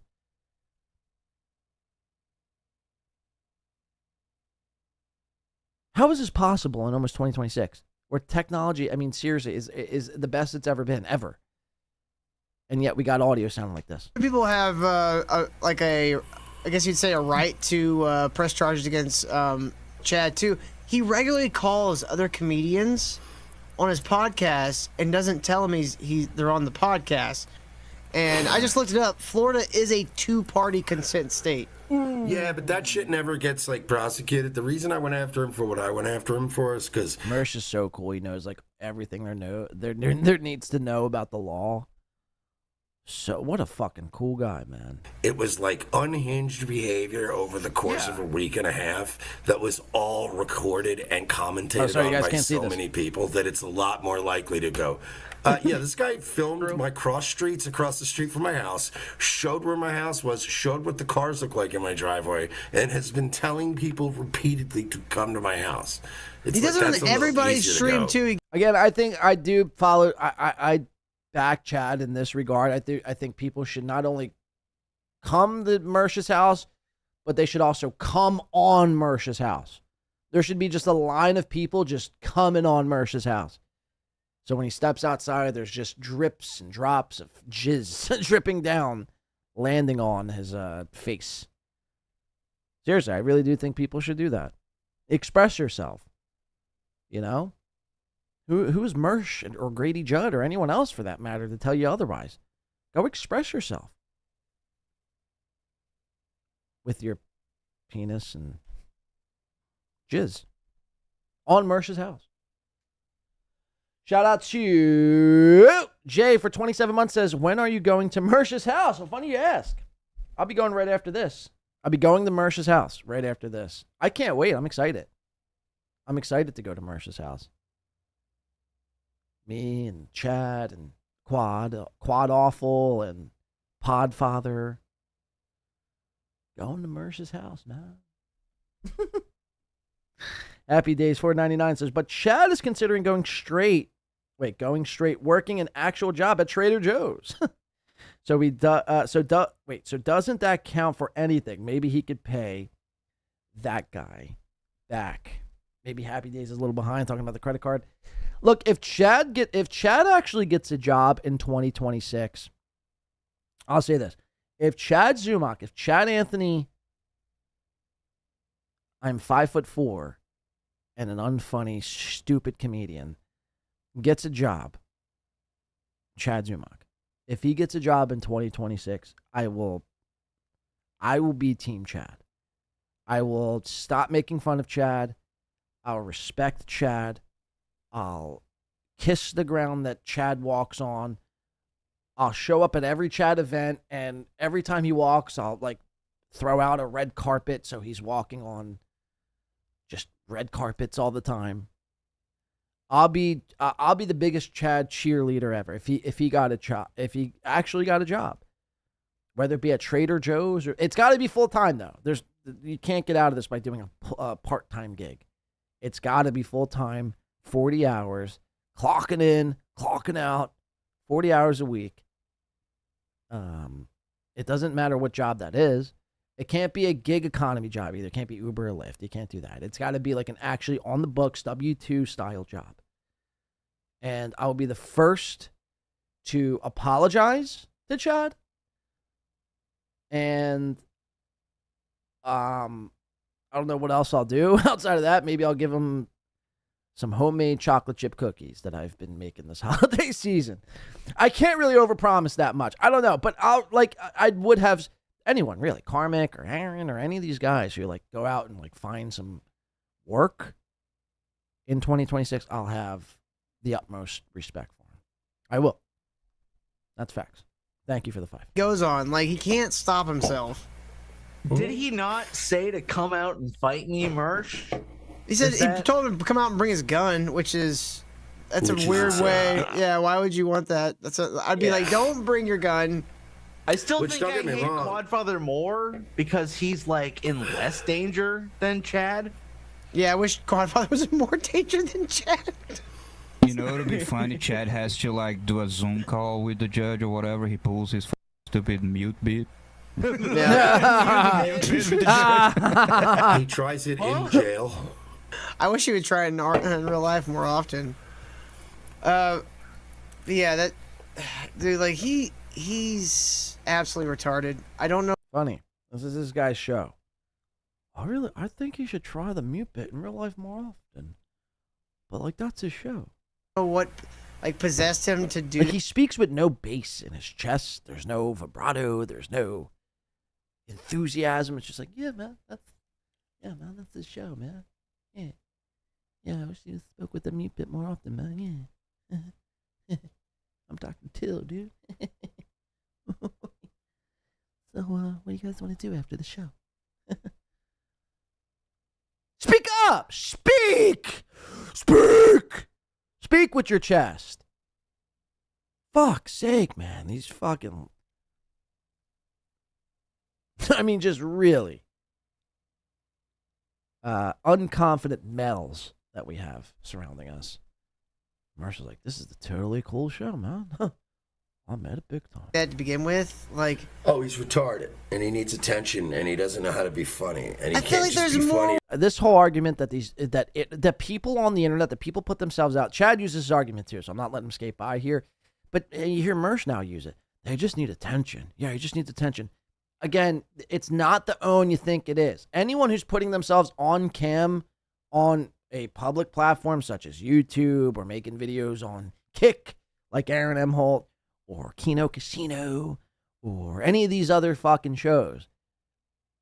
People that put themselves out there, guess what, man? This might come to a shock for a lot of people, but want some sort of attention.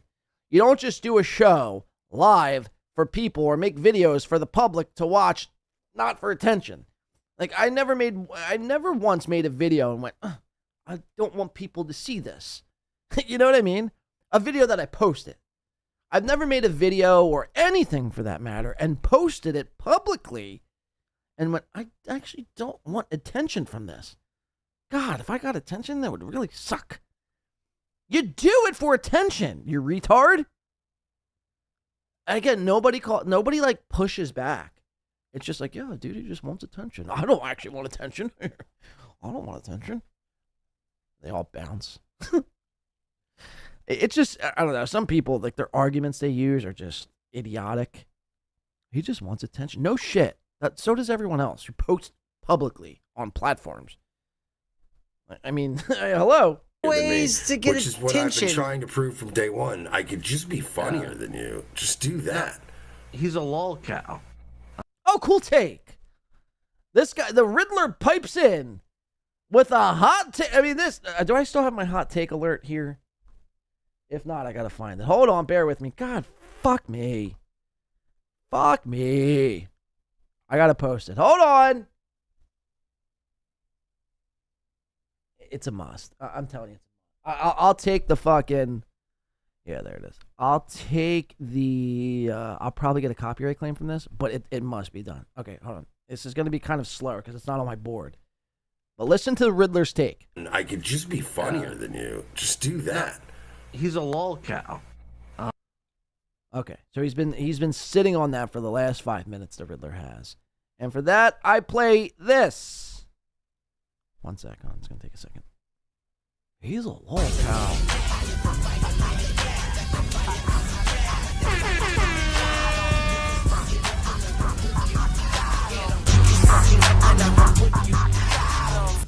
Wow. Good stuff there, guys.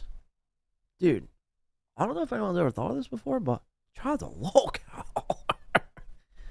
Wow. I can't believe you said that with a straight face. I really can't. I could just be funnier than you. Just do that. He's a lol cow. It's a simple fact. It's a simple fact. It's a simple fact. I mean, look, he's not wrong, but the way he said it, like he was so certain that was gonna like floor everyone. Like Mercer was like, "Oh my god, he's a fucking lol cow. He's a fucking lol cow." All right, I'm still waiting for Tommy Jordan. It doesn't look like he's gonna. He said he's 20 minutes. That was 20 minutes ago. Literally at, yeah, it was probably like, I don't even know. I don't know. Tommy, your time's running thin here, man. You're on thin ice with WinB 2. We'll keep it moving. We'll stay on Merch, and I think we'll end with Karmicx, possibly. Just a little Karmicx of his birthday stream from today. And I was hoping to finish with Tommy Jordan, but again, I don't know what he's got going on. I don't know if he's skateboarding on the streets of New York. I don't know if he's rollerblading, unicycling. I don't know what Tommy Jordan's got going on these days. He's probably doing it all, though. Tommy, again, you know, people don't want to give Tommy Jordan enough credit. And I know, and Dave Sarah's stupid. I don't want to shit on it that bad. I know in Dave Sarah's award, Tommy didn't win the Rookie of the Year, but Tommy, you're the Rookie of the Year in our hearts here at Win by 2. You don't need a Dave Sarah award show to let you know you are the hands down Rookie of the Year. I mean, seriously. Right on cue. Look at this. I mean, I'm speaking his good graces here. I see him in the background. This is fantastic. The Rookie of the Year, guys. I'd like to present to you. He's been everywhere. I mean, literally everywhere. Some things I'm not too proud of. But I like to think I brought you this guy first. The Rookie of the Year, ladies and gentlemen, of 2025, Tommy fucking Jordan. Tommy. Oh, God. What'd I do? Oh, no. What did I do? Oh, God. Hold on. I can't hear you. Oh, you can't hear me? God. Can you hear me? This is bad. Look at me. Look at this. Look at this. Guys, so I hacked into the show. I muted John. This is my show now. You understand? I am an elite hacker. A lot of people sleep on me. They think I'm just a podcaster. Nope, I'm in his mainframe. Right now I'm actually deleting all of his files. You would be shocked at some of the, I mean, the Spice Girls album is a little weird. But Tommy, stop hey, it. hey. Now I can hear you. Are you getting feedback? Nope. I'm getting negative feedback in the chat. Is that what you're talking about? No. Hold on. I'm getting feedback. Oh, God, this is bad. Hold on, I'll figure it out. I don't have any of this set up. Hold on. No. This is bad for me. I don't usually use StreamYard. I use Google Hangout, but... Is it better? Nope. No. Go back to whatever you were. This is embarrassing. For me. Not for you. I mean, again, you're killing it. You're light years beyond my show, and yeah. That's all what I got to say. Hold on. Just give me a goddamn second. I'll wait. Oh, fuck. Okay, hold on. That should take care of that. How do I make you bigger?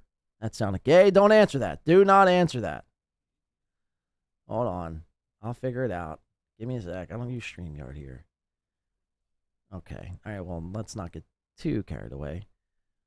God, man. I mean, I just want Tommy on the screen. I don't want myself and 7 versions of Tommy. You're on stage, right?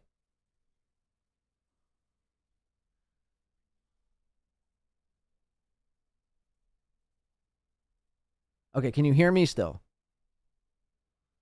You can't hear me. Oh, God, this is bad.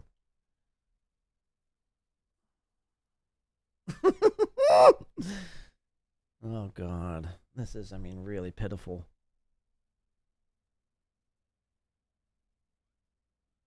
I did. No, I did. This is bad for me.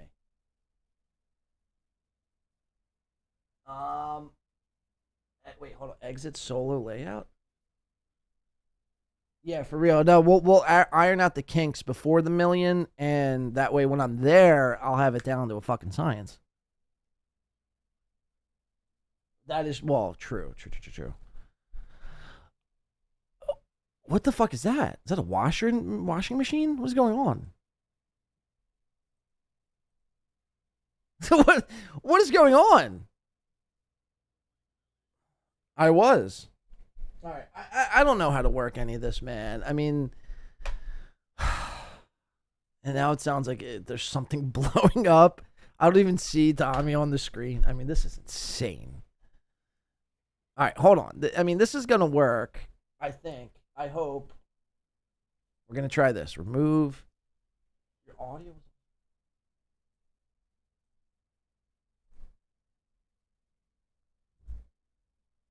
Okay, there's Tommy. We have that established.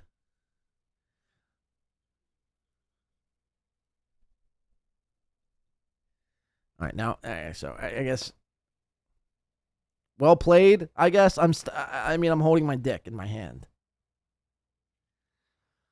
It was going so good.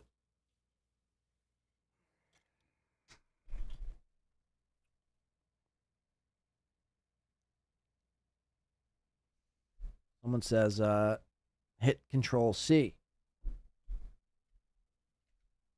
I mean, literally did nothing. So thanks for that. Thanks for that. All right, Tom, I'm going to send you another link here, man. But it's going to be through Google. I'm going to try that one more time.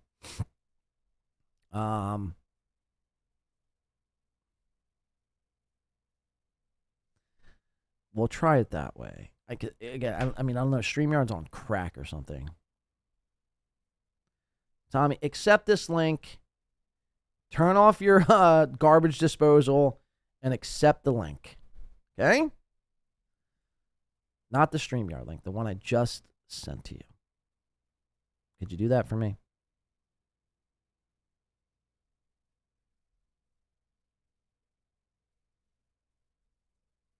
Check the Twitter. Accept the link. Mr. Panhunter says, it's a pro show, Blaze. Blazer? Are you calling me Blazer now? Blazer. Now Panhandler's scolding me in the chat. Tommy's trolled me. It's gone off the rails, folks.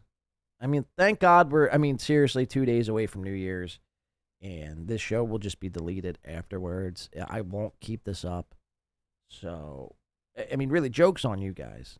Joke's on you guys for instilling trust that I operate any sort of a pro show around here. I'm glad I give off the illusion that, I'm somewhat competent enough to even attempt to throw a pro show. But, I mean, in reality, the fact that I even string together 5 minutes. Oh, wait, here we go.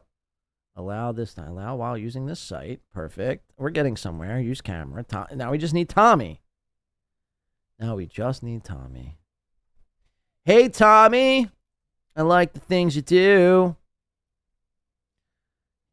Hey, Tommy. All right, we're just going to play a clip, and I don't know. If Tommy shows up, he shows up. I feel like he's really stuck it to me, though. He really stuck it to me on this one. And I take back every nice thing I said. Look, the thing is I'm learning here is that when you say nice things about people, it usually comes back and bites you in the ass. You know what I mean, chat? You guys see what I'm saying? So, in 2026, I have to stop, giving people the benefit of the doubt. I have to stop, thinking that, hey, maybe there is some good. Maybe I'm too harsh. Chances are I'm pretty spot on with my initial analysis with most of these people.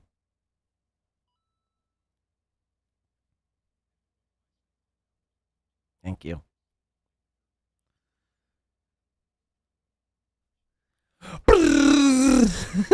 Yes! That's a drum roll, by the way. Guys, who what why wants us to know. Hold on. We'll do this the right way.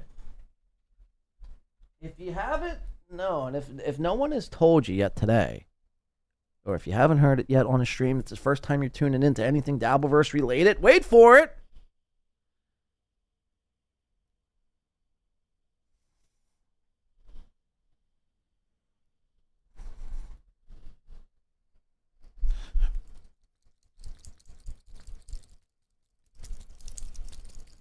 This is the longest drum roll in history.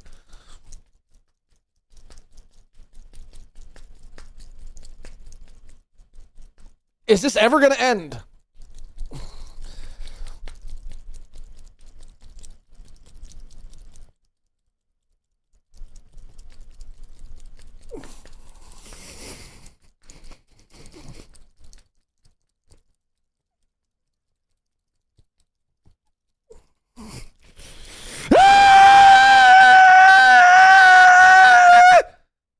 Mersh has a girlfriend. I feel like I'm lightheaded now. All right. Well, Mersh has a girlfriend. Why wanted us to know that, just in case. Because it sometimes, it gets lost on me. I'm walking throughout my day. I'm doing my daily thing. You know what I mean? And then I just somehow forget. Mersh has a. Right, I try to time it up with the drum roll. Yeah, but no, sometimes I do forget that. I'm going through life, I'm getting gas, and it slips my mind. But now that Who What Wise reminded me, it's all praise Mersh and his saggy. She's probably got some saggy fucking curtains. Let's be real. Any chick named Ice Dancer has probably got some saggy floppy curtains. Oh my God, it just made me nauseous. Who wants to do another shot, and then we're going to get into some coverage. Sorry, I tried to bring Tommy on, but he ran scared because he was doing dishes. He was doing the dishes, and his garbage disposal just started going haywire. So he's ran off, and I don't think we'll be seeing Tommy anytime soon. So again, I'm just sitting here with my dick in my hand, waiting patiently to resume here. And I'm getting nervous and I'm starting to sweat. Luckily, I'm wearing black so you can't see my armpit sweat. Oh, God, man. I need a fucking meal. Cheers to Jenny Jingles and Ice Dancers. Floppy, saggy meat curtains. Cheers to that. Salute.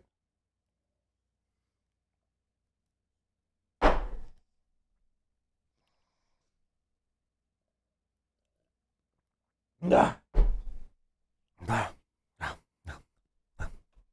That's okay.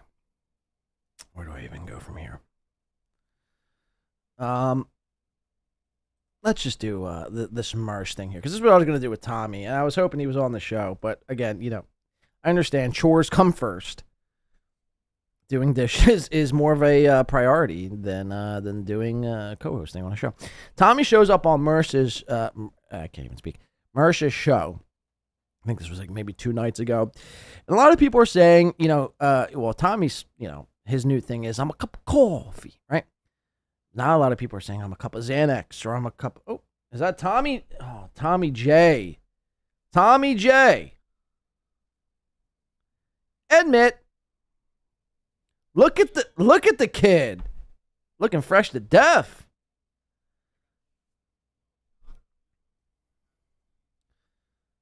Hell yeah, dude. The drunk hairpiece. Let's go. So, where are you at now? You look like you're in like a nice office.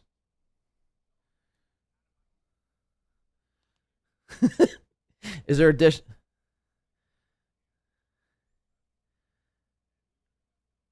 Oh my God. So why don't you just knock up on your neighbor's door and be like, yo, neighbor, can you please silence?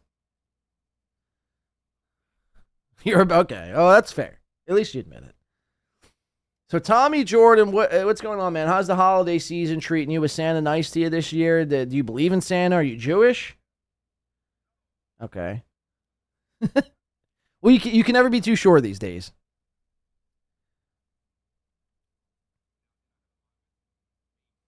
Okay, we're getting somewhere. Well, I hope you...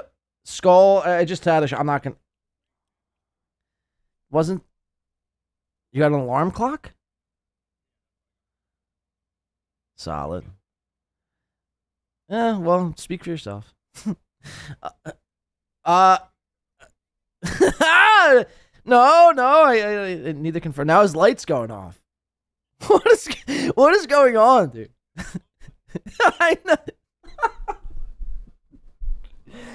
Oh God, I'm dead. Tommy, Rookie of the Year hasn't been treating you so well this year. They promise you so much. Hey, you become Rookie of the Year, you get a nice lump sum of money. Turns out that's not true. Right. Homeless, shooting crack. So I'm glad you brought that up, because the last show, live from Vegas, where I was just basically robbing every cancer patient this side of the Mississippi. Yeah, it was nice, dude. I mean, trust me, it was fucking grand. No, but what is Sugar Snap Peace? Oh, Bubble Craps. Sugars. No, dude, like, I'm not a poker player. I was kind of saying this on the show earlier, but it's like I'm not comfortable enough just like giving my money away if I don't know how to play something. You know what I mean?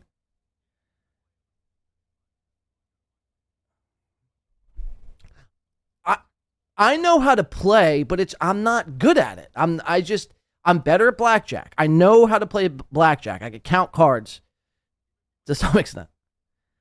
Yeah, well, it doesn't even matter. It's just like, first of all, poker is a longer game. Like, you got to be willing to commit to like a few hours to win some money. And especially if you're doing $1 fucking hands and $3 blinds and this and that. It's like, it takes forever, man. Like, so just throw me into a blackjack table, $15 a fucking hand. I win like 10 hands and I'm up and I'm cool. You know what I mean? So, but yeah. The prices, I don't know, dude. I was begging everyone, hey, man, you got an extra smoke, dude? I'm so broke. It's so crazy. Dude, so I guess you saw the clip. I mean, it's just so bizarre. Karl's such a fucking snake, man. It's so crazy.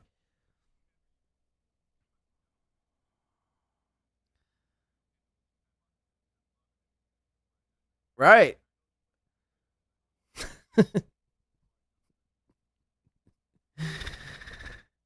It's just fun. I'm watching your. Yeah, I told you not before you came on here not to discuss that. So, no, but I want to talk to you because you were on one when I was in Vegas, and you wanted to come on last week, but I just felt weird. And I don't, you know what I mean? I didn't want to be like, oh, the only reason why he's bringing him on is because he sent him. You know what I mean? So it's like, but I did say I'd have you on here today, and luckily, well, no, you don't need to thank me. You are the rookie of the year. I got to put some respect on your name. No, dude, the whole Dave Sarah, stop it. The whole Dave Sarah, stop it. The whole, no, stop, no, I'm serious, man. I mean, this is beta, this is Dr. Till beta energy, the guy who's wearing the fucking Riddler mask. That's that type of energy. No, you are the rookie of the year. I'm telling you, Tommy. I'm telling you. Dave Sarah, what is this? The Art of War. Okay, so this is something we have to talk about. Stop it with the merch thing. You're too much in the merch now. So look, can I show you something here, Tommy? How can I share my screen? Let me see. Entire screen. Screen 1. With audio, can I do that? Okay. Can you see what's happening here? Okay, hold on. You're gonna see now this, correct? And you should be able to hear this if I play it, right? You can hear that, correct? So, okay, first I have to ask, were you on any substances or were you sober?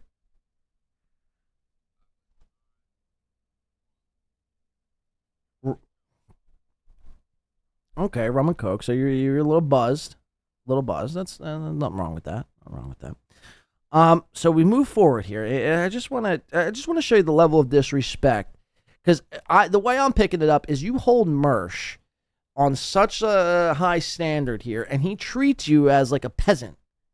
You know what I mean? You're out here, you bought the red book, The Art of War, Texas Law, you're uttering his phrase. That's what I'm saying. You gotta, I mean, look, Mersh to me needs to be taken down.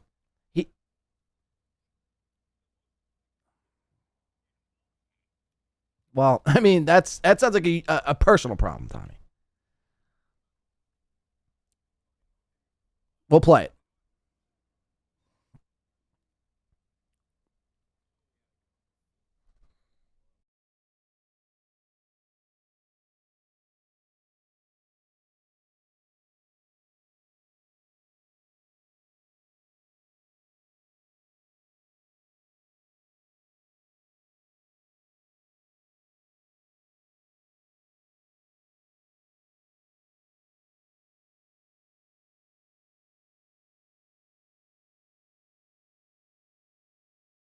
Okay, yeah, no, I understand. Hold on. I gotta fix this. Hold on, because they can't hear the clip.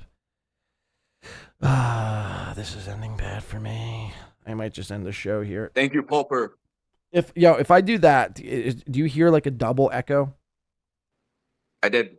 As soon as I said thank you, Pulper, which was a little eerie. I'll be honest with you. So you do hear a double echo? I hear Pulper. You hear Pulper? Yes. He is amongst us. I'm channeling Pulper.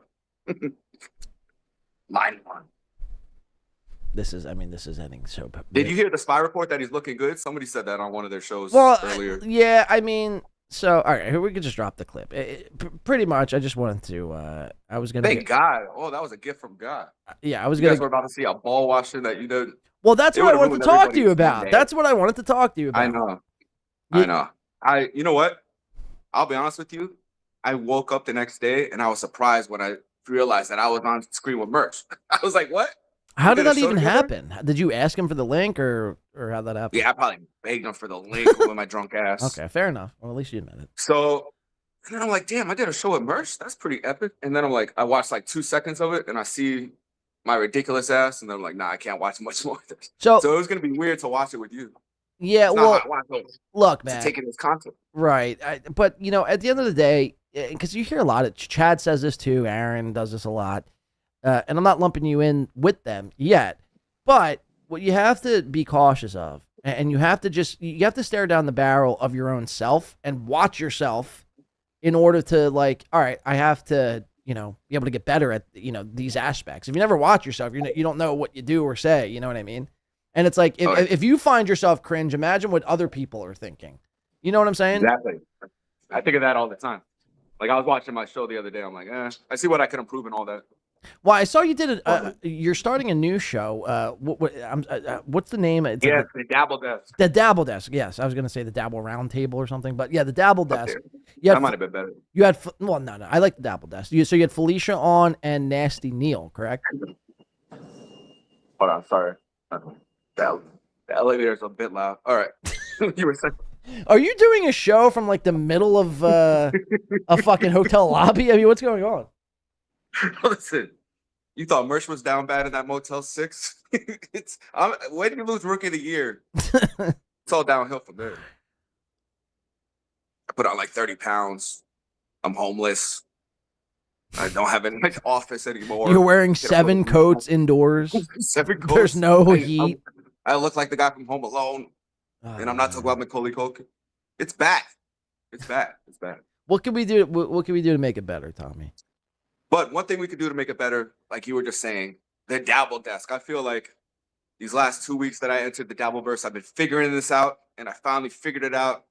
And now I. But what do you mean though? Like you're on such a high road. I mean, you're exposing Chad for his hairless brush. You're sticking a camera in Neil Brennan's face. You're riding away on a unicycle and from Stuttering John. I mean, you're at the high of all highs, and now you can't even get your own heat to turn on. I mean, what is happening? This is not what I expected, man. I'm actually kind of depressed. You ever saw like a NFL player once they retire after a few years and they're selling cars? Well, that's what's going on here, man. But I'm not selling cars. I wish I was selling cars. That's the first step, man. Look at some of these. Junior Seau. You don't want to end up like Junior Seau because that's the next step. Merch told me if I read this book, I'll figure it out. Don't listen to anything Merch says. You want me to send you a copy, John? I don't. I've read that book 7 times. That's just long. Don't. I'm telling you, man. Merch is going to steer you down a wrong path. You're going to wind up selling crack and, pimping out hookers. Don't do it, man. Merch is bad. So you know news. what I was thinking? What's that? What I was going to propose to you? What I was thinking. Lights off. I want the lights off to set the mood. Thank you, producer. This is what I was thinking, right? I was thinking maybe I'll give you the opportunity. Oh God. To be my co-host on the Tommy and Blade show. Oh. With the Tommy and Johnny show. The Tommy and Johnny show. Listen, it will be like we'll put Opie and Anthony to shame. We'll put Howard Stern and Robin in their place. Dude, okay. When does the show air? It's a weekly show. It airs on Friday at 6 p.m. It runs until 5 a.m. Saturday morning. Holy shit. It's on everything that happened in the Dabbleverse and beyond. And yeah, I might get my own spaceship. Everyone needs their own spaceship, dude. We just need Poper to fund this idea. And I know you have contacts. Poper! You think it's a little bit too much to ask him to fund this? He needs to help us. He doesn't help me.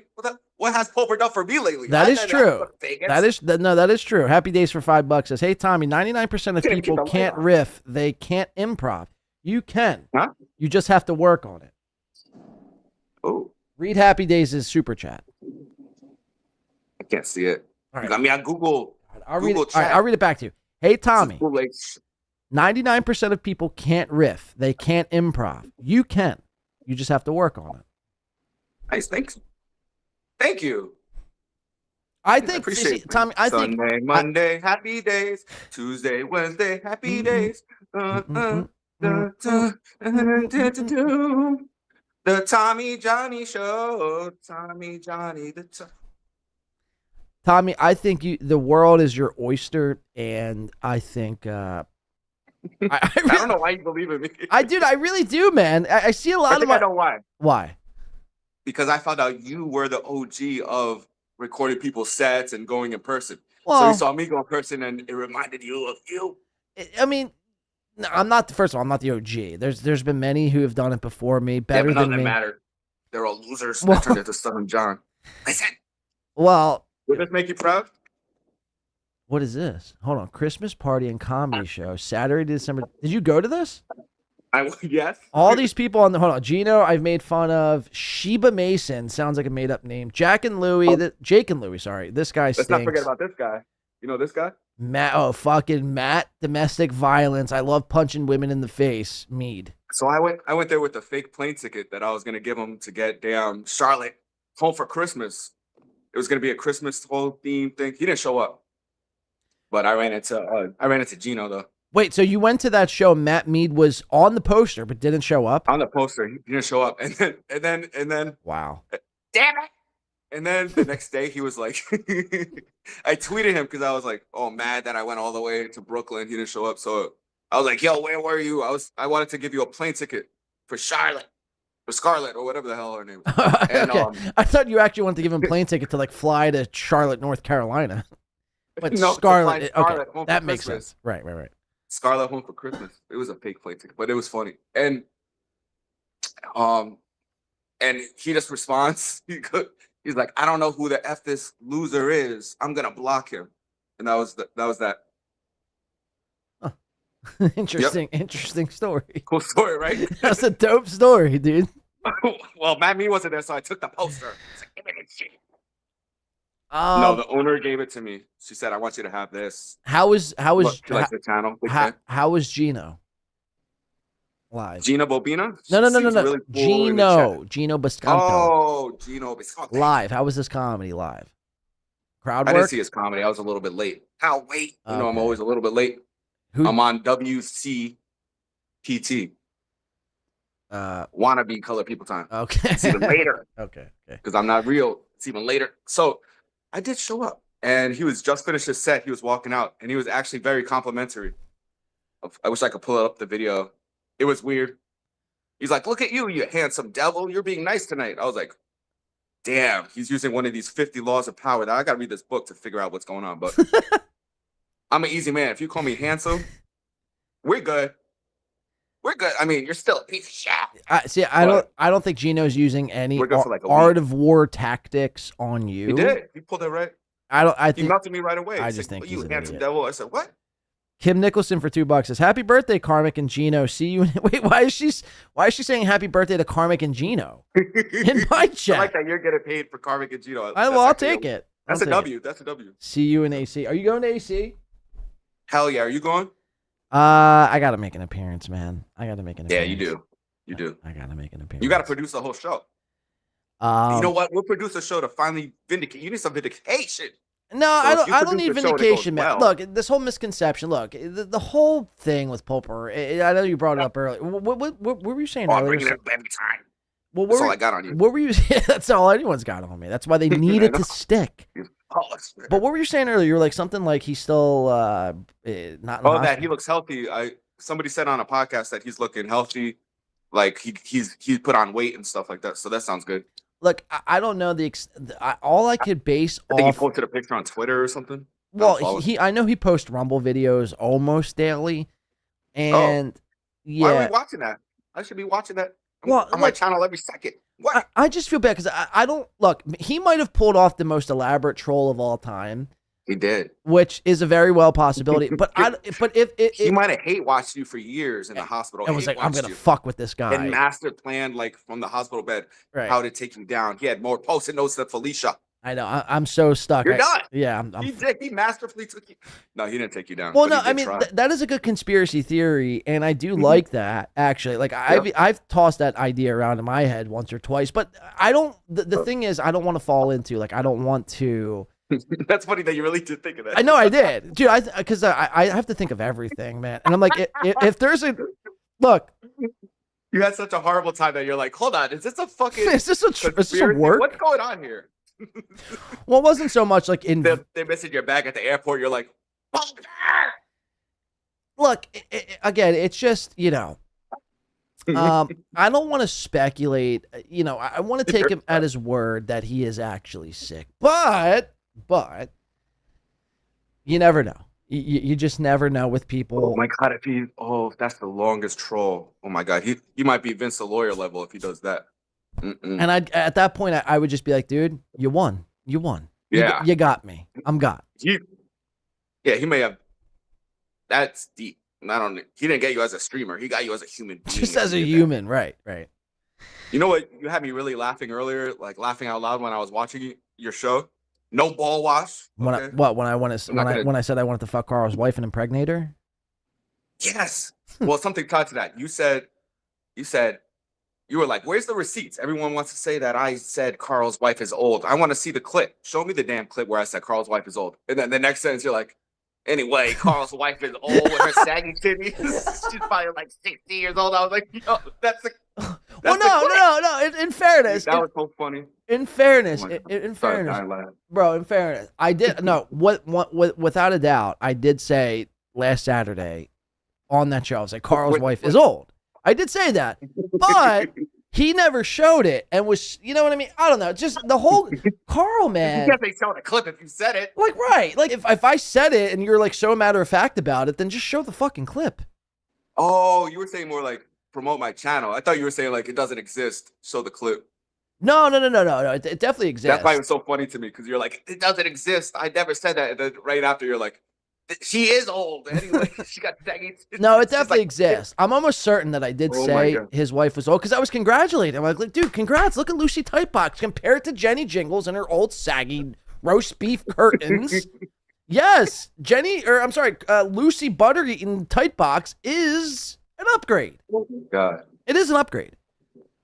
That could be said for any husband and wife.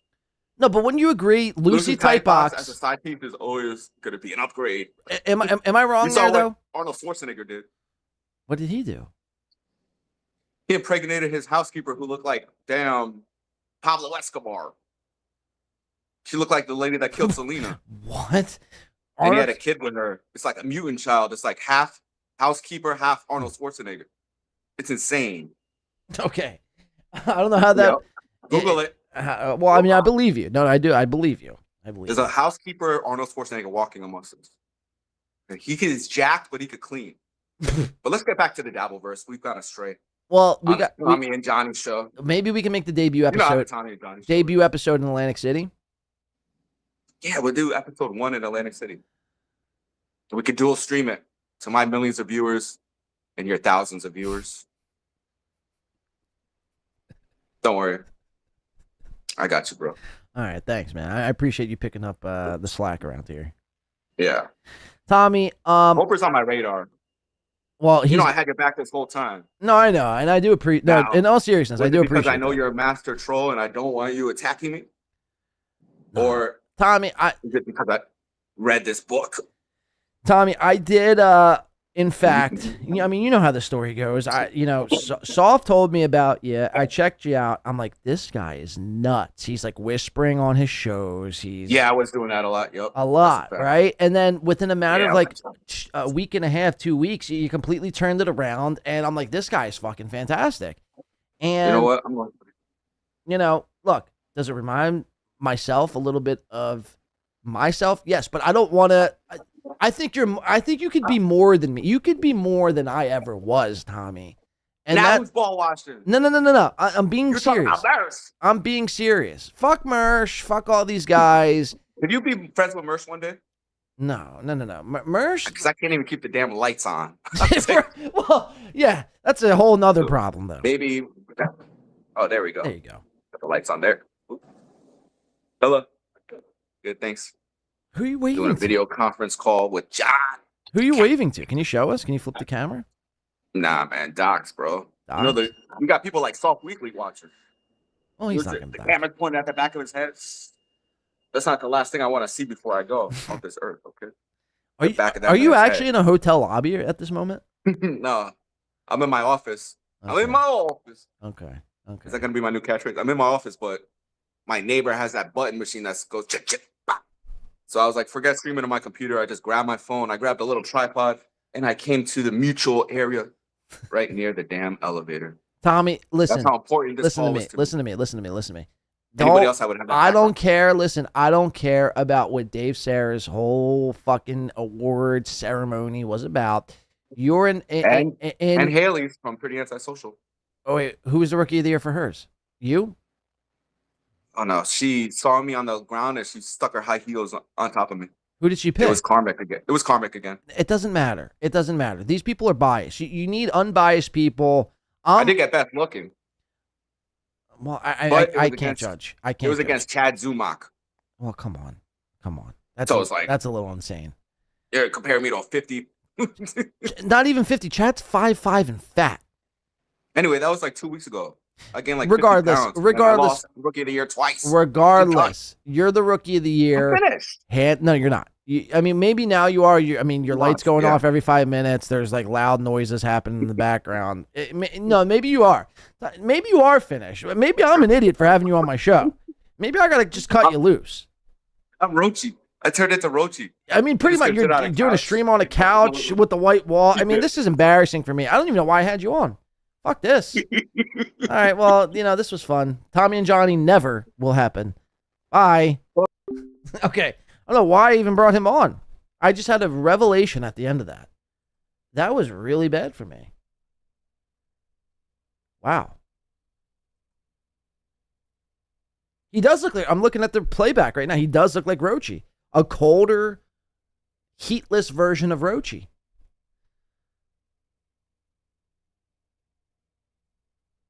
Huh. I can't believe I even allowed that. I had hope for that kid. And he let me down.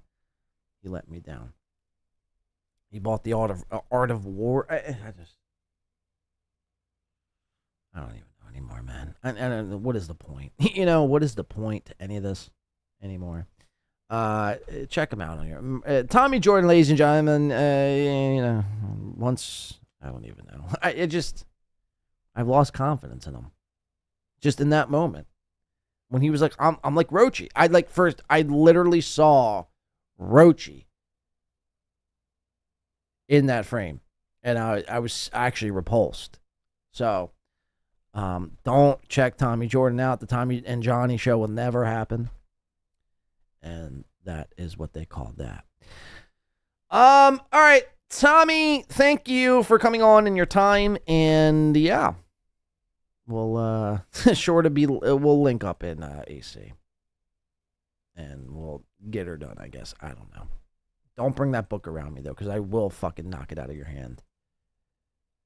Okay? So, there's that. All right, let me do... I mean, Karmicx's birthday. Yeah, let's just do that, because I've been hinting toward this. This is Karmicx from this morning. So proud that it was his birthday. And this was what I was hoping to go over with Tommy, but, whatever. We were just riffing. This was Karmicx from earlier. He might have even taken this episode down, because Karmicx chat disabled for live stream. Hold on. Let me see. Hold on. We might be ending the show, because he might have taken this episode down. Hold on.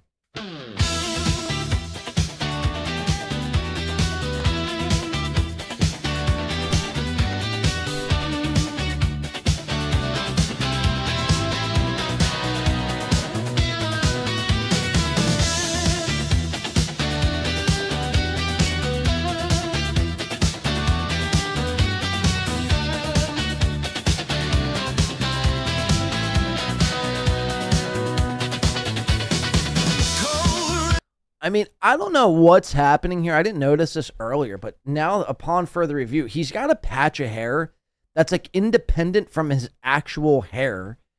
And I mean, he doesn't have a beard. I mean, he does have some chops, but it's like his chop line.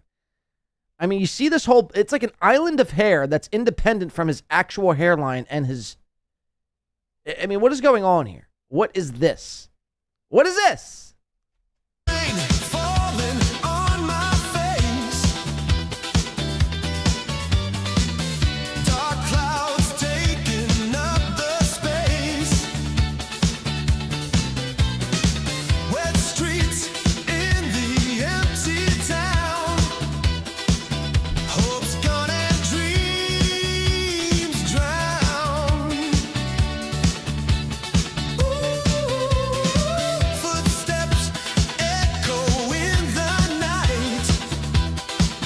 I mean, this is how we start the show off, by the way. Just complete silence, doing hand gestures, gang symbols. Lost love fades out of sight.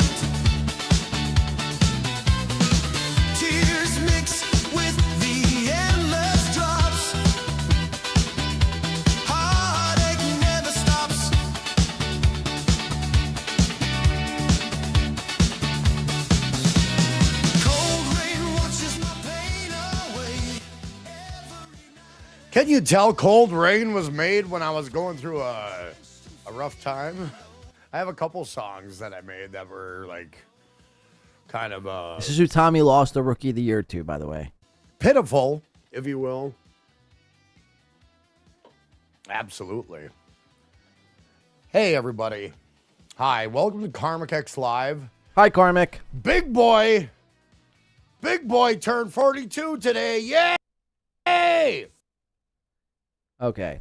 We have to. This is going to be a SOS, shoot on sight.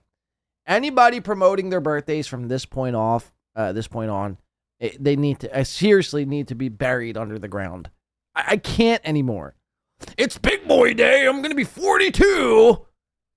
You're 42. 40 fucking 2. Act like it.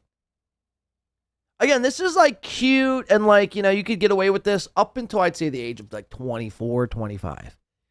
And that's even pushing it. But after the age of 25, if you're still doing this, guys, it's my birthday.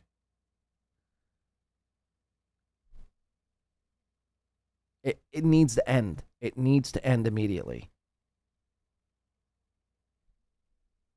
Big boy turned 42 today. Yay! I'm 42 fucking years old. That's crazy, by the way. This guy's 42 years old. When is the wisdom thing and age? When are they going to clash? Do I have to wait another 10 years? When am I basically that loosely translates to when am I going to become smart?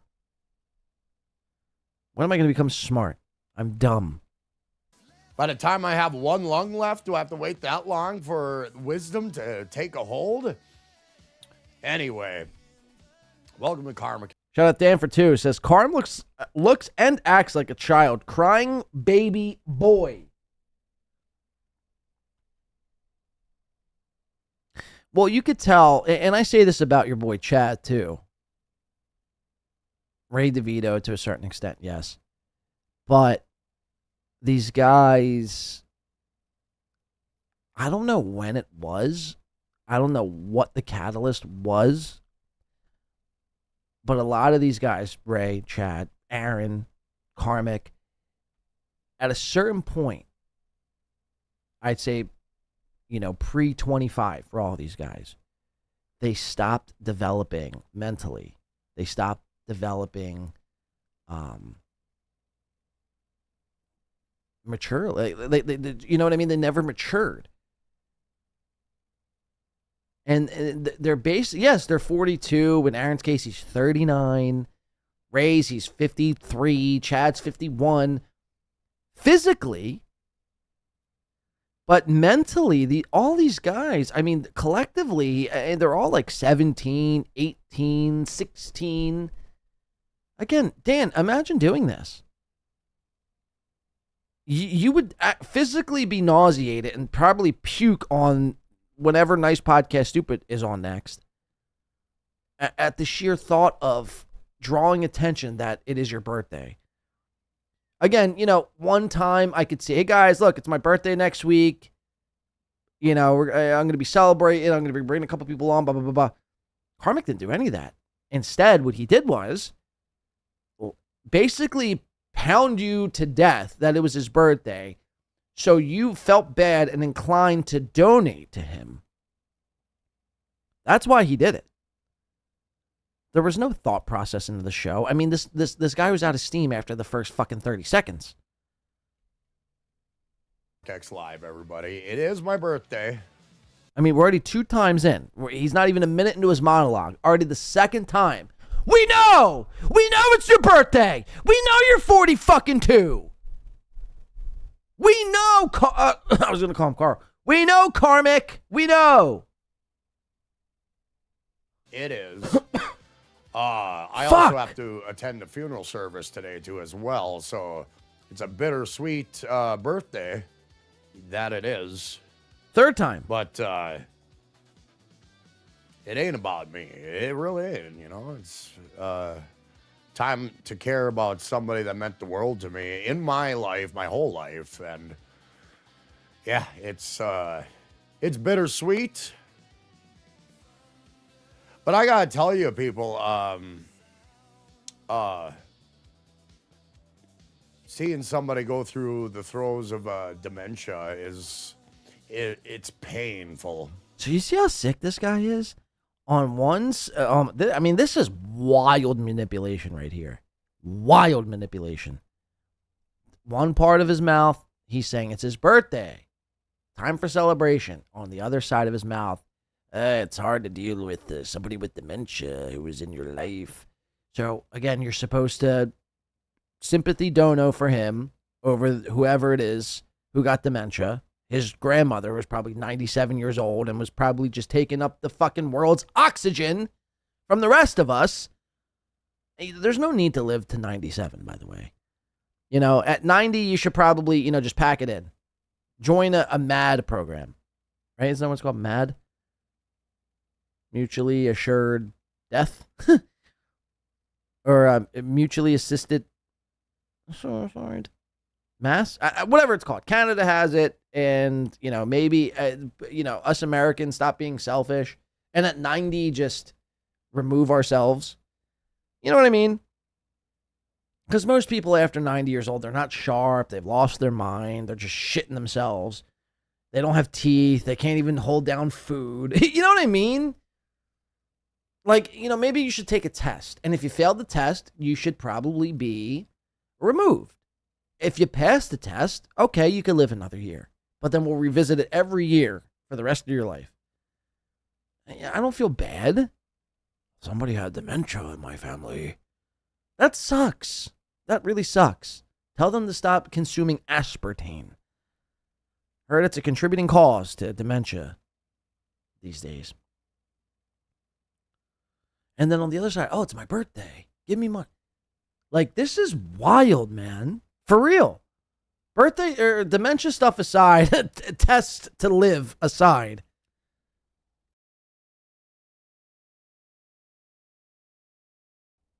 It's just wild to me that you have to take a test for a lot of other things in life. But for certain things, you don't have to. To procreate, no test required. You can have as many children as you want. Like this guy right here we're staring at can have upwards of 20 kids if he feels like. Which is scary. Imagine 20 Karmicxes roaming around this earth. You know, after the age of 70, 75, you don't need to like retake your, I don't think anyway. Maybe you do in some states, but you don't have to retake a driver's test. You could just drive while being on the verge of a stroke. You know what I mean? After the age of 85, 90, 95, you could just continuing on as if business as usual. Meanwhile, you're drooling on yourself. You know what I mean? You know, you're shitting yourself. My point is, there should be more tests required to do certain things. If you have to take a test to get to drive or to get into a college or to do certain, it should be, you know what I mean? All that aside, though, I don't feel bad because somebody in your family has dementia. I'm sorry. I just don't. I really don't care. There's people in my family that aren't doing so hot right now. You don't hear me bringing it up.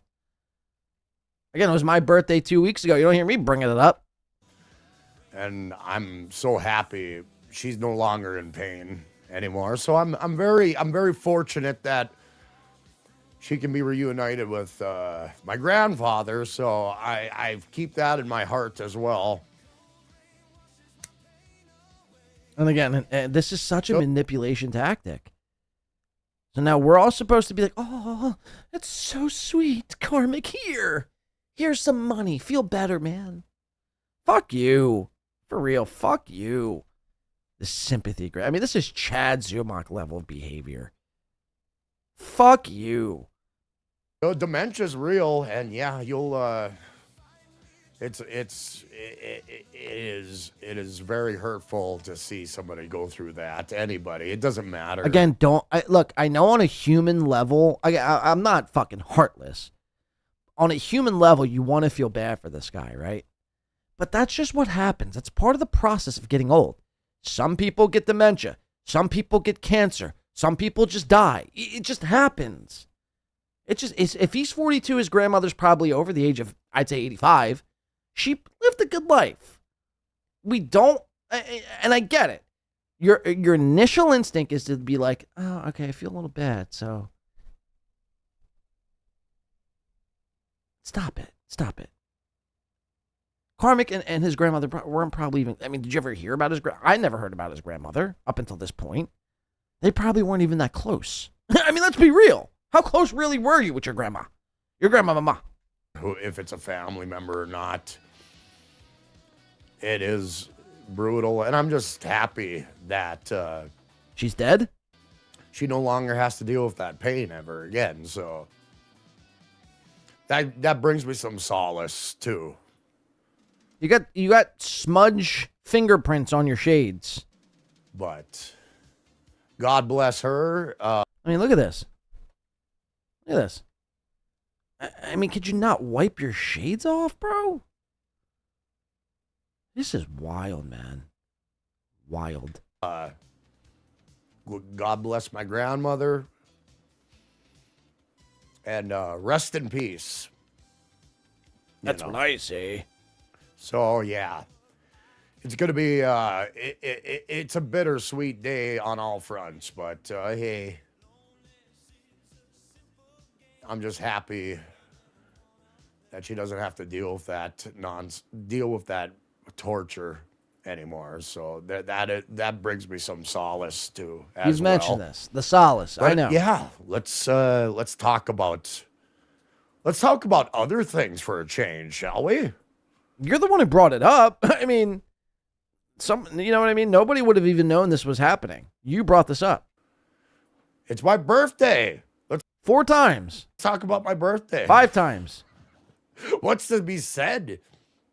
I always kind of viewed birthdays as 6 just times. another day because, I've never been in a... Until I got on the internet and realized you could just grift and say it's my birthday and you have retards who are willing to just give you money hand over fist. Yeah, we know. The only one who cared about my birthday was my mother. She always kept that. I'd be curious to see when this show is finished processing, if you go back during the transcript, type in Control F on the transcript, type in the word birthday. I'd venture to guess the word birthday was probably mentioned over 100 times. And my brother, too, also showed me some respect and love. Not get your mind out of the gutter when I'm talking about love people. Be honest. So you and your brother sucked each other's cocks. But yeah, it's now I'm celebrating a birthday while I'm streaming. And in my Minnesota tongue, I call it birthday with an F. My ineloquence knows no bounds, people. But yeah, I am 42. Yes, 42 audience. Holy shit. The crowd goes wild. I turn another year older, and the whole stadium erupts with cheers. Again, these guys use that crowd applause, as a crutch. Chad, Aaron, Karmicx. Yeah, guys, so I'm 42, another year older. Oh! Oh! The crowd isn't going wild over you being 42. The crowd is actually repulsed.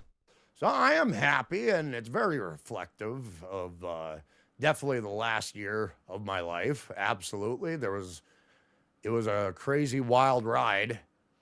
And you guys got to take part of it every day when I streamed. So this whole year was a whole lot of learning, people. Whole lot of learning about myself and what I provide to people when I do this type of stream. So I do apologize to those who had to understand that, there's certain things I know that most people don't, but there's also a lot of things I know that a lot of people know wholeheartedly. What? What? there's some things I know that no other people don't, and then there's some things I don't know where everyone else knows. Come again? I do apologize to those who had to understand that, yeah, there's certain things I know that most people don't, but there's also a lot. There's certain things I know that certain people don't. Of things I know that and there's certain things I know that a lot of people know. That a lot of people know. Okay. Like wholeheartedly. That's a fact. You know what I mean? Okay. But I also have to realize, hey, I do have an inflated self-sense of worth about what I provide to the world. I do feel like my voice is singular. Like nobody can understand where I'm coming from. So I do feel like the misunderstood artist. I'm providing something that maybe isn't evident with most of these personalities, if you will, in this whole fucking world. He really believes, like Steel Toe does, that what he's saying and speaking into a microphone, that it's must see and must listen to TV. People have to be tuning in at all times, because what Karmicx is delivering is, you're not going to hear this anywhere else. Meanwhile, you listen to a show and it's like, Tim Walz is corrupt. Oh, I don't like pastrami. I've never even had Chick-fil-A. It's like, this is what you think is so profound? I could understand if you were like trying to, find the truth and break down the fourth wall and really go after it. You're like repeating takes that everyone has had already for like the umpteenth time. There's nothing original about Karmicx, even down to your music. I'm sorry, you might like Karmicx as a streamer. I'm not saying don't like him. I'm just saying, I mean, the way he comes off is like he thinks he's bigger than he really is. He thinks he's so much more, profound than anyone else around him in this space. And meanwhile, he can't even figure out how to chroma key his background properly. It's like, give me a fucking break. You would think a guy with a green screen. I mean, look at Tommy Jordan's. I don't mean the dick ride here, but Tommy Jordan's green screen is fucking flawless. Flawless. It's perfectly lit. There's no green spillage over into his background. And it looks great. Karmicx, I mean, either you don't care or you're just too lazy to fix. Either one is bad. Either one is bad. This is your job. I mean, if you showed up to work and had a major error such as this, they'd fire you and say, kick rocks, go home. Pack your desk, Karmicx. You're done here. At Arby's. Bye. No more free beef and cheddars for Karmicx. Oh, but don't you know? I don't know. You're out of here. Oh, I was hell bent on providing something totally different, and I think I succeeded. You didn't. You create AI music that anybody with a stable internet connection can create, and again, you just repeat things that other people have said in a Minnesotan accent. That's it. That's it. To a certain degree, I can pat myself on the back for that one. Absolutely. So, yeah, it's a very reflective day for me today to just realize, yeah, I went up and down, left and right, sideways, diagonally, whatever. But it was, with all of the heartache and trauma and horse shit that I had to go through, this has been the best year of my life. And I can't thank my audience enough for being there to listen to me. And the same audience he blocks every day. Incredibly crucial for me to develop as a human being, to try to become something that I know. I feel like I do have an inflated self-sense of worth. You've mentioned. I also got to realize that I'm still wet behind the ears in a lot of respects. And that's just a fact. And that's a fucking learning life lessons far too late. Happy Days for 5 says, how many hours of that shit does Karmicx do every day? How many hours of that shit does Karmicx do every day? What, stream? Is that what you mean?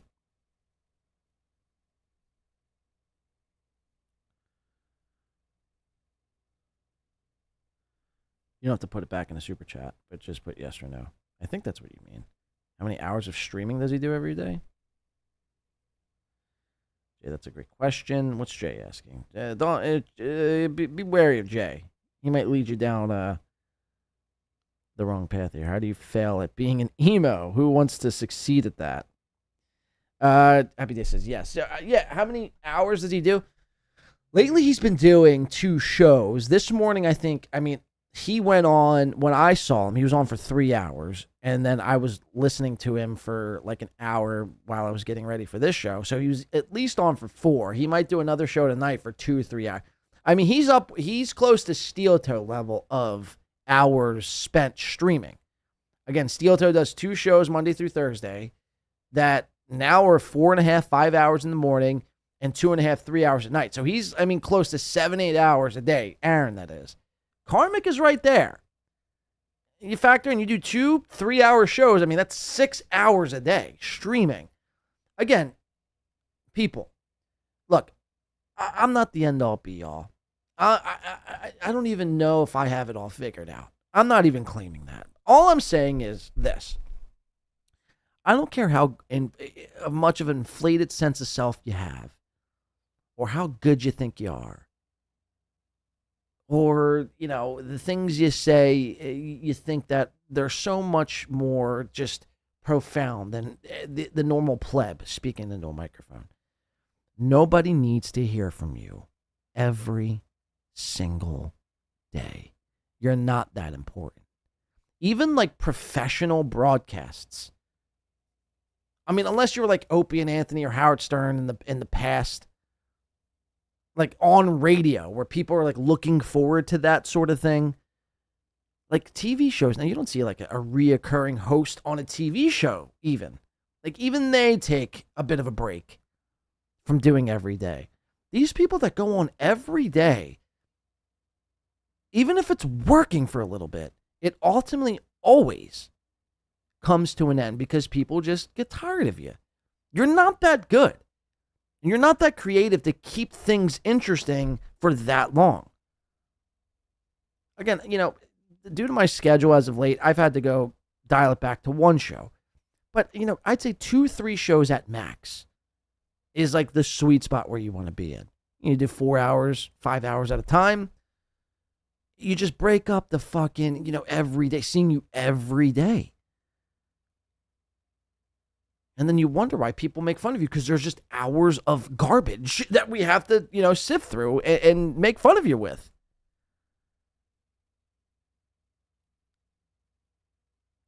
And I get it, to some people, they want to make this their jobs. But there's other people that could do it less and make more. And I think to a lot of cows, they don't realize that. They think they have to be on all the time to make the most amount of money, and that just simply ain't true. People pay for the product. They don't pay for the hours. So think about that. It can be brutal, but it's lessons that I gotta remind myself. I always have to be open to learn a thing or two. My own pride, my own ego has kept me from understanding and learning from my mistakes. And I want to change. I want to change. I want to be a better person on all fronts. And I want to do it for myself because I do have... First, Tim, Totality member for 2 months. How am I going to support you and also stay in Chad's good graces? Additionally, you see that Melton baited Chad to show his actual apartment. Oh, no! Yeah, I did see that. So originally, Melton posted a picture of this like janky little kitchen. And Chad responded, dude, this creep didn't even get my right apartment. Whatever he said. And he like posted a picture of like him cooking 1 egg. Chad posted a picture of him boiling 1 egg Chad is so poor, he can only afford to boil one egg. That's a fucking fact. And we know this to be true because Chad, when he steals credit cards, when he breaks the law, he doesn't steal for, again, a new pair of Air Maxes or a new 70-inch flat screen TV or a trip to Vegas. He steals for food, confirmed out of his own mouth. So yeah, he posted a picture of his kitchen, I guess, and it was just hilarious. He's got a picture of of his kitchen with him boiling a singular egg and a Ray DeVito magnet on the fridge. That's Chad's sad kitchen. What girlfriend do you know would support anything like that? You're living with a girl because they got tons of magnets on the fridge. Most chicks do anyway. I mean, there's a few that don't. I'll give you that, sure. But most chicks are putting shit on the fridge and putting things in the kitchen. Like, that was completely... I almost got to show you that now. I almost just have to show you. I want to take a break from Karmicx real fast. Where the fuck is it? It's so good.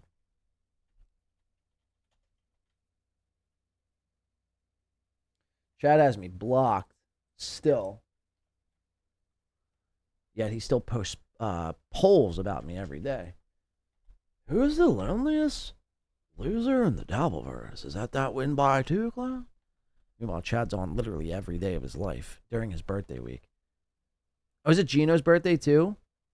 God, man, if Gino's doing a birthday stream? I'm gonna fly to New York and cave in his fucking face, much like Pat Dixon. Fuck Pat Dixon, by the way. Actually, I don't know. I didn't watch the clip. I know Pat was talking some shit, but I gotta watch it. Maybe I'll go over it on the next show. I just didn't really want to get too deep into the Pulper stuff. Because again, I'm just trying to leave that in 2025, learn from it, and move on. Where did he delete the tweet, man? I think Chad deleted the tweet. He's got pictures of Lady KB. Dude, Lady KB's so sad. She's on every chat room. I was going to wait till New Year's to do a show, but I kind of want to do one today. Are you into it? This is a post from Chad. Again, this guy cannot make up his own mind. I mean, this is insane. Fuck yeah, Z. Man, get ahead of it. Okay, so this is the kitchen right here. So initially, Melton posted, where is it at? This picture right here. And I don't know. This, I thought, was Chad's kitchen as well. And it's look how sad this is. This is a mini fridge. I mean, look how close the fucking cabinets are to the sink. I mean, that's maybe a foot and a half from the sink. And then Chad's "No, here's my real kitchen." And this is it. Boiling a singular egg, which is insane, and the Ray DeVito magnet.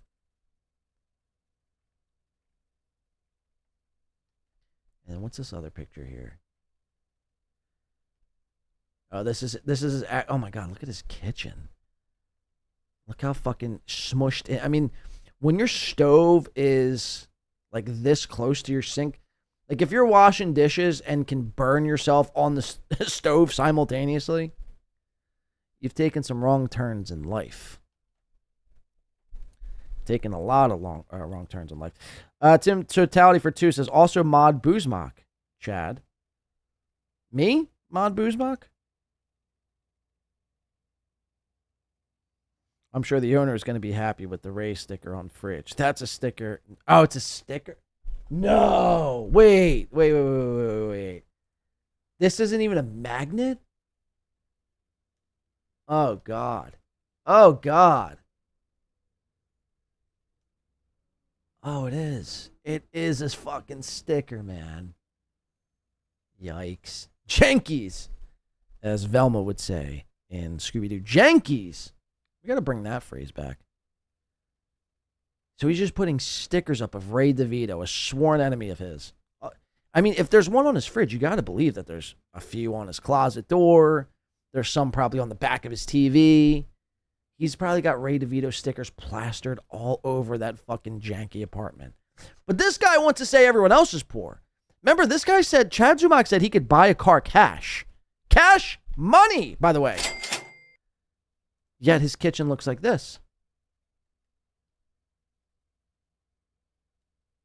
God, all of his appliances are, I mean, within like 2 feet of each other.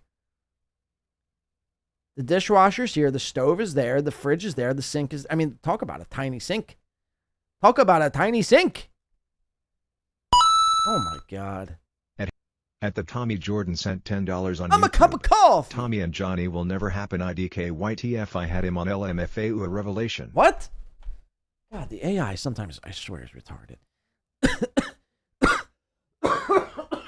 Excuse me. Tommy and Johnny will never happen. I don't know why the fuck I had him on, LAO. A revelation. Yeah, it's done. It's done. It's over. It's over. I'm kidding. I'll give it one chance. Just because Tommy has been a rider over the last couple of months. I'll give it one chance and live from Atlantic City. Okay, we'll do the Tommy and Johnny, but you got to prep for it all. Okay?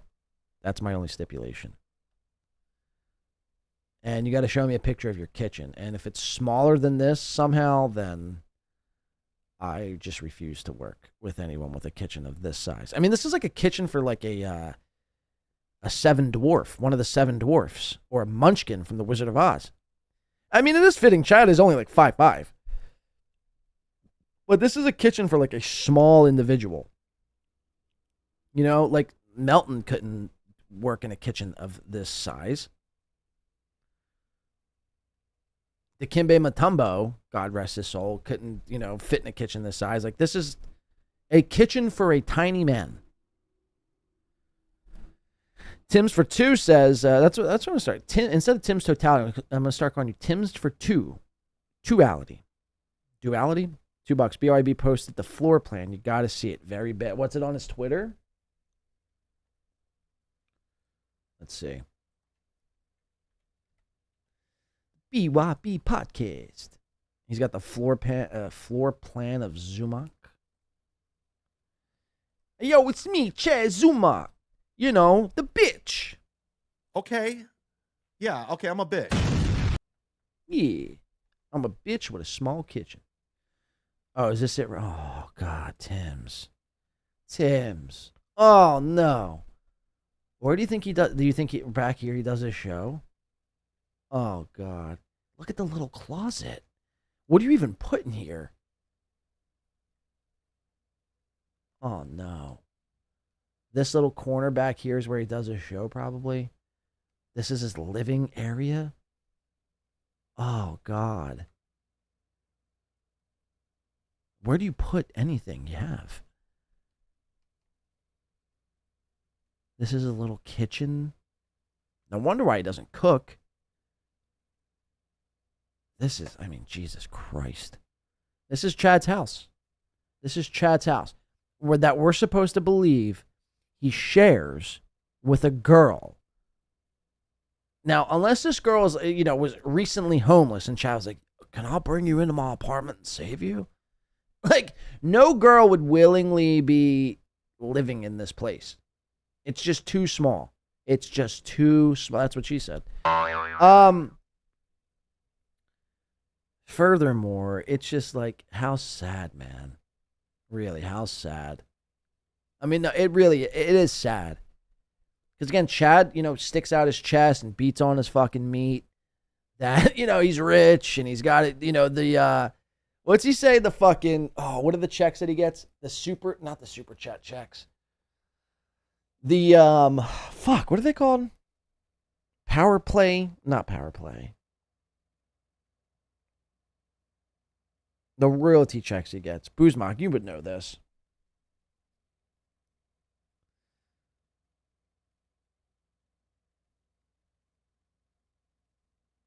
There are RV. No, you're right, Moon Crickets. There are RVs that are bigger than that. Popcorn ceiling means it's classy. Well, yeah. The fucking radio ones. Yeah, it was something like that. What are the checks? What are the checks that he gets every month? Sound exchange. You're not good. Sound exchange checks. All those this is what sound exchange checks will get you, by the way. This is what Sound Exchange will buy you. A little, what? What are we talking here? 350 to 500 square foot tops? 500 square foot is being generous. Like, you shouldn't be able to make fun of anyone if you live in less than 1,000 square foot place. I think that should be the new rule. I'm hereby declaring a new rule here in the Dabbleverse. You can't make fun of anybody if your square footage is less than 1,000. If you're like moving like in your apartment like this, and your kitchen looks like this, you can't find a new line of work. Find a new line of work. Chad, I thought you do comedy every day.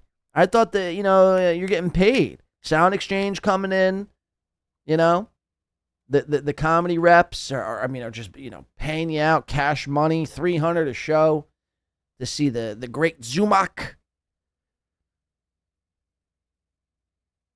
You got enough money to buy a car cash? You're doing shows on the road with Swartz and you're killing it. I'm not shocked. I really am not shocked, but it's just like, when you see it, it really puts it in perspective. It really does put it in perspective. Holy fuck. So what? Wait, hold on. Where does he stream? Does he stream in this corner over here, or does he stream in his bedroom? Like, on one side, there's his little fucking studio with the green screen, his little laptop and mini. Maybe that's why he needs a mini roadcaster, because a full roadcaster wouldn't fit in this shithole. So what? He streams in here and then it's got like a little twin bed over here, or does he stream out here and have like a reclining chair? Or because we know Chad don't have TV.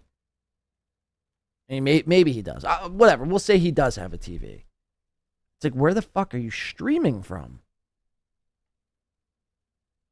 Like, you got bigger fish to fry than worrying about setting up a little streaming setup. You know what I mean? Holy balls, man. That's bizarre. That's actually bizarre. In a corner, says Stone Cold Stutter. Oh, he can't get into an elder home. Maybe when they hear about him robbing old veterans, they won't.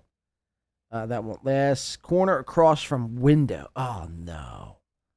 I guess, yeah, you're right. You're right. Zumock on the case. So here's the window here. And Chad streams right here. So when you walk into Chad's door, when you walk into his place, not that many people do.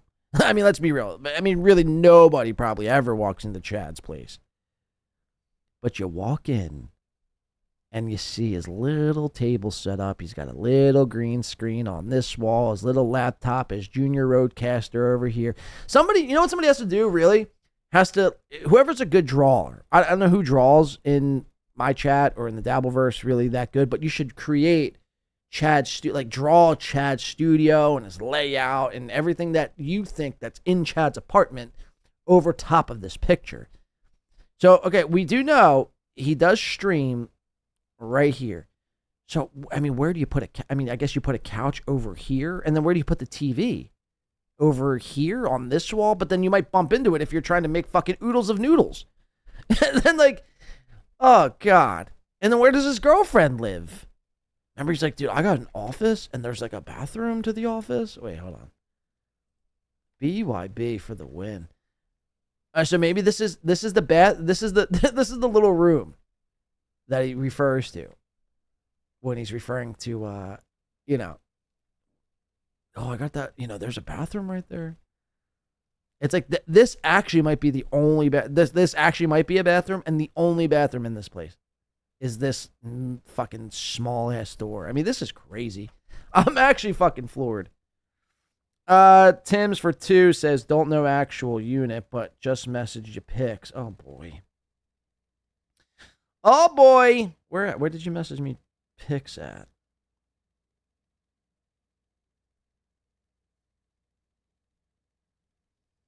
I just messaged you pics. Let's see. I don't know if they're on my Twitter. Did you tag me?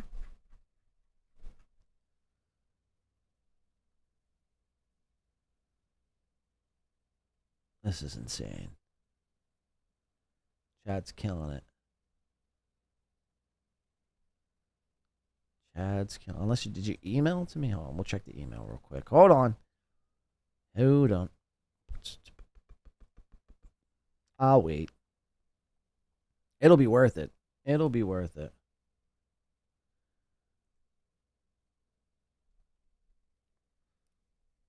No.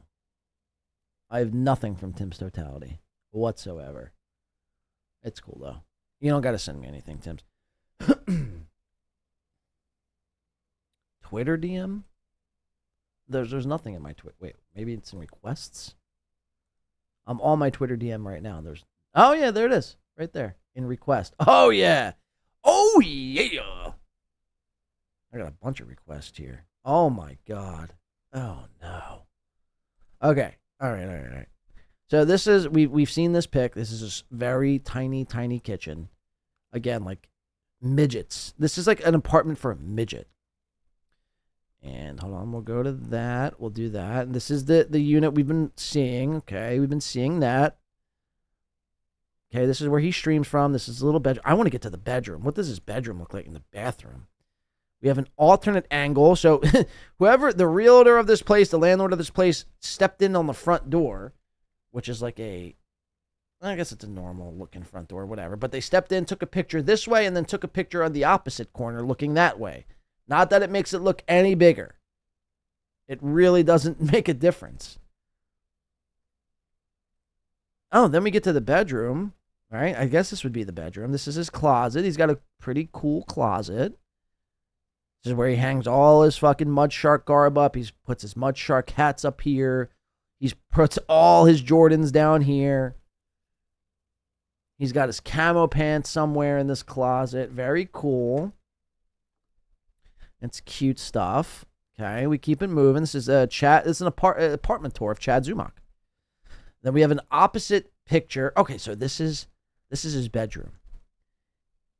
His bedroom, I mean, maybe might be like 11 by 9. Maybe 11 by 11. And this is the bathroom here. Oh, he's got a tub. Pretty cool. He's got a little tub. This is Chad's fucking home. This is what he calls home. This is what Sound Exchange does for people. And this is his little bathroom. This is where he takes poops. This is where he takes mud sharks. Mud sharks. This is where he showers and where he jerks off into his tub. He brushes his teeth, his little mud shark teeth right here. It's probably, I mean, this is a cleaner photo taken by the landlord to try to, obviously get someone, an ass in this apartment. But, Chad ain't taking care of this apartment. I mean, there's probably dust. There's probably piss stains all over this toilet seat. There's probably piss stains on the floor. There's probably all pubic hair just rolling around. I mean, this is fucking nuts. Really. Again, for a comic of 20 years and a cool time, big time podcaster, I mean, that's what it gets you. That's literally what it gets you.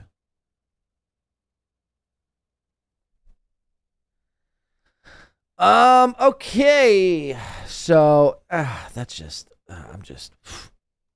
again, if you don't have a 1,000 square foot home, at least, you can't make fun of people from this day forward. $2. Is that where he went to grab the brush? I don't think it was the bathroom he grabbed the brush in, Tim. I think, to be real, so if we're going off the notion, here, let's just go back to give us a visual. Sorry about this. We kind of got sidetracked here. So if we're going off the notion that Chad is streaming here, and he's like, oh, I'll be right back. I'll go get the brush. I don't think the brush was even in the bathroom in the first place. I think what Chad did, and what many pointed out that Chad would do, is that he would go and buy all of these supplies to make it seem like he had a girl. A lot of the makeup. I mean, again, two people can't live comfortably in a little shit box like this. I'm sorry. They just can't. They can't. There's not enough room. Especially when you have a studio that takes up, damn near half of the place. You know what I mean? And especially a female. Like, a female, like, needs more space. A guy, if it were just Chad, he could make do. Like, this is big. Like, to Chad, this is a mansion, especially because he's a midget. So to Chad, this is like a palace. You know what I mean? But if it's a guy and a guy, like, there's just no way in hell. There's just no way in hell. Okay, I'm not saying this is nice. I'm not saying I'd live in something like this. I'm just saying to Chad, this is like, you know, Club Med, Trump Tower. You know what I mean? So what I think happened is he probably, you know, since his studio setup is here in this corner, as we know by Chad Zumock, who studies Chad's every single move. Who, by the way, congratulations, Chad Zumock. You got the strikes lifted from your channel. I was going to come on my next show, whenever that was, and really, I mean, I had your back, but I think most, and that's why Chad fails to see and view how he loses the high ground every time. Because it's like Chad wants to come off as like, oh, I do have a code. And it's like you're striking people, you're doing like some shady shit, you dox people every fucking chance you get. You're sharing Lady KB's LinkedIn and making fun of her. It's like, bro, that's why no one respects you. That's why everyone thinks you're a fucking joke. You know what I mean? And then to top it off, the cherry on top is your little fucking, 2i2 apartment. But I think he probably, had it in a bag somewhere, Tim, if we're being honest, somewhere around here. And he acted like he got up, walked, got the bag, came back, and, showed us the brush, the infamous photo of the brush. Because again, there's just no way in hell 2 people are living in that place whatsoever. So, wow.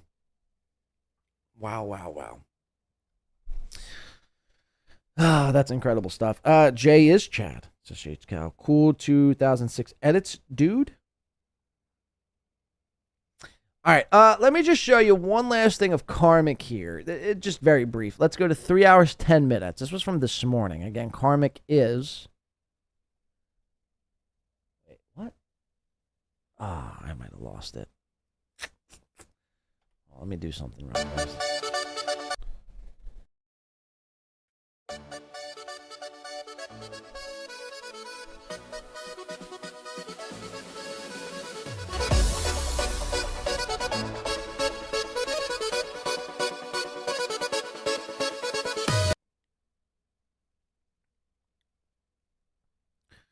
Karmicx brilliant birthday bash here this morning. This is what he was talking about.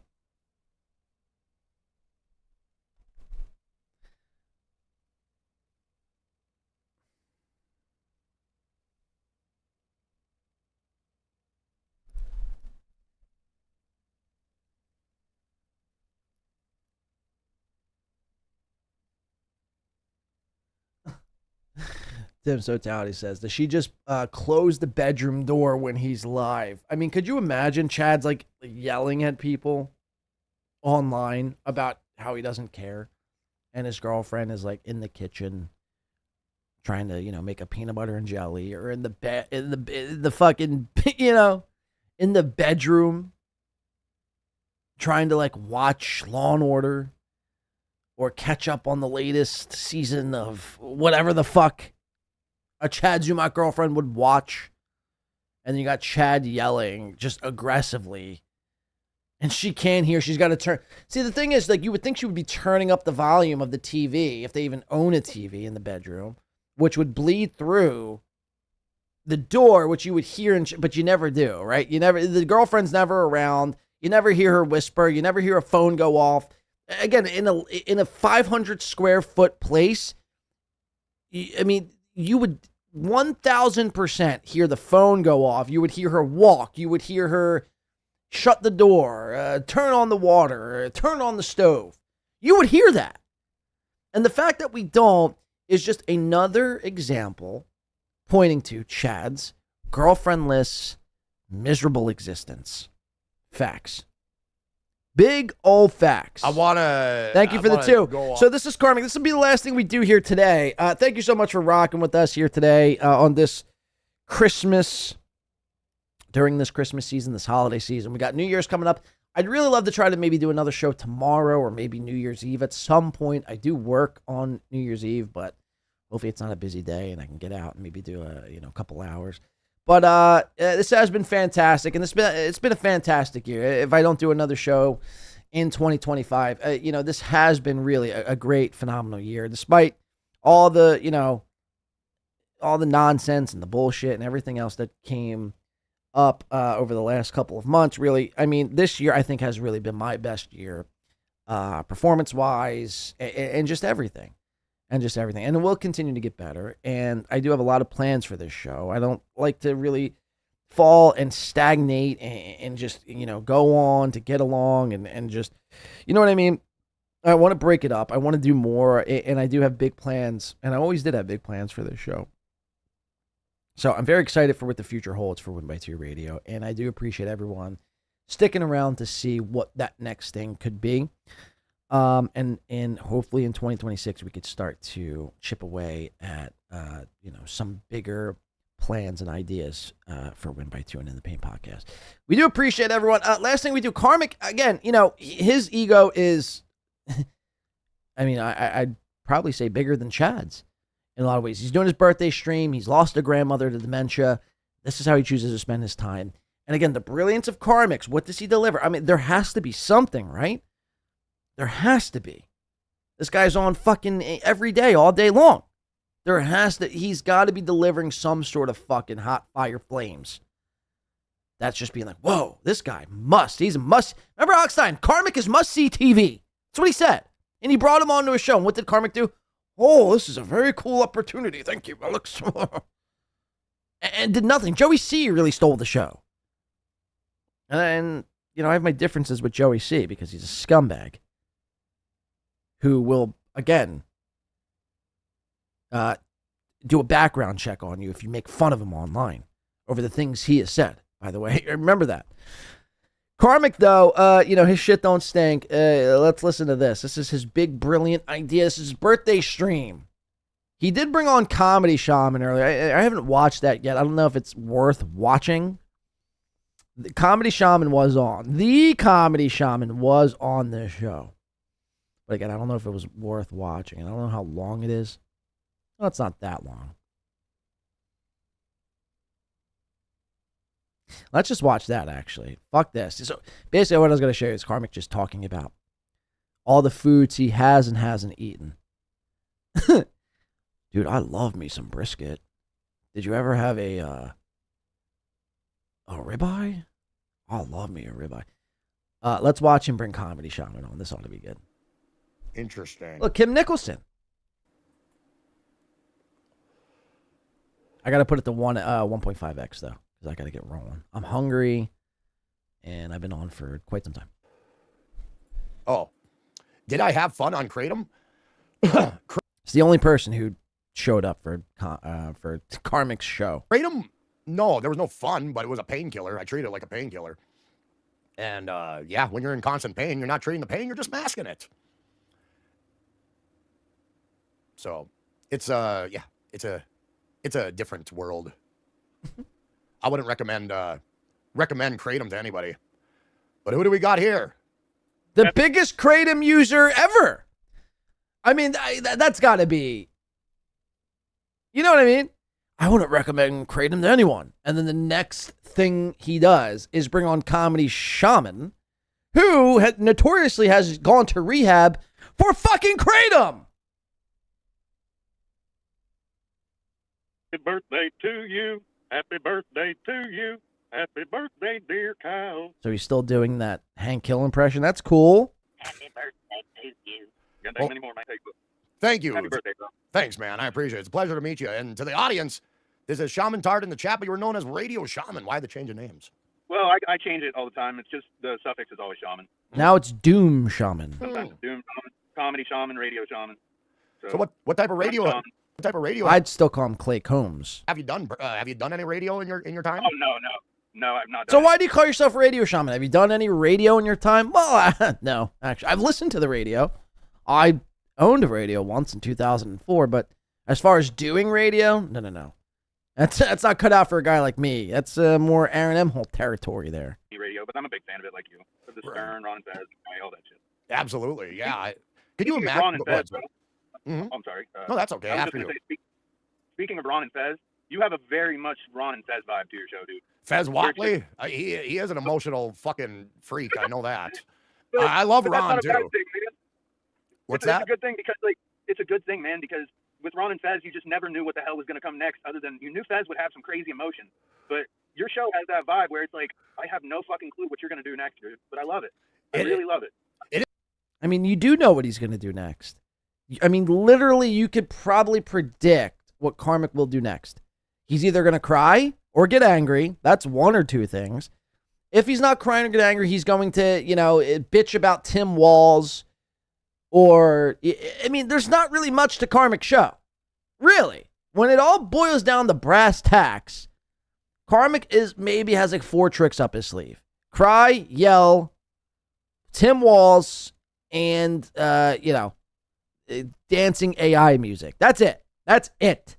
It's very self-destructive, the type of... And Radio Shaman is like, dude, your show is like light years beyond anything else I've ever seen. I like it, dude. I like it. Nobody should be watching Karmicx and be like, whoa, this is fucking gold. What have I been missing all my life? You mean to tell me there's shit out there like this? Oh my God. Yes, and I do.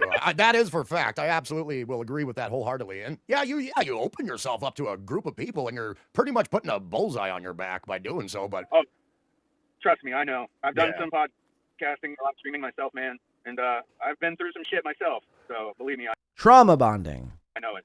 I have the worst chat. Like, your chat is lovely compared to mine, dude. Yeah. The shit they say about me, my God. But that's how it is, man. We put targets on our backs.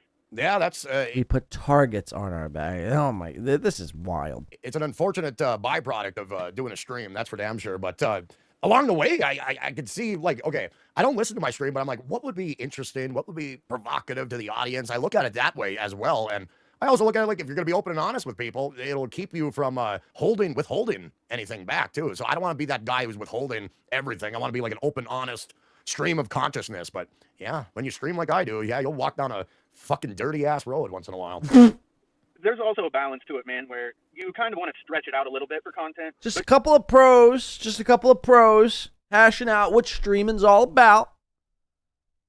All right? You guys better take some notes. You want to learn how to podcast and stream? Listen to these guys. They got you covered. This is the do's and don'ts of show business. You don't want to leave them hanging too long either, you know what I mean? And you've really got that balance down. You're doing well for your first year or so, bro. Like, really well with it. Yeah, it's definitely a learn. And when you're learning on the spot like this, it's you will fuck up once in a while about what you're disclosing to the audience. But that balance is crucial. I got to change things up, keep things. Don't want to dwell on one thing too long, and I've been guilty of that myself. Absolutely. But we got shit show Now, up in here. I've noticed you're talking about. After you. I just said I've noticed that you're quitting booze and you're quitting marijuana. You said here soon. Mhm. I just wanted to say to somebody that I go to AA and I'm in recovery. If you're gonna quit, do it for yourself, man. Don't do it for nobody else. Absolutely, and Inspirational words there, Clay. Very inspirational. I think I saw that once on a bumper sticker. If you're going to quit drugs and alcohol, don't do it for anyone else. Do it for yourself. I have been relying on these crutches for my own self-pleasure and all that shit. And yeah, I am making that change because I am 42. I am carrying on like a 20-year-old with all this stupid shit that I'm doing. So it's a maturity thing. I feel like if I'm going to enter into middle age, I should not have these crutches. And cigarettes, I think that's going to be the hardest thing to quit. Yeah, nicotine, dude. I am nowhere near quitting nicotine. I go through about a pack of pouches every day, so I get that one. Trust me. Yeah, I'm not quitting that anytime soon. I in my time flying places, I would go 9 hours without a cigarette, and I'm like, I can't believe I did it. It was a new experience. And In my time flying places. This guy's taken 3 plane rides in his life. He's going, in my time flying places, I've given up cigarettes for like more than 9 hours. Okay. Without it. And during my time spending time with another person who did not want smoking in their home, I would stretch out the cigarette need, and that was getting better too. And I just got to, I feel like I can do it if I just don't allow myself that and just get over the mental humps. I want to see if I can, but I don't know. I have a fixation with nicotine, and it's not good. Maybe There's no. By the way, there's nothing I love more on a show when they discuss their crutches and their addictions. Oh, it's really hard for me to get off the nicotine, and one day I'll give up weed. I mean, go to fucking AA. Spill your guts in an AA meeting. You're on a show. This is what Comedy Shaman thinks is Fez Watley level. I mean, give me a break, man. Try like Zin. Again, we have to stop lying to people because you don't want to hurt their feelings. You're going to hurt them in the long run. Stop it. Stop it. This sucks. No offense, but it sucks. If I want to hear about people's crutches, I mean, seriously, I'll look up a video on YouTube, and if that doesn't do the trick, I'll go find the NA meeting to go troll in real life. I like the pouches, man. Like, I've got a pack of Rogues right here. But I do all kinds of different flavors with them. But I think they're much easier on you than cigarettes, bro. Because my voice isn't, I'm not hacking up, like loogies all the time. Avocados coming in for $5 says, Gravedigger / Rickshaw, Billy's Burger Patrol on the outro. Karmicx stinks. Late Merry Christmas, Blaze. Oh, wow. We got you. All right, I'll play that on the outro. What's the song? Gravedigger, Rickshaw, Billy, Burgers Patrol. We'll play that song, and then we'll play our outro for sure. Merry Christmas. Avocados, thank you very much for the $5. Yeah, and again, I'll give my spiel after this, but thank you for the 5, nonetheless. My voice sounds better. I can breathe easier. I much prefer the pouches. And on top of it, dude, you can keep a pouch in for like 2 hours. Maybe not 2 hours, but an hour at least. Yeah. So I have a pouch in almost all day long. Yeah, they're really nice, man. I was thinking about going with the smokeless tobacco options like snus and whatnot, but that was a nerve. Snooze. Snooze. Snooze. Snooze. I was thinking about going with the smokeless tobacco option like snooze. Snooze. Snooze. Snooze. Snooze. Snooze. Snooze. Snooze. Problem with going with the smokeless tobacco options like snus and whatnot, but snooze. Snooze. That was a nerve problem with me. I used to when I was a teenager. I chewed, but I heard Zyn they get their nicotine from eggplant, so that's got to be a little healthy. I would, yeah, they derive the nicotine from eggplant. So it's called snus, by the way. Snus.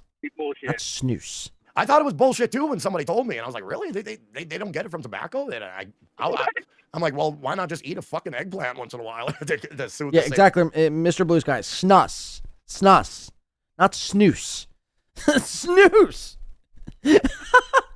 And Comedy Shaman's just like, yep, snooze. I like some snooze. Huh. You guys want to snort some snooze after the show? I know it is crazy, but I guess nicotine can be derived from anything outside, derived from things outside the tobacco plant. But that was news to me too when I heard that. So I'm thinking about Zyn. And this is Fez Watley level. Remember that. The best way forward. Well, you want to hear something funny? When I went to Ohio State, I had a roommate that was from anyone. By the way, and next time somebody says that to anybody, hey, by the way, you want to hear something funny? What would be funnier if the person being received like that question? Hey, you want to hear something funny? If the person was like, no, I don't. I'm good. I actually don't like funny. I don't like hearing things funny. So, no. Thank you. Come again. Well, you want to hear something funny? No, I don't. When I went to Ohio State. Yeah, actually, snooze. That's actually pretty funny. I had a roommate that was from UAE, and they have this different tobacco there called doka. And what it is it's this tree that has a really high nicotine content in the bark, and they shred the bark up and put it in this little like one-hitter pipe that looks like a hash pipe. And dude, you take one hit off this pipe, and man, I've seen people black out from it fucking hitting them so hard. And you can't tell me nicotine doesn't get you fucking high. Because like I've seen people have to sit down, like the high off it was crazy, but it was pure nicotine. It was not this is nothing else. wild. It was just this bulk. Dude, the high of nicotine was like wild, dude. You can't tell me you don't get high of nicotine, dude. Nicotine's like crazy, bro. It's even more potent than heroin. I mean, guys, I mean, please, for the love of Christ, could you just do this on your own time? There was no need to do this on a show and talk about snooze. Snooze. You snooze, you loose. But yeah, they have all kinds of weird shit like that in the Middle East. Oh, absolutely. And it sounds like it was harvested kind of like a cinnamon. You just shave it off the tree. Mm-hmm. Yeah, it's weird to think that nicotine exists outside the tobacco plant, which is a learn for It's me. weird that you think it's pronounced snooze. Me personally. I can't get over that. Joe, Shaman is a fellow goat fucker, Karm. Okay, shit show, we He got it. wasn't supposed to tell you. He wasn't supposed to tell you. He wasn't? Shit show is revealing something? That was a secret, damn it. Remember, if you're gonna fuck a goat, do it on the edge of a cliff so the goat will push back. Just remember that. But I digress. What the fuck? I wouldn't be shocked if Karmicx has actually stuck his dick into an animal. I mean, I've never heard that joke before. I don't know if that's a joke. But listen to this. I mean, that's kind of alarming. Somebody should call somebody. Better call Saul. If you're gonna fuck a goat, do it on the edge of a cliff so the goat will push back. Just remember that. But again, this is brilliant, Shaman. Brilliant. Fez Whatley level. I digress. That's the quote of George Carlin bit. What's up? You have me saying. Okay. It's the quote of Carlin bit. Got it. I digress in my daily life now.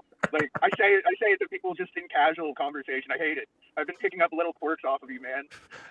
I love it too. I never used to say it that this. You love it? You love saying I digress? You get giddy about it? Oh my God. Look, maybe Shaman's pulling some sort of an elaborate ruse, a snooze, if you will, an elaborate snooze on Karmicx here and is gassing him up just to bring. I doubt it, but maybe that's the possibility we're living in right now. You're like, Shaman, I mean, this is not a good look, man.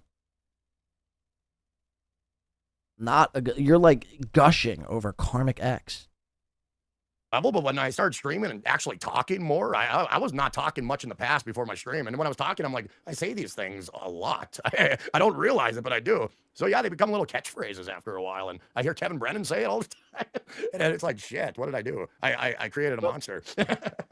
No, man. Well, here's what people don't realize is like, it's not natural to be talking to yourself for fucking 3-4 hours at a time. And like when you start doing that, because I've done it before myself for only like an hour or two at a time. And I started. Well, that's not because of the podcasting. That was because of the meth. Let's be real.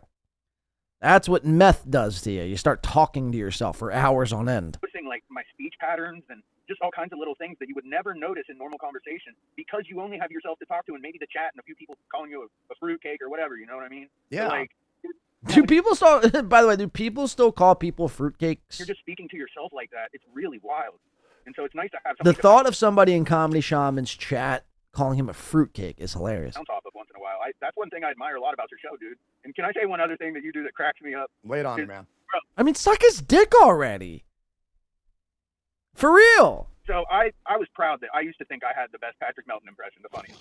And I would be like, hey, Karmicx, you're so out of it. You think you can do a show by yourself? And now I hear the Hunchosaurus, and it's like, oh no, I'm in second place. Fuck. I got a lot of work to do on the Hunchosaurus, and that involves me actually watching Melton stream, which I rarely do. I used to watch it back last year, but yeah, he carries on in a way, the Hunchosaurus, I definitely got to work on that. There's certain areas that need to be uncovered with that. Well, I just don't know how he came up with it, man. It's so goofy and out there. Like, because that's one thing about impressions is you don't have to have a perfect impression, but when you can like put just a special inflection into it, it can really make the voice, you know? Absolutely. And, like the Hunchosaurus is just so wild, bro. It kills me. It's almost a character unto itself, pretty much after a while. So It really is.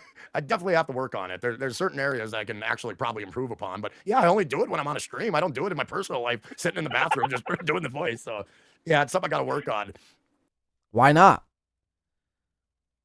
Why not? There's nothing wrong with that. If you want to be this big time artist, you gotta work on your craft morning, noon, and night. You got to do the Hunchosaurus impression in the bathroom, on the shitter, raking leaves, cooking eggs. You better be doing that impression to get good. I mean, what do you think this is? I don't want to hear somebody rehearsing their bits on the show. I want to see a rehearsed bit played out in front of me. I don't want to see somebody trying to, map out their impression live on air. Have the impression figured out and then show up live. Absolutely. Imagine using that voice at the checkout line. How much do I owe you? It is definitely an idea, and I kind of want to do it just to see a reaction. That's for sure. You gotta film it if you do. I'll definitely film it. That's definitely a good idea. Absolutely. I gotta flip through my layers real quick so I can answer this super tip. Let me see. Where is my layer? There we go. All right. And then it disappears when I move things around. Let's play it again real quick. All right.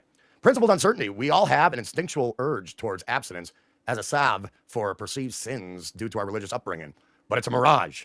Deal with the initial problem, and your thirst will settle naturally. That's what I'm doing, principled uncertainty. I'm making those steps to solve that issue. Absolutely. I'm just being real with you, principled uncertainty. That is in effect now. And yeah. That's a good insight. It is. Principled uncertainty knows exactly what he's talking about. You can't solve another problem if you don't solve the main core of the issue, and the problem will always persist and come back. So, yeah, it's definitely food for thought. Absolutely. Thank you, principled uncertainty. And God bless you. But yeah, you gotta solve that core issue if you're gonna solve any other issue that's gonna come with This guy talking about life problems and can't even pronounce the word snus. That'll cause a person to go down the booze trail like I have. So that's what I got to do. And I think misunderstanding things way too easy so I can have a reason to drink. There's a lot of issues at play with my brain, I guess. Hey, bro, just be patient with yourself. Don't rush it too hard.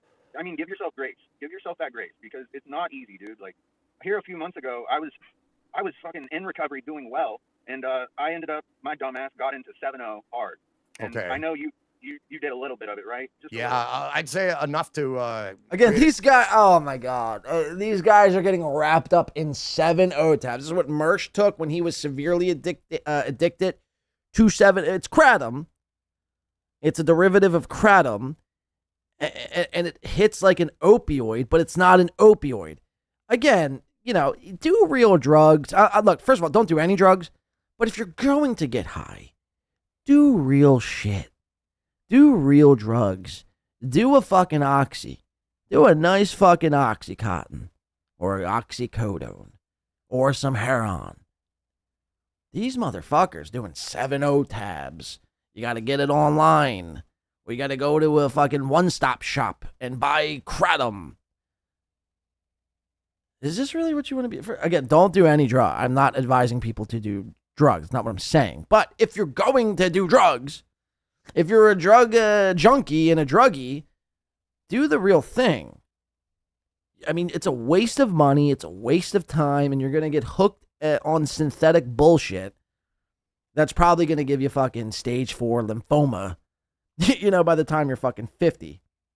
Oxycontin never hurt anyone. Shout out to Tommy Jordan for $2. Says, shout out to Quad Brother. Quad Brother. Yeah, shout out. Quad Brother. Oh, God. All right. Let's see how these two fucking, I don't know, lovebirds. It's the only way I can describe it. These two lovey-dovey fucking birds wrap this shit up. It should be getting over. I don't know. They go on for a little bit, huh? All right. I don't feel like. Oh, no. Let me see. It's about another 6 minutes. That's an issue within a span of time. Yeah, absolutely. Yeah.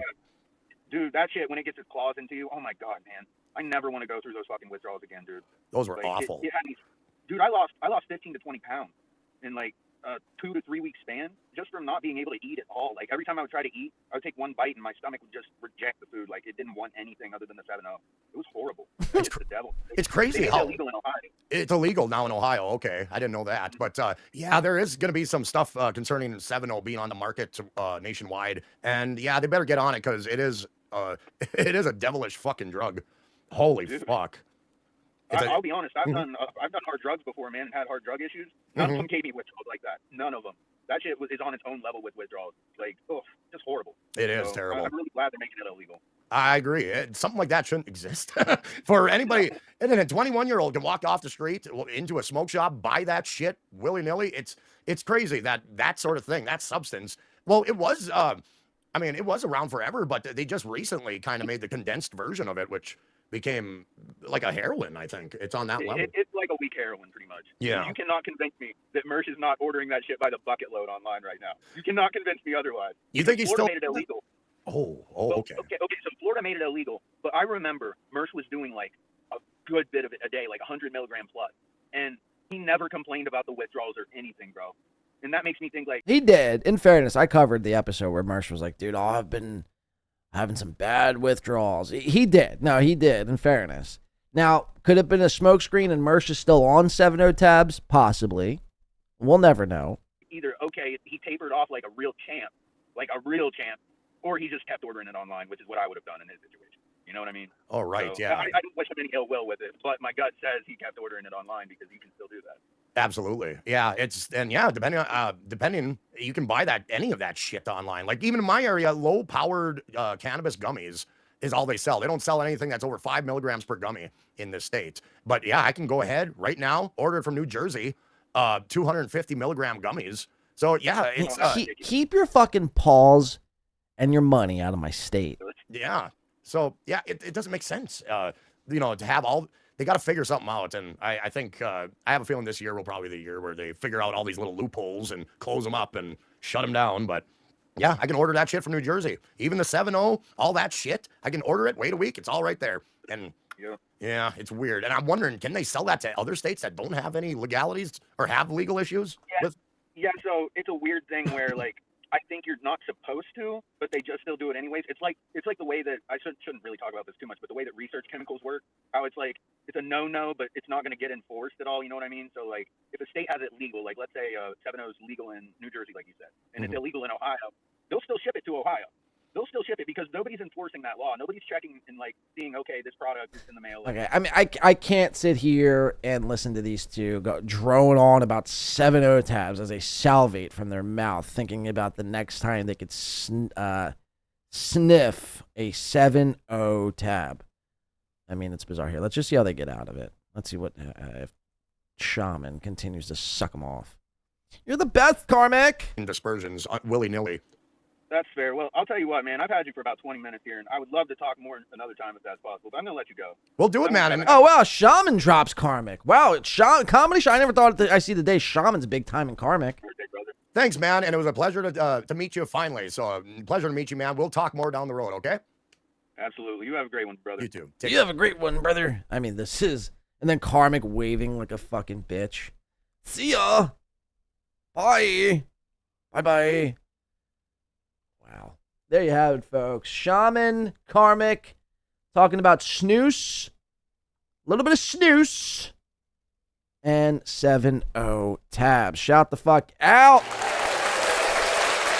All right, I'm going to wrap up here today. Thank you very much to everyone. This has been fan-fucking-tastic and a fun show, I may add. This has been a very fun show. Very fun show, very fun week. Thank you to everyone who supported today's show, whether you hit the like button or you contributed monetarily. A couple people being Jeff Closer. Thank you very much for that. Great Lobster coming in. Aaron the Ritatatata. Nice podcast, Dan. Corn Diff. Balls, Die-Up, Isaac, Walmart, Mutic, Growl.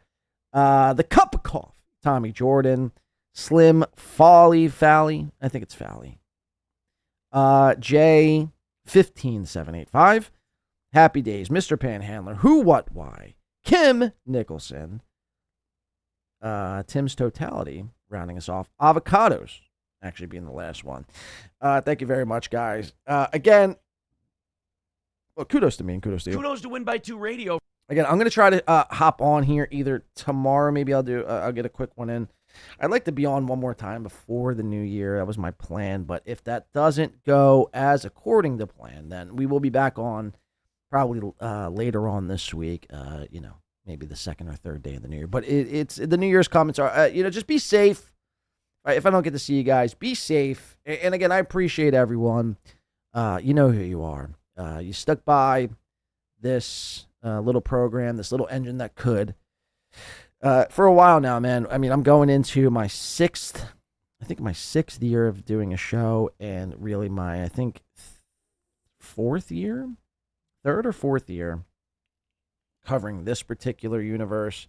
And it has been a wild ride, to say the least. I got to do things I never thought I would be able to do. I got to meet people and watch people lie about me in lifetime and put out into the universe that I'm going to fuck others' wives and impregnate them. Karl, I'm talking to you. Pathetic fucking loser and stupid fucking bitch. But no, it's been fantastic. 2025 has been a hell of a year. And again, you know, I hope to be on, but just in case I'm not, be safe this New Year's. Don't drink and drive. Unless, of course, you absolutely have to. And in which case, you can't look back at this show and then blame me. That was all on you.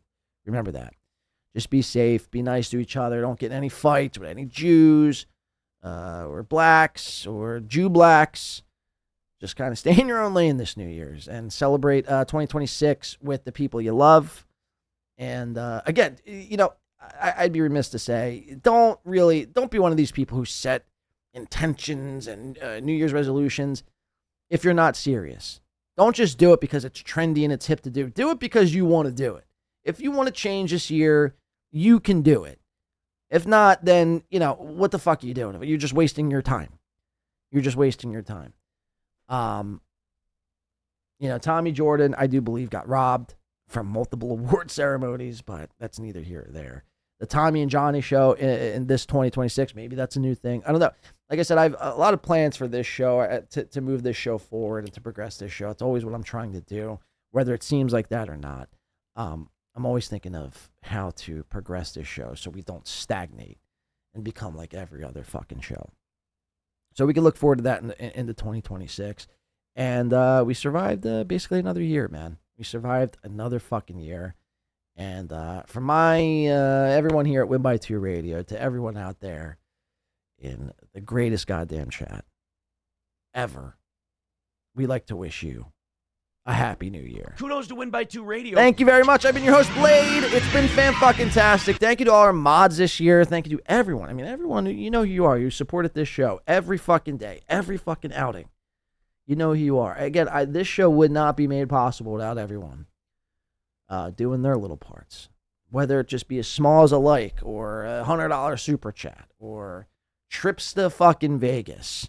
You know who you are. And it's, again, I'd be on here for 7 more hours saying thank yous.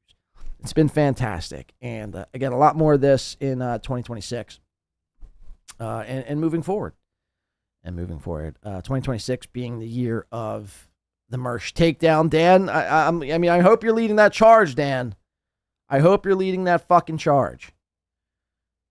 Don't take any 7-0 tabs this holiday week. Again, a little champagne, a little weed, a little alcohol is not going to kill you. You start drifting off into these weird research chemicals like 7-0 tabs and spice and wapakata and avocado. I don't even know what I'm saying now. Just kind of rambling at this point. But don't do any research chemicals. I mean, really, what are we doing? You want to take some mushrooms? You want to set an intention and take some mushrooms going into the new year? I could get behind that. You want to do some fucking, corn dust? You know? Dude, my local fucking one-stop shop has corn dust. Dude, you sniff a line of that, you get so high, and it's only like a fraction of the cost. Yeah, my left arm fell off after, but my high was fucking cool. You don't be doing any corn dust this holiday season. If you're watching, you made it all the way up to this point. Again, if you haven't hit the like button, please. And if you're watching after the fact and you're not subbed, give us a sub. And you want to contribute to the show, check out the links below. You could Venmo the show, PayPal the show, Cash App the show. And it all goes back into the show and to make a better product. And it will not be used for 7-0 tabs. That is what Chad Zumock would say, a fact. And that's a fucking fact. One more time, it has been a win for the toe this year. Another win for the toe. This year's been met with many ups and many downs. Mainly ups for me again, but many downs for a lot of my enemies, like Karl, like, I guess, Aaron been to jail, Chad being, exposed for being the fraud that he is, and many others. And my enemies will continue to suffer. They will always continue to suffer. It is in the name, Win by 2. The only way you'd be able to bring me down is if you killed me. And at that point, you'd just make me a martyr. So I know that's not what you want, nor what you can afford to do. So I'll be here 2026, 2027, and every year after that. Again, I'm going to outlive all you. And maybe not. Maybe I go out. Maybe I leave right now and get hit by a car. I shouldn't really be that cocky, right? God's got a funny way and a funny sense of humor. But no, it has been fantastic. This year has been a wild year. I'm just reflecting on it now, and it's kind of all hitting me now, and I'm getting I'm not getting emotional at all. No, but it has been a wild year. It has been a wild fucking year. What started off with the Kill Kevin thing. Again, when I took a couple weeks off, I'm on my phone saying Happy New Year to everyone, like January 9th. Being stiffed from Kill Kevin because Chad was too incompetent to actually solidify a venue, to the Vegas thing, to the Zumock, fake fucking death pool. Dan Nice Podcast Stupid now being Chad's biggest cheerleader. Mersh ingratiating his dickless self into the Dabbleverse and being on super tips. A lot of story arcs. Are not even coming to a close. We haven't even begun to put this thing to bed, and we are only just getting started. Again, 2026, maybe we roll out our own version of super tips that Soft Weekly's got cooking up. Who knows? You might see it more shows than you think you'll see them on. But we'll see what happens, man. We'll see what happens. Like I said, I'll try to do one more before the new year, but if not, everyone have a safe new year. Go in peace. I have a song I got to play, I believe. So let's play that, and then we'll play the outro, and we're going to get the fuck up out of here. Again, thank you so much to everyone here this year. Round of applause for yourselves. Thank you. It is warranted. Thank you to all our mods, Chris, K. McDuck, Day La, Moon Crickets, a.k.a. Mr. Z, Jeff Closer, thank you very much, and everyone else in between. You know who you are. Again, I'd be here for hours on hours saying thank you. What was the song I was going to play here? Speaking of drop, I'm backstage. No, you're not. I'm a cup of coffee. Gravedigger, thank you for the 2, Tommy. I don't see it. Well, I don't have my, to be in fairness, I don't have my StreamYard up. Gravedigger, Rickshaw, Billy's Burgers. I can go for a burger.